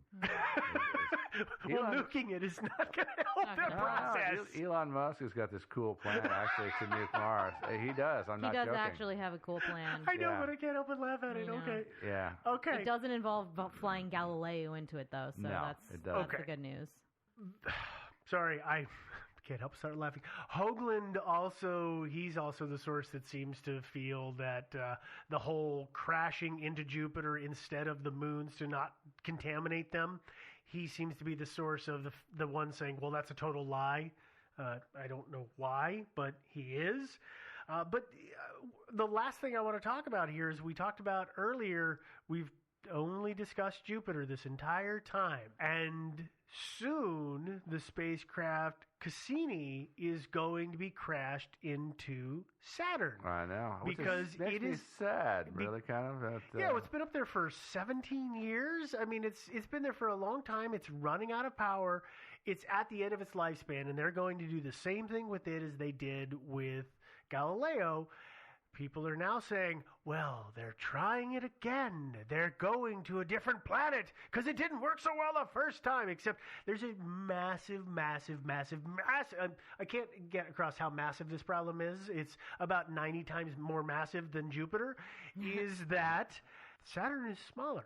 Well, than Jupiter. It's also not a gas giant, is it? Yes, it's a gas giant. It is? Yeah. It is a gas giant. Which but one am I thinking of? I don't know. You're thinking of like Uranus, Neptune probably. or Yeah. something like that, Neptune, but it is smaller on magnitudes of scale. I think it's Joe. Do you remember? It's about in terms of mass, it's about a third Jupiter's size. Okay, thank in terms of mass, which is what we're yeah. what So it's we're even worried about smaller. here. So it's going to be even harder for this to actually work if indeed this was their plan. Like, this is the most screwed up plan. If they're like, well, we're going to do it again, but let's go to the one that's even harder this time. It's almost like it's not their plan. It's almost like they're trying to fail. Yeah. Kind of is. There are some cool, interesting, ambitious plans out there. Like there was one that NASA just floated in February this year, which is basically to put a satellite in the L1 orbit between the Sun and Mars. And essentially, the reason Mars doesn't have an atmosphere is because it's too close to the Sun and it's burned off. No, Mars is further from the Sun than we are. Oh, I'm sorry. You're thinking I'm about sorry. Venus actually has more of an atmosphere than we do. They What have a am I very dense thinking atmosphere. of? Okay, anyway. Yeah, but anyway, you're thinking maybe Mercury, but it's probably but essentially Mars's magnetic field died about 3+ billion years ago. Because it didn't have as much iron in its core. Is that right? I'm not sure exactly why. Okay, it died. I remember reading about this before. That could be why, but essentially, our magnetic field, believe it or not, is protects us from the solar wind. It diverts us, and that's what keeps our atmosphere from being stripped away like Mars' atmosphere has been. So there's a plan, but it's just an idea.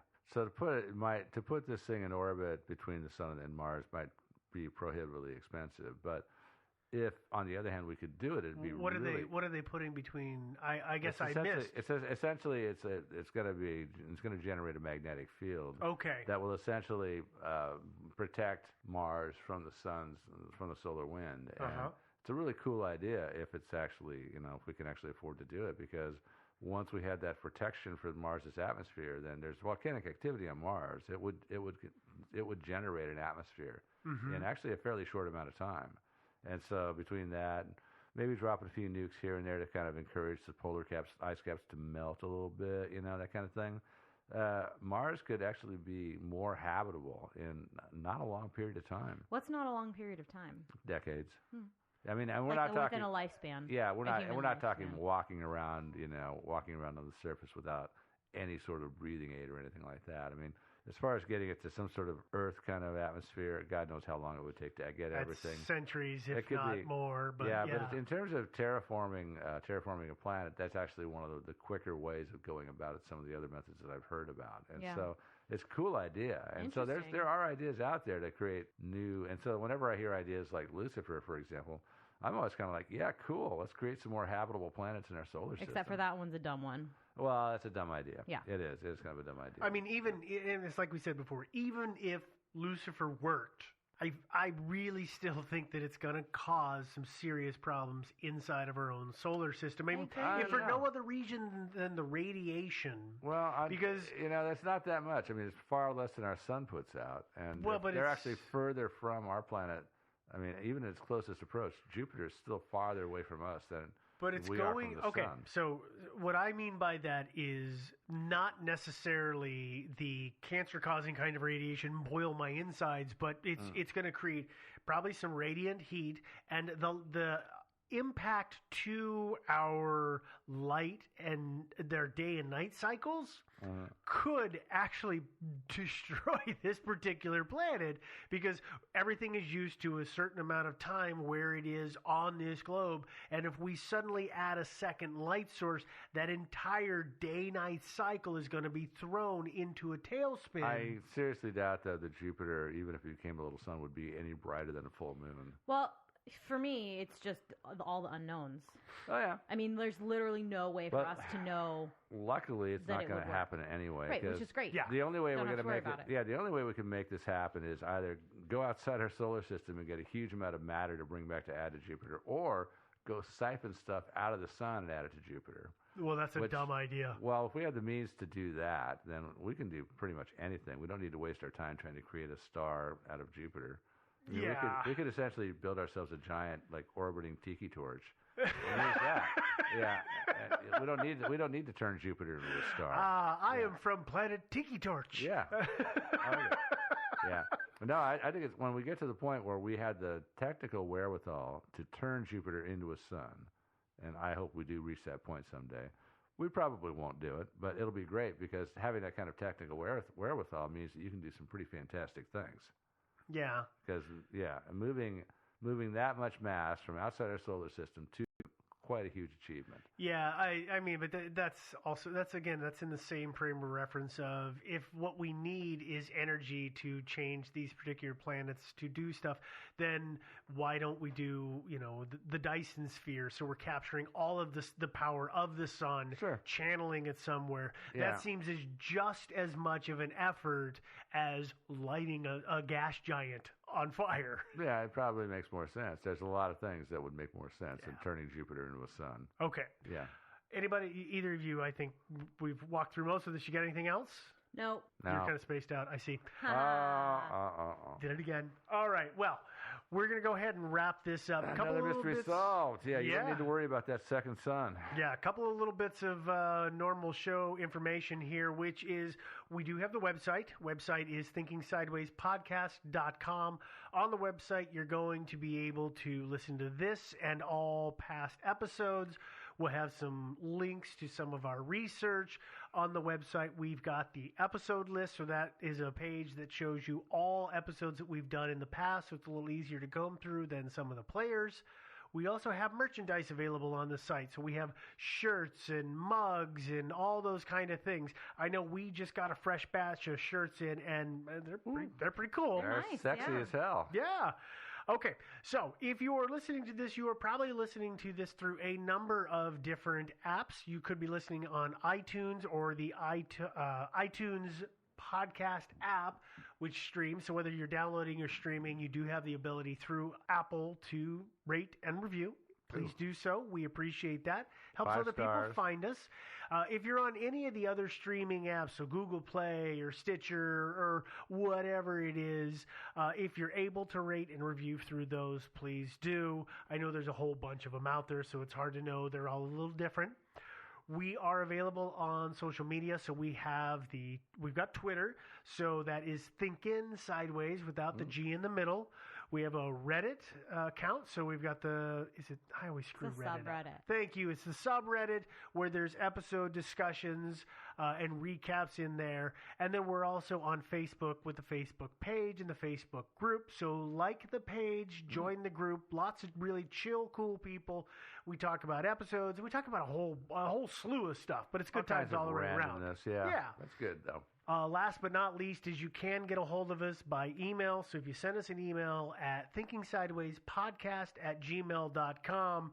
So you got a question, you got an episode suggestion, you got anything else you want to chat with us, go ahead. Jupiter. Yeah, if you are Jupiter and you Or if feel you're- bad about us talking about your size, send us an email. We will respond to all emails. It does take us some time these days. We're always trying to keep up on them, but there's a lot of them coming in. You never know. Might be, but don't be shy about sending them. Don't not send an email because of that. We will reply. Yeah. All right. Well, that is all that I have here. So I guess that we will just wrap this one up. All right. Toodaloo, everybody. Space. Balls. The frontier.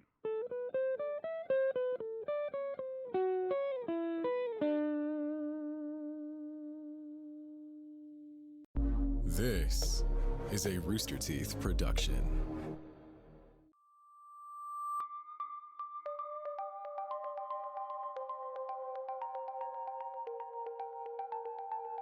In 1970, a family's weekend hike was interrupted when the two daughters discovered the badly burned corpse of a woman. Their discovery kickstarted an investigation involving multiple fake identities and possible government intelligence work, and it remains unsolved to this day.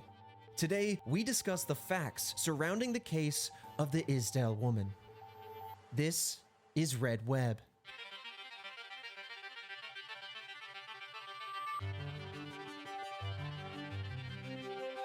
Welcome back to another Mystery Monday. I'm Trevor Collins, and with me, as with every week, I drag him through these spooky, scary mysteries, Alfredo Diaz. Here we go again. This one seems like a classic kind of like government conspiracy slash murder. You know what I mean? There's a lot of ingredients here, and I will call them ingredients when it comes to the recipe of mystery, that remind me of the Tamam Shud case. So kind of look for those as we uncover this. This is a case that we did a long time ago, a few weeks ago rather, about the Australian man, or the mystery man that wound up on a beach. It's very reminiscent of that. But a burnt victim. But a burnt victim this time, and a woman. And I'll go ahead and say this right out the gate. A lot of the proper nouns and cities, names, are all Norwegian in some way. And I'll do my best to pronounce those with as close of accuracy as possible. But I appreciate when you guys tweet me anyway, because, proper nouns, they have the right way to say them. It's just going to get butchered here. But it's a very fascinating case. It was one I didn't know about until Christian and Jillian did the outline and research for this stuff. And it's just one of those cases that you just feel, again, that you have so much information that it's like, it's titillizing. I feel titillized. Ooh. Okay. All right.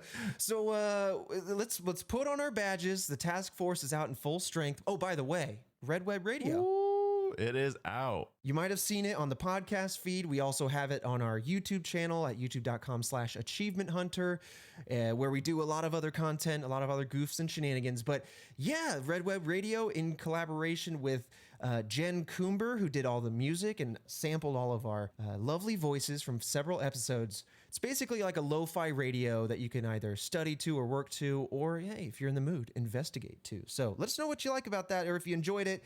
We're thinking about doing more projects like that down the way. With that out of the way, let's dive into the timeline of and everything that was found at the scene of the crime. November 29th, 1970. A family was on a Sunday hike in the Isdalen Valley up in Norway. Also translates to Ice Valley, or is called Ice Valley. The two young girls of the family noticed a strange smell and found a woman amongst the boulders. They then ran the long way back to the nearby town of Bergen, Norway. And when police arrived, they said it smelled badly of burned flesh. The front of her body had suffered from extremely severe burns. Her arms were up in that boxer position, aka the pugilistic stance that is reminiscent of burn victims. It's where the arms are crossed out in front of the body, essentially caused by the heat of the fire. It makes the muscles constrict and stiffen.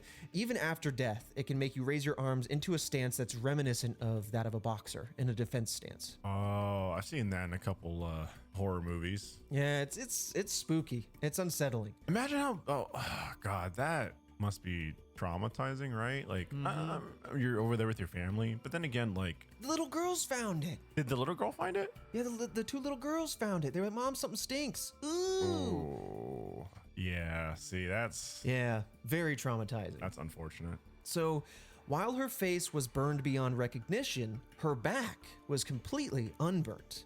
Looking at the body, they determined the woman was about 5'5", so 5 foot 5 inches, and was assumed to be around 20 to 30 years old. As for the fire, there was no specific source of it anywhere, so they're not exactly sure what was the source of the fire, how it ignited, where it ignited, etc. But on the ground nearby were a couple of different objects, ranging from small bottles of water to burnt paper.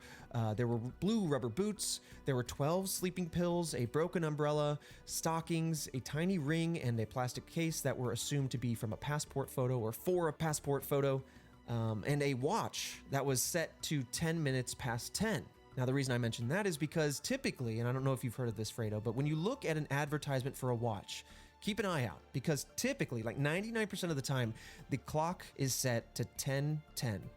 Basically makes a V pattern on the watch. Typically, that's just aesthetically pleasing. Oh, okay, yeah, I was about to say because it looks nice, because it does. It just looks nice. Yeah, it just looks nice. But what does that mean here? Why was the watch found at the scene set to 10:10? And so, unless it was just coincidence that the watch died at that time, police at this point were thinking, okay, maybe this was a new watch that was recently bought in stores and hadn't been ticked to life, right? That the battery maybe wasn't installed, or, there's a little paper thing that you pull out. I don't know. This is the 1970s, so who's to say? But that's interesting. I mean, like, yeah, sure, it's 1970s, but like, I don't know, if you buy a watch and you're invested enough to actually put it on. Mm-hmm. I would never put on a watch and be like, it's not on yet, or it's not working yet, and then just I'll get to it later, right? Like, it's just something like, if you slap it on, you make sure it's working, then you go on about your day. Maybe she just wanted to look good, wanted to look smart, wanted to look sophisticated, put on a watch. Big fan of 1010. That's all. Just thought it was a bracelet, man. Maybe she didn't know what time was yet. I don't know. But the real thing is that she wasn't wearing the watch. It was found on the ground nearby. And so when it comes to the watch and the ring in particular, it is uncertain if it belonged to her or someone else. And there was a hat as well found below her body, underneath it, because she was on her back. And this hat had traces of petrol, right, or gasoline on it. And it was the only thing remaining entirely unburned because it was essentially protected by her body being underneath her. So now we have the entrance of petrol in the scene. That perhaps she was doused with gasoline before being lit. But it really starts to make you wonder, was this before death? Was it the cause of death? There's a lot of things going on here. So the hat was under the burnt body? Yes. So all of these items I listed were found in the ground nearby. But when moving her, they found a hat was underneath her. So the thing here is, because I was like, you talked about how this body was burnt and the back was not, and there wasn't any signs of like any type of fire around or nearby. So to me, I thought to myself, okay, this person met an unfortunate death and then was moved here. But then why would they put the hat that's intact underneath? Yeah, that throws me off. There's some loose ends, but we're gonna start trying to stitch this whole thing together. There's some more evidence to be had, but as of right now, at just like the gut instinct level, it's just question mark central for me. Yeah, I'm with you. Yep. On top of that, though, we're looking at some real interesting stuff. I haven't heard this since Christopher Nolan's Joker. All of the labels on the bottles nearby were rubbed off, and the labels on her clothes were all cut out so as to obscure the origin of any of these products. Whew. I mean, was she drinking something real fancy that they would hone in on, like, exactly what bottle it is? I mean, maybe. Yeah, it could be, right? Again, like, there's some stuff to be divulged. I don't want to get ahead of myself, but it's this is really where I start to go, okay, what is this woman up to? Right. That tags off if they're feeling scratchy. I mean, it's the 1970s. Michael Jordan hasn't done the Hanes commercial where it's tagless, right? That hasn't happened yet. We're not tagless yet. We're not tagless. The technology has not met where we are today. So maybe she's just cutting it out because it's scratchy. Maybe the bottles got rubbed off from use. Like, I don't want to look too deep, but it really starts to, I got some flags raising. Do we know that she rubbed it off? Someone did. Yeah, okay. I was about to say, I mean, sounds like somebody did, but I don't know if it'd exactly be her. So note that one. And then the area that the body was found was known to be particularly difficult when it came to the terrain. It was extraordinarily rocky. And during this season, right, the November season, it tended to be wet, which would make it extraordinarily slippery. And meaning if you were hiking in this area, danger central. Okay, you're gonna slip on a rock, not good. Ooh. In fact, this area was by locals known to not be meant for hiking. This was a place nicknamed Death Valley for that reason. Okay, you don't go to this area intentionally. What are these parents doing taking their kids to Death Valley? That's a good question. You know what? Hold on. Pause the mystery tapes. Click the cassette. Back You're right. up for a second. What are these parents thinking, letting their two young little girls go running about amongst the boulders when it's wet and slippery to find this woman? Okay? All right, time for an annual trip over at Death Valley. Get ready. Hopefully you make it back this time. What? Your brother last year, who's to say if he made it? I don't know. Listen. You're right. That is actually a really good question. What were they doing in this area? That's odd. But if Let's go for the annual hike in Death Valley. Dude, I had no idea. Like, why would you take your kids there? They're so young. It's not like they're like, they're teenagers. They seem really, they're really young. But you talking about how it gets really wet and slippery and boulders start sliding down. Are we like getting to the fact that this might be placed somewhere else and then slid down that way? So far, I mean, these are the kind of gut instinct observations that one would have, right? These are the things that when the police got there, these are all the things that they note. Thankfully, and also not so thankfully, a lot more will be divulged over the course of this case. Does that lead to an answer that like resolves everything in a nice way? Jury's gonna be out on that one. Yeah. Hate to spoil it, but like that's what this show is, baby. But yeah, so let's go back. We'll get back on track here a little bit. Death Valley, known for its many falls and accidents. There are a lot of myths and stories revolving around this location. In fact, during the Middle Ages, supposedly people went here to end their lives. So it really has a dark history. Oh God! So it's haunted. It could be haunted, but yeah, a lot of myths around it, a lot of accidents around it. It's just a place that's no good. Okay, just don't take your kids there. All right, no goo. No goo. But the next day, Bergen police asked for assistance from the Norwegian National Criminal Investigation Service, aka Kripos or Kripos. We'll come back to that. And during the autopsy, they found that the woman had swallowed around 50 to 70 sleeping pills. What? Because of the amount that she had, her body was not able to absorb them all. They also noticed that she had a bruise on her neck. But yeah, 50 to 70 sleeping pills is certainly a red flag for self-harm. Damn, I don't got the patience for that. I'd be choking them up. Holy hell, that's such a long process. Like, you're really committed there. So, and that, or unless someone forced them down, Yeah, I mean, also, Jesus, someone, again, really committed. Forcing someone to down what? That many? What, 40, Right. 70 or whatever? That fact alone on the surface just feels so mundane, but when you really analyze what that truly means, 50 to 70 sleeping pills found in someone's stomach, yeah, it sends a shiver down my spine, knowing that either someone was forced that amount or someone they were in a position where they knowingly had to take something or opted to take something like that. It's extraordinary regardless of how you look at it, and very upsetting. But when continuing the autopsy, they noticed that soot was found in her lungs. And because of this, they then determined that regardless of when she died and how she died, that she was still alive while she was being burned. Oh. Because she would have to ingest the fumes in order for that soot to be placed there. No. Yeah. Yeah, see, that's unfortunate because that just sounds... Drowning and being burnt alive just seems like the most painful things. Yeah, not good. But police and coroners, to kind of get at the question that I know you're asking and I know you're feeling, they were not able to figure out when she got there, when she died, when the fire started, or, if she died there and was moved or died somewhere else and was moved, or we really just don't know. But at this point, the police are assuming that this was a suicide. And it was determined that her death was caused by the sleeping pills and the carbon monoxide poisoning. And with no way to identify her, she became simply known as the Isdal woman, basically named after the place that she was found. But now, those are all the facts, right? Around the body, around finding the body, etc. This is really where the case starts to get interesting. Now, we're not fully into the investigation or anything or all the leads, but a few days later, 2 suitcases were found in the railway station in Bergen, which again was a town very close nearby. It's the town that the family ran to. The suitcase had been stored since November 23rd, 6 days before the body was found. Inside the suitcase were a lot of different things: wigs, makeup, and fashionable clothing, plastic bag, a matchbox, some teaspoons, glasses that weren't of a certain prescription, or in fact they were no prescription, some sunglasses, prescribed eczema cream, and several denominations of money, from Norwegian kroner to Deutsche Marks to Swiss, Belgium, and British coins, and a notepad with a coded message on it. And so from all this really starts to paint a very vivid image of what, to me, what sounds like a spy, right? Just from classic movies. Yeah, I was about to say, this a damn spy. Right.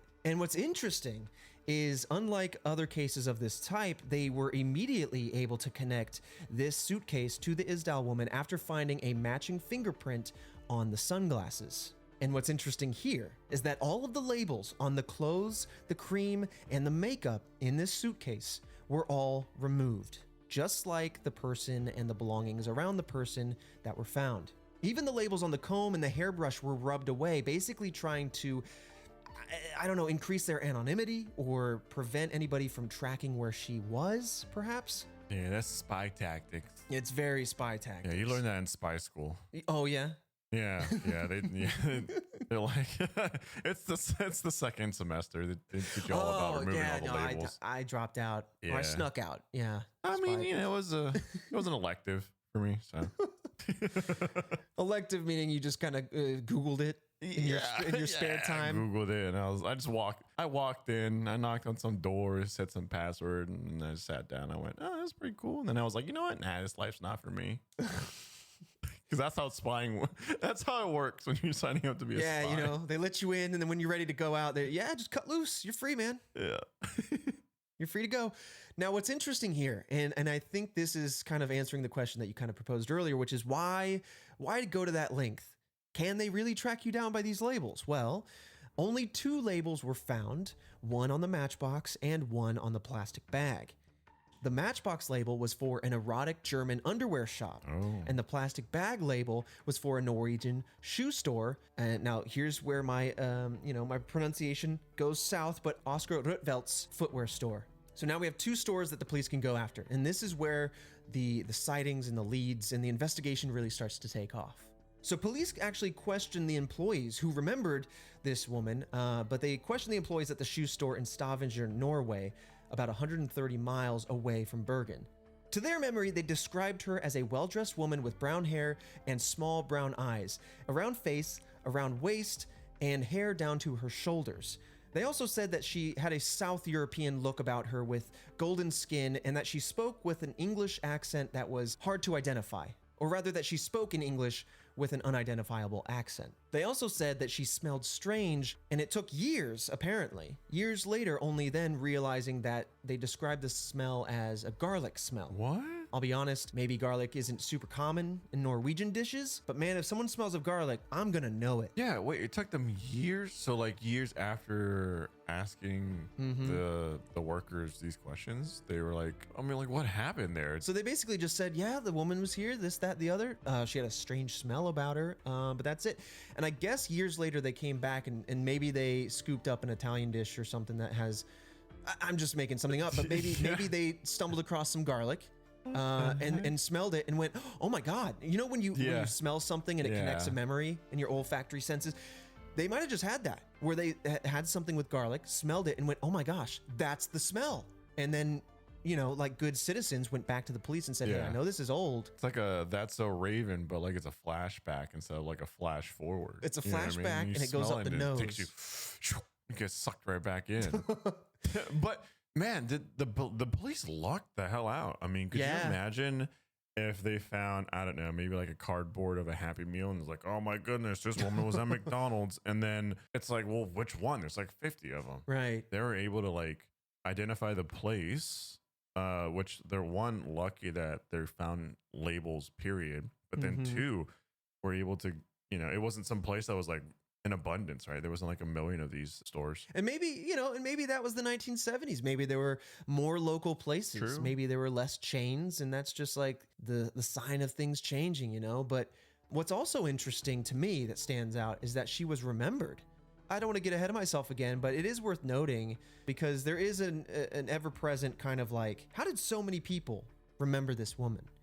And I think around this time that Norway didn't have a particular tourist boom, that foreign travelers weren't super common. And so that could kind of reason out maybe why she was memorable. But that certainly stands out to me at this moment. Like, how do they remember her this well? I guess, was she here recently for sure? Because they got no identity to go off of.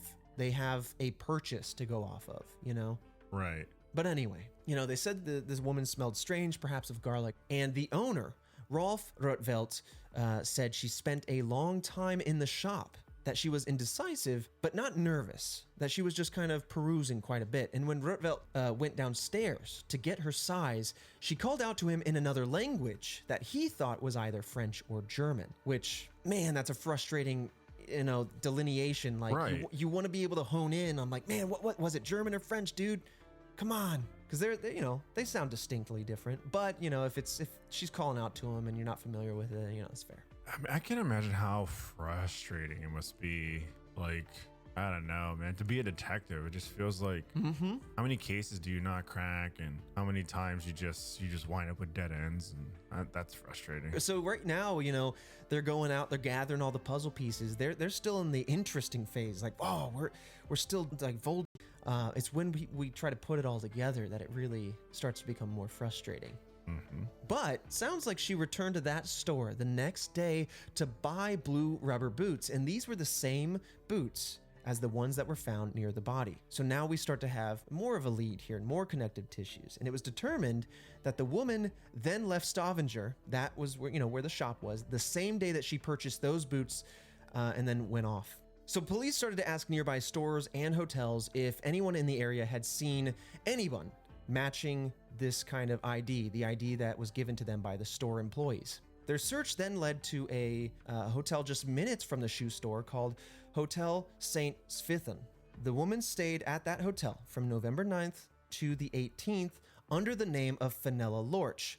So now I'm rubbing my hands together going, boom, the task force knows what's going on. We got a name now. Damn, lucky break. And they remembered this woman well, they said. How does everyone remember this woman? I know. What? She must have stood out. She must have stood out. So the Isdal woman told the bellboy working at St. Svithin that she was from Belgium. She spoke in English, once again with an accent, had a unique look for the area of Norway that they were in, and she also had a serious demeanor. Again, witnesses were unsure of what accent she had, only that she had one. The hotel staff also noticed that she had a gap between her two front teeth and said that she was not shy, but did seem to have some sort of agenda. Okay, so we have a confident woman who is out here, she's dining for one, she's traveling alone, kind of abnormal for the 1970s, but she had a confidence about her, but definitely seemed focused, like she knew what her next step was, right? I don't know, before the pandemic, passing by so many people, and I can't imagine just remembering such details like that about somebody. It's a lot, man, and the only thing I can go on is if tourism is low or slow, right? Or foreign travel to Norway or towards this city in particular was low during this time, then this person, it would stand out like a sore thumb. And if you did ID this person and then they are on the right track because of the purchases, then, you can start to say, oh yeah, no, the woman with the blue boots, I remember that. But yeah, outside of that, you got me. They also said that she wore a fur hat. One of the staff then later realized that the hat was from Kazakhstan or Uzbekistan. A lot of products from a lot of different places. Germany, Norway, and then the Middle East or further out towards Eastern Europe. Look, that was the third semester of spy school. It was titled Spies Be Traveling. That spies be getting around. Yeah, and they tell us about how you always moving, you always running around. So this is adding up. Man, I want you to pin that just for a hot second, because that would have been the best segue for one of these. I've got a note down here, but we'll get to it. I don't want to, listen, when I go off the rails on my outline, I get lost. No worries. But when she left the hotel, she took a taxi to a nearby ferry. The taxi driver remembered her as well, okay, and described her as having a sexy body and a gap between her front teeth. This taxi driver also indicated that she was from Belgium, or at least that's what she told him.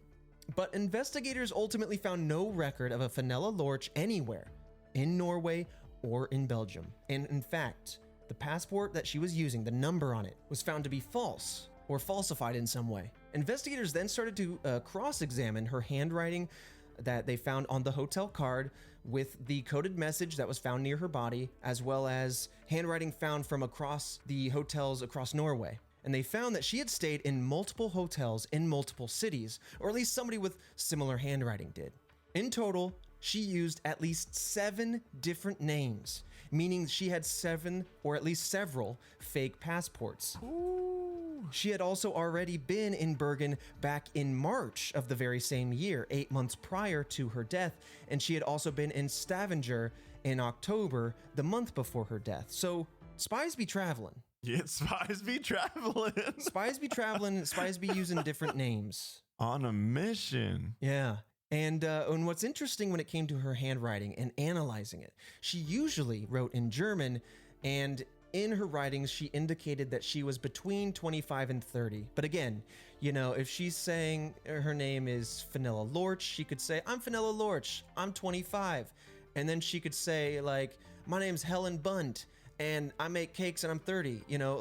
She's indicating her age range, but that doesn't mean necessarily what her real age range is. And then ultimately, when asked about her reason for traveling, she had stated to various people that she was trading goods and antiques. For someone who I am so far thinking is a spy, yeah, they are making a lot of connections and being very recognizable to people. Right. You got quite the footprint here. And I got to be honest, man, if I was watching a movie and someone's a spy, or maybe reading like a mid-tier book about spies, come on. Trading goods and antiques, that's your reason for traveling and being a spy. It's just like, okay. It's like the episode of Survivor I watched the other day. This Boston guy is trying to disguise the fact that he's a police officer, which he very clearly is. Oh, Tony? No, I know what season you're on. Not Tony. It's another guy. Another guy, earlier season. Another person. Gen X and millennials. Yeah, he's okay. So he's super boss and he's super cop. That's fine. There's nothing wrong with that. But he's like, yeah, I'm a mortician.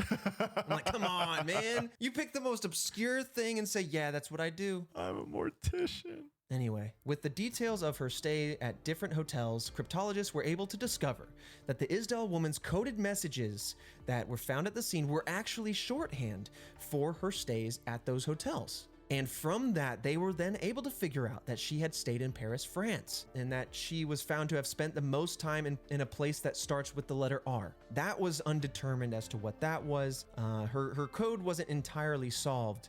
But yeah, I'm really starting to think spy stuff. In fact, this information was then sent to many other countries, but none could identify her. And what's interesting is the last line of this coded message was never figured out.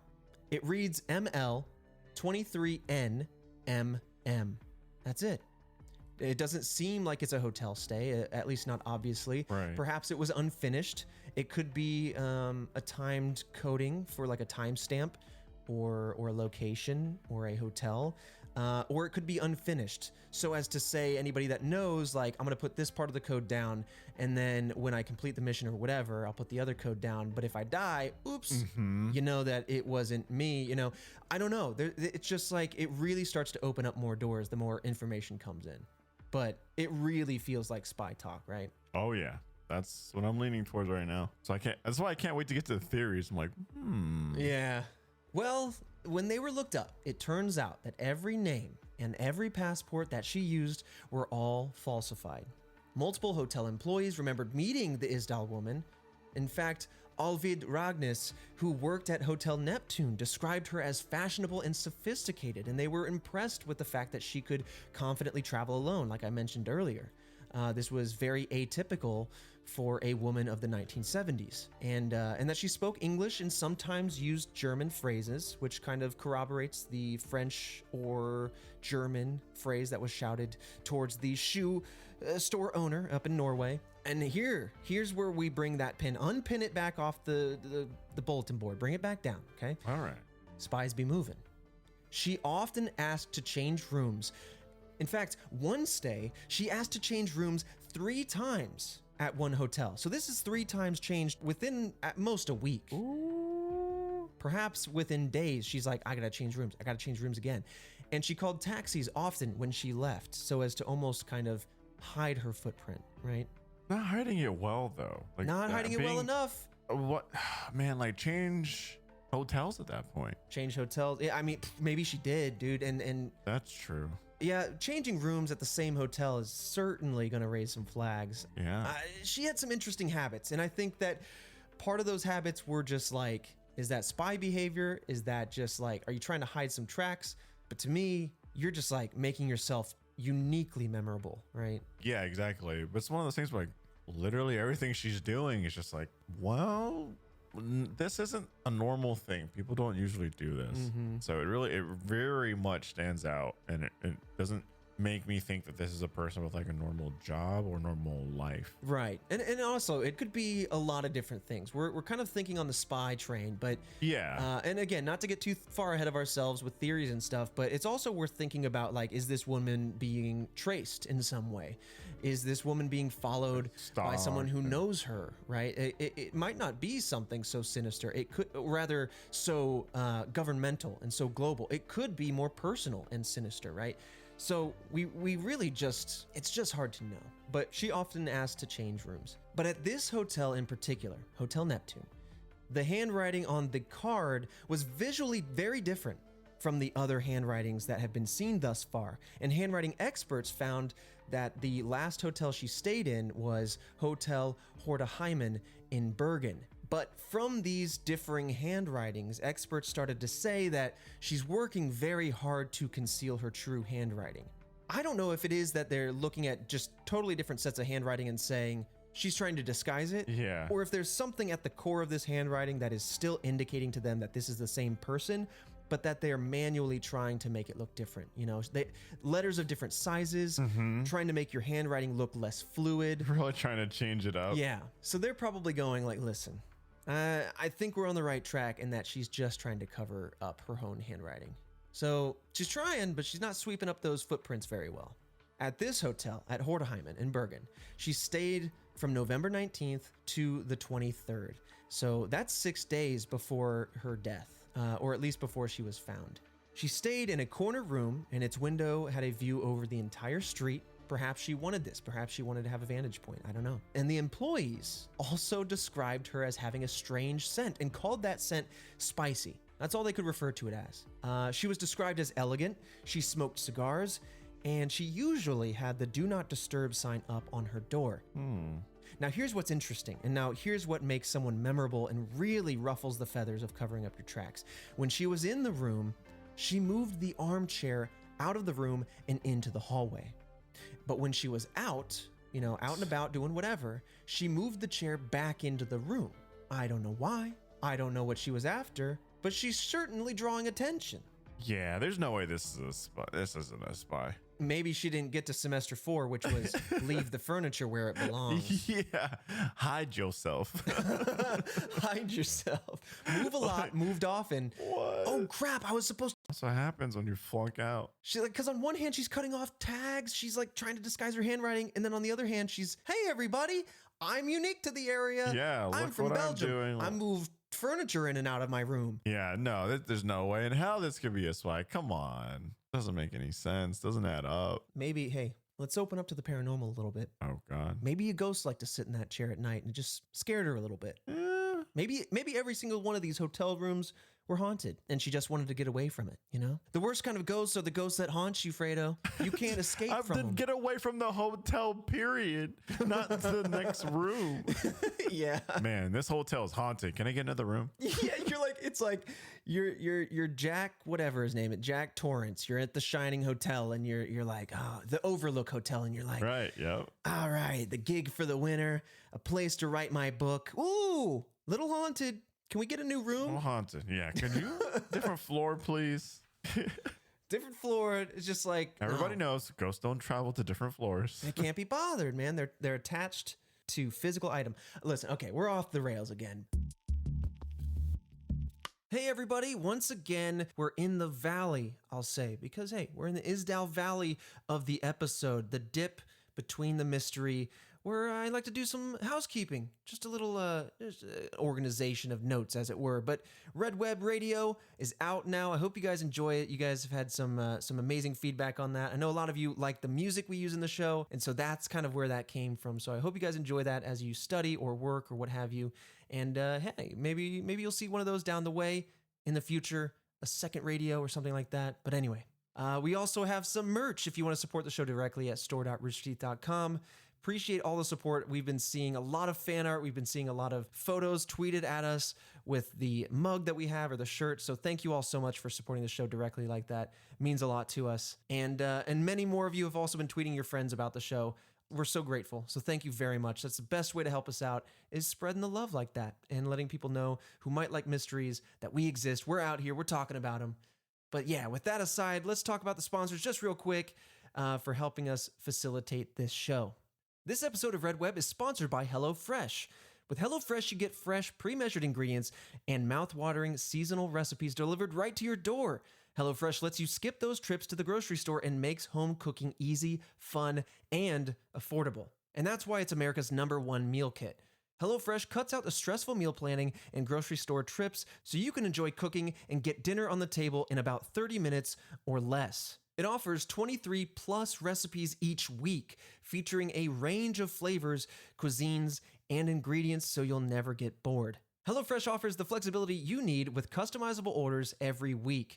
You can easily change your delivery days or food preferences and skip a week whenever you need. I've used HelloFresh thanks to this sponsorship. They gave us a couple meal options, and they recently sent me the bulgogi lime pork tenderloin recipe, and it was really good. Honestly, I was super surprised. I haven't had pork in a long time, but it was super tender. The way they had us, my girlfriend and I, put it together, it was it's fun to be able to cook something with your own hands. The fresh produce comes right to you. It's all proportioned, as they say, so you don't need to worry about waste or anything. Just cut up what they give you, season things accordingly. It was really smooth and simple and tasted fantastic. So if you want, go to HelloFresh.com/RedWeb10 and use code RedWeb10 for 10 free meals, including free shipping. That's 10 free meals and free shipping by going to HelloFresh.com/RedWeb10 with code RedWeb10 at checkout. So this is like her last known hotel leading up to her death, is this hotel in Bergen. After putting her suitcases in the railway station on the 23rd, the very same suitcases that we came around to earlier in this conversation, it is then unknown as to what she did, where she went, and all of that before being found dead on the 29th. Around Christmas, the criminal commissioner Oscar Ordnes gave a briefing saying that the case would not be solved unless she could be identified. But days later, Bergen's chief of police, Asbjorn Bryn, concluded that the case was a suicide, and that was probably heavily reliant upon the fact that she had consumed, for some reason or under some circumstances, consumed 50 to 70 sleeping pills. So many. That's pretty much what they're hanging their hat on. So at this point in time, right, this is a month after the case, or at least after the body was found, there are no more leads, they couldn't identify her, and so ultimately she was buried in March of 1971, about 4 or 5 months after the whole situation. Her coffin was covered in tulips and lilacs and was made out of zinc, and the reason for this was to ensure that the coffin would not decompose in the case that her identity was in fact discovered down the line, and that they could move her grave to a more respectful place, right? Her home or near family members. But I find that that's nice to hear in a case like this, that they're, preserving the body in some way, or at least the coffin. Yeah, I didn't even think about that. Preserving the body just in case. Yeah, because it's like an unsolved mystery, right? They're saying it was, presumed that she did this to herself, but you don't really know. Right. Hey, and if they figure out who it is, like, let's let the family know and send it to where it belongs. But ultimately, that's where the investigation lies, at least at the time of the incident, everything that went down. Flashing forward a little bit into the ongoing efforts on this case, many efforts have been made to trace where the Isdal woman truly came from. In the original autopsy, many samples were taken, including the Isdal woman's teeth, her spleen, her heart, and several other organs. Her teeth were then studied extensively by Giselle Bong, and it was found that the body had extensive dentistry work done and had multiple gold fillings. Bong, in doing this study, identified the very same tooth gap that many witnesses described, so this kind of corroborates the eyewitness accounts, so now we're really starting to pull this story together. And it turns out that the gold fillings were an uncommon feature to have in the Scandinavia area. So it clearly kind of indicates that yes, this is in fact a foreign traveler, or in some way someone from a different place who is here for business or some other mysterious works. Bong then also said that he believed that she must have been from Southern or Central Europe, or even East Asia. But after Bong's death, her jawbone and teeth were ultimately lost, supposedly because they smelled. What? Now, listen, if you're in forensics, you can't just be throwing evidence away because it's stinky. Yeah. Okay? I don't know exactly what lost means. What? I would say bag it and tag it. Bag it and tag it. That's lesson number 5, okay? Not even a class. It's just a note they give you. Lesson 5, bag and tag. Now, I think what happened here was that it was in fact bagged and tagged, but when this individual passed away, the organization of their studies probably got lost and things got shuffled around. And so these things were misplaced. But in 2016, The Isdal woman's case was reopened after her jawbone and other organs were found in Auckland University's archives. What? How they ended up there and why no one knew that is kind of a mystery. But yeah, they resurfaced in 2016. Who got a hold of it? Yeah, and how was it rediscovered in 2016? How did they verify? You know, I guess modern forensics could kind of like, yeah, no, this is the same, but it's interesting. So new sketches were drawn by a man named Stephen Misal, and an isotope test was actually done on her teeth by the aforementioned Kripos that I mentioned earlier, and that was done in 2017. Now, if you're not familiar with it, an isotope test is something that identifies the water that someone drinks and the food that they ate as a child when their teeth were still forming. That's an insane that's a thing? That's a thing.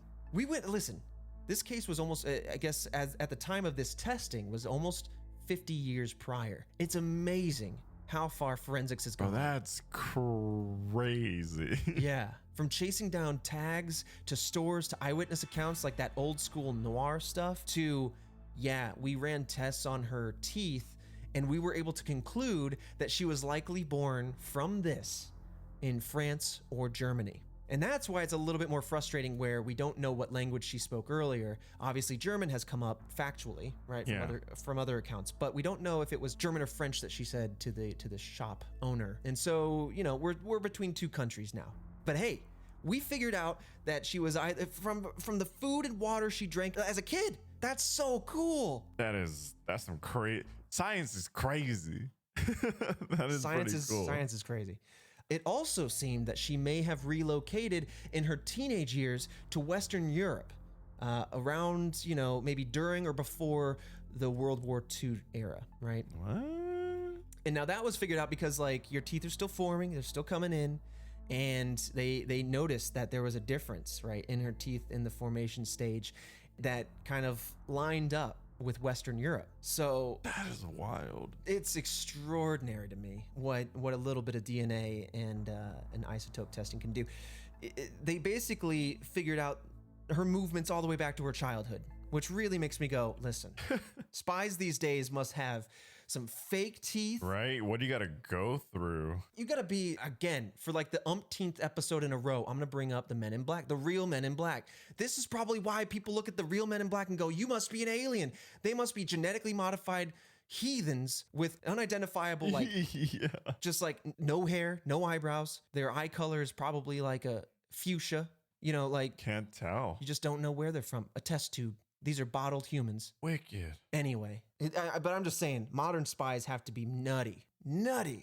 If this is what we can do. Anyway, with these recovered organs, scientists were able to obtain a full DNA profile. Interpol actually issued a black notice for this case, seeking information to identify the Isdal woman. But despite the breakthrough, and despite all of this new evidence, police need another person's DNA in order to test it against and in order to find that match. And as of right now, they can only compare to other police DNA databases for ethical and legal reasons, right? You can't just hop onto 23andMe and scrub through everybody that exists.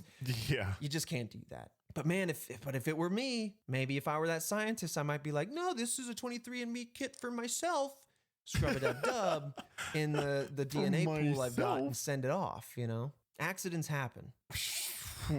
Yeah, but I feel like I don't know, they'd trace it. We asked you to spit into the test tube, not give us a chunk of your spleen. Oh, man. You know? With all this, like, forensic work and all that kind of stuff, like, good luck getting away with it. Oh, God. And, like, any type of, like, murder, like, in 2021, right? Like, I'm stuff all over the place. And yes, technology is also advancing itself, which can help aid evil in that sense. But you'd have to think, like, back during, like, you know, the Western days, you can off somebody and no one would ever find out. I mean, it's like Red Dead out there. Yeah. You know, run away a little long enough, your stars go away. Don't do it now. It's like, don't be like Minority Report. Don't do it at all. Even if you are listening to this in the 1800s, just don't. Just don't, do it. period. But just don't. Just imagine they got some kind of Minority Report type of like instrument, and it's going down. Yeah, the new iteration of this show, the next generation, is the head bubble. And that's when, the Minority Report, I don't know if they were humans or if they were just people with special powers, but like... I think they were humans, but they were just they had special sight. Yeah, they put their heads together and then like billiard balls come rolling out with people's futures. Oh, like, yeah. Dang. No unsolved mysteries then. No. Oh, they knew before you even did it. Mm-hmm. Future crime.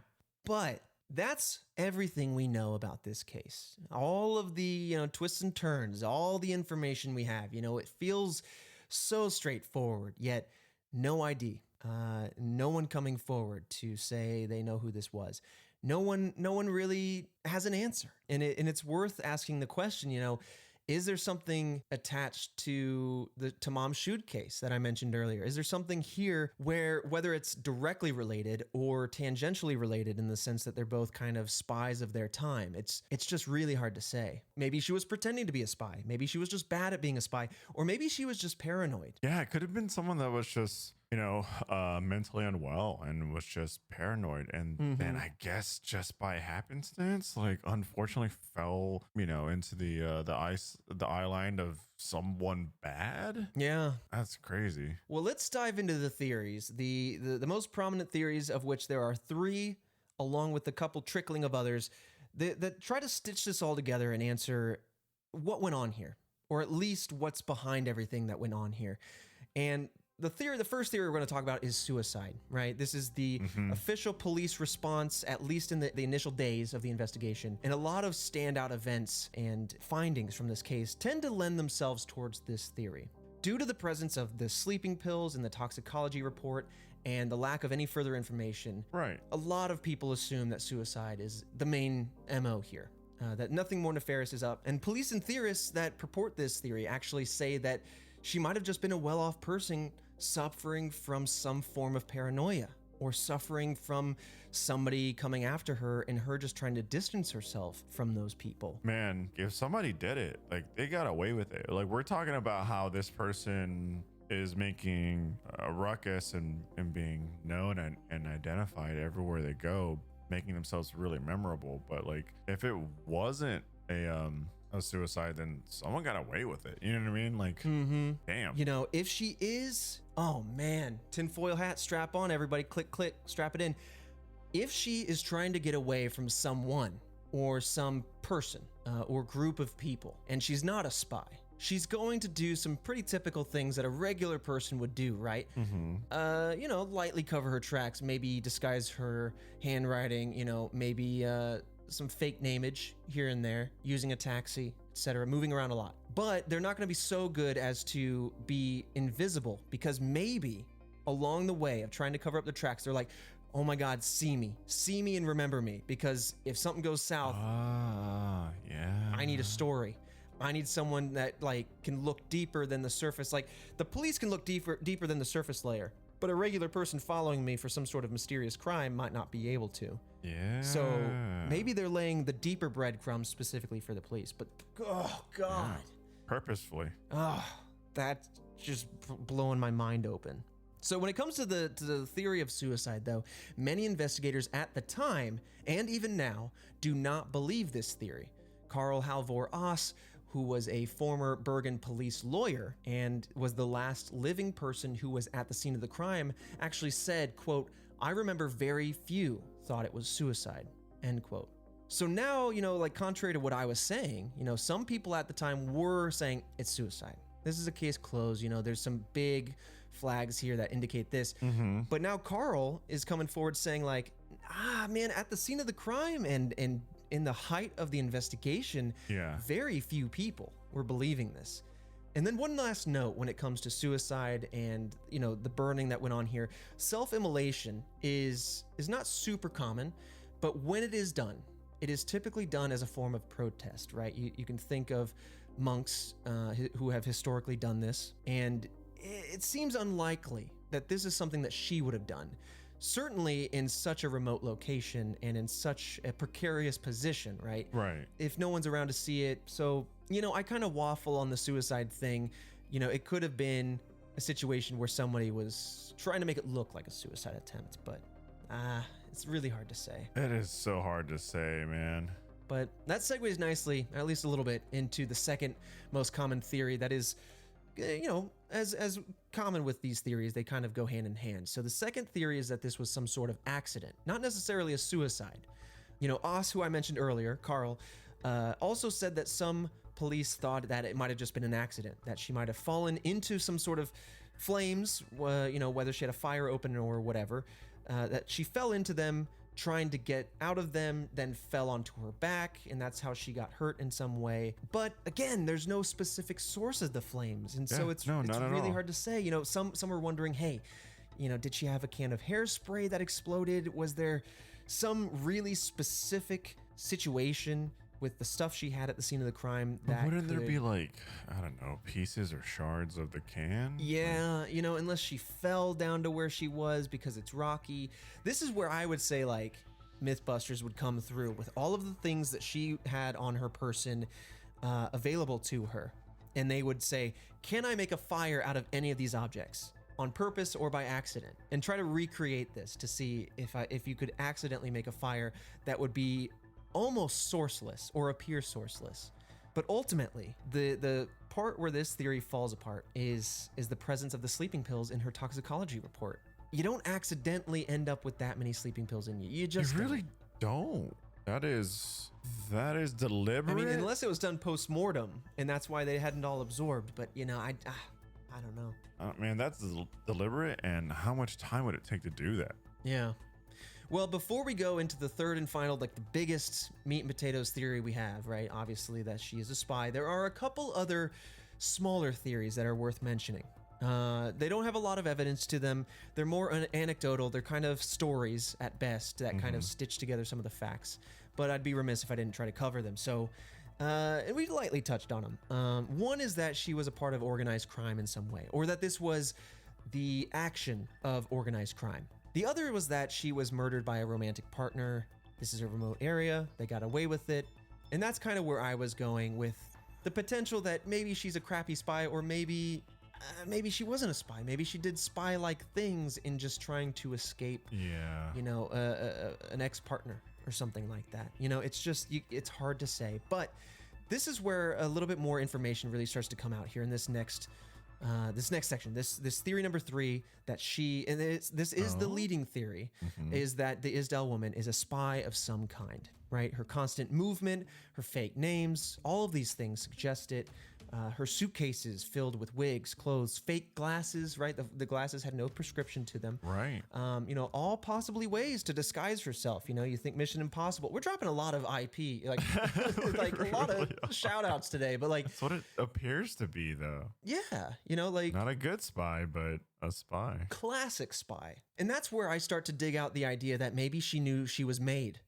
Maybe she knew she was made, and so she was really saying, I'm going to keep doing my spy stuff because I want to keep trying to get away with this. But if I'm truly made, I'm going to leave my suitcases at a place where they will check, right? The Tamam suitcase had suitcases found at the train station. Maybe that's just the 70s, right? 60s. Right. You're a spy. You want to get found. If you've been made, you got to leave something in plain sight where people can't get to it because it's in a coat check, but it will be found and will be attached to you. Damn, no letter though. No So maybe oh, my mind is opening. She was made. She was made, and she was leaving clues. Oh my God.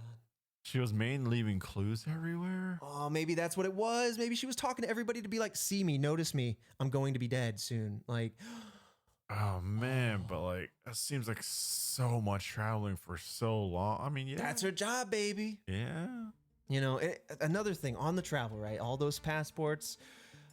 It's worth noting, fake passports, especially at this time, very difficult to come by.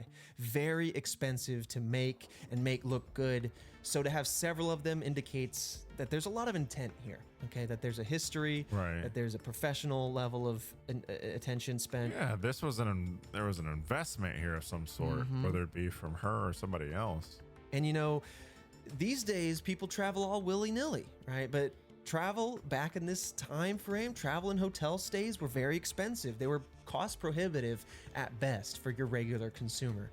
And, many began wondering in the investigation who was paying for this, or maybe a better question is, what was paying for this? What job what company entity, what organization. Yeah, what organization's behind all this? And what's even more is that she supposedly ate porridge for breakfast, which apparently, I don't know whether it's just because it's soup or whatever, but that makes it very hard to hide poison. So, if you're eating porridge, it's like very obvious if you're going to get you're going to taste it, you're going to see it. Really? Maybe it shows up in your body easier. I don't know. It's like it's hard to add any type of flavor to porridge. Like what It could be. It could be that, that like it's so bland, maybe what she had, that it's like, I'm going to notice if this is off. So whether it was preventative or I don't know.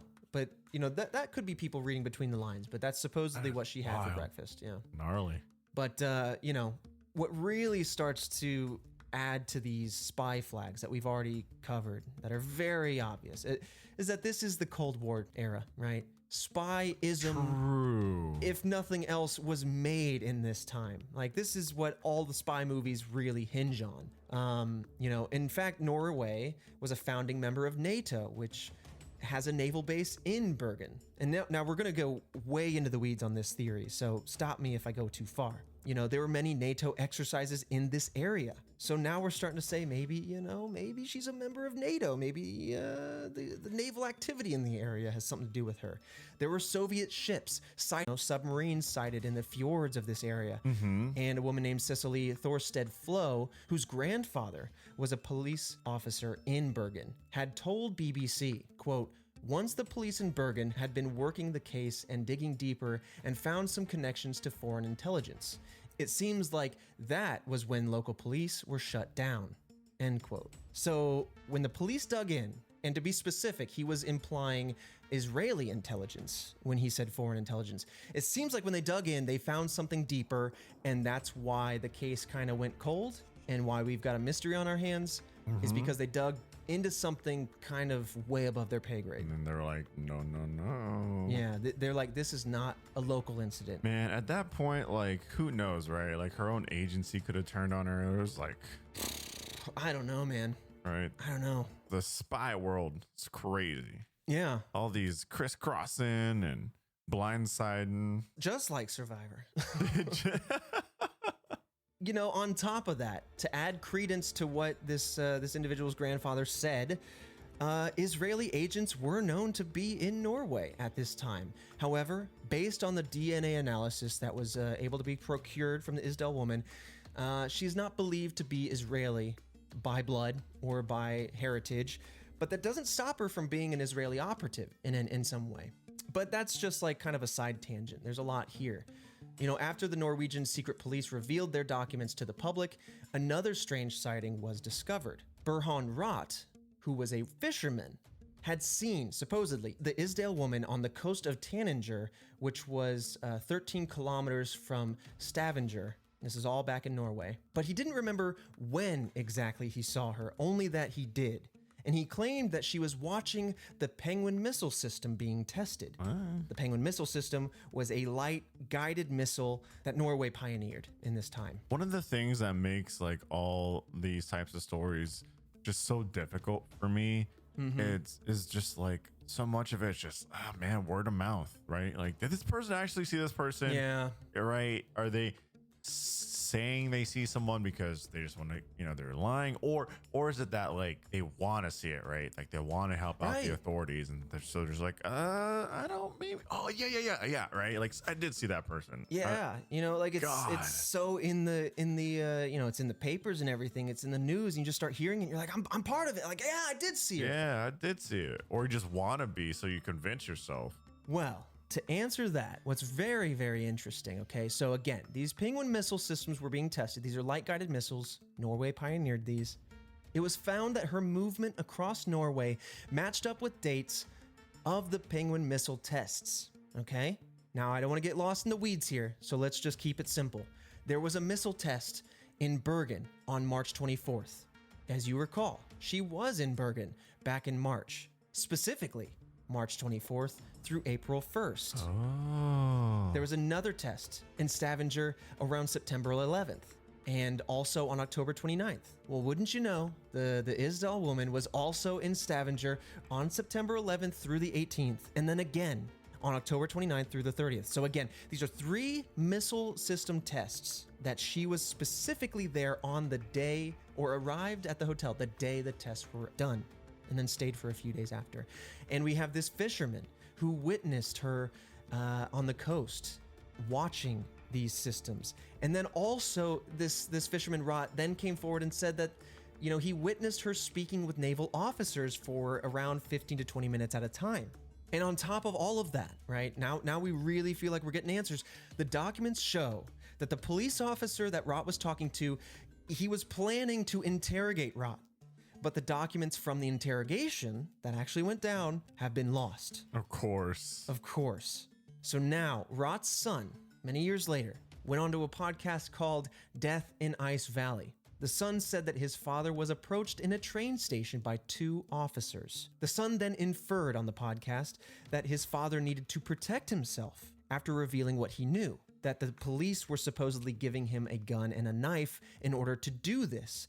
And with this theory, it's still uncertain if the Isdale woman ended her own life or if another agent did it. But what's interesting is that some are taking this and saying, you know, maybe she was forced to take these pills and that someone else started the fire to get rid of the body. Jesus. Her being on her back maybe stopped the fire because it was wet or snowy or some combination, and that's why her back is totally okay. Some theorize that she was caught as a spy, maybe that she was tired of work as a spy. But I mean, come on. She's moving constantly. She's changing rooms. There's codes. There's wigs. There's identities galore. Yeah. You know, whether she's paranoid or not, it looks pretty clear like there is some sort of spy activity. Yep. And just outside of this theory alone, it does sound to me, I'm pretty confident that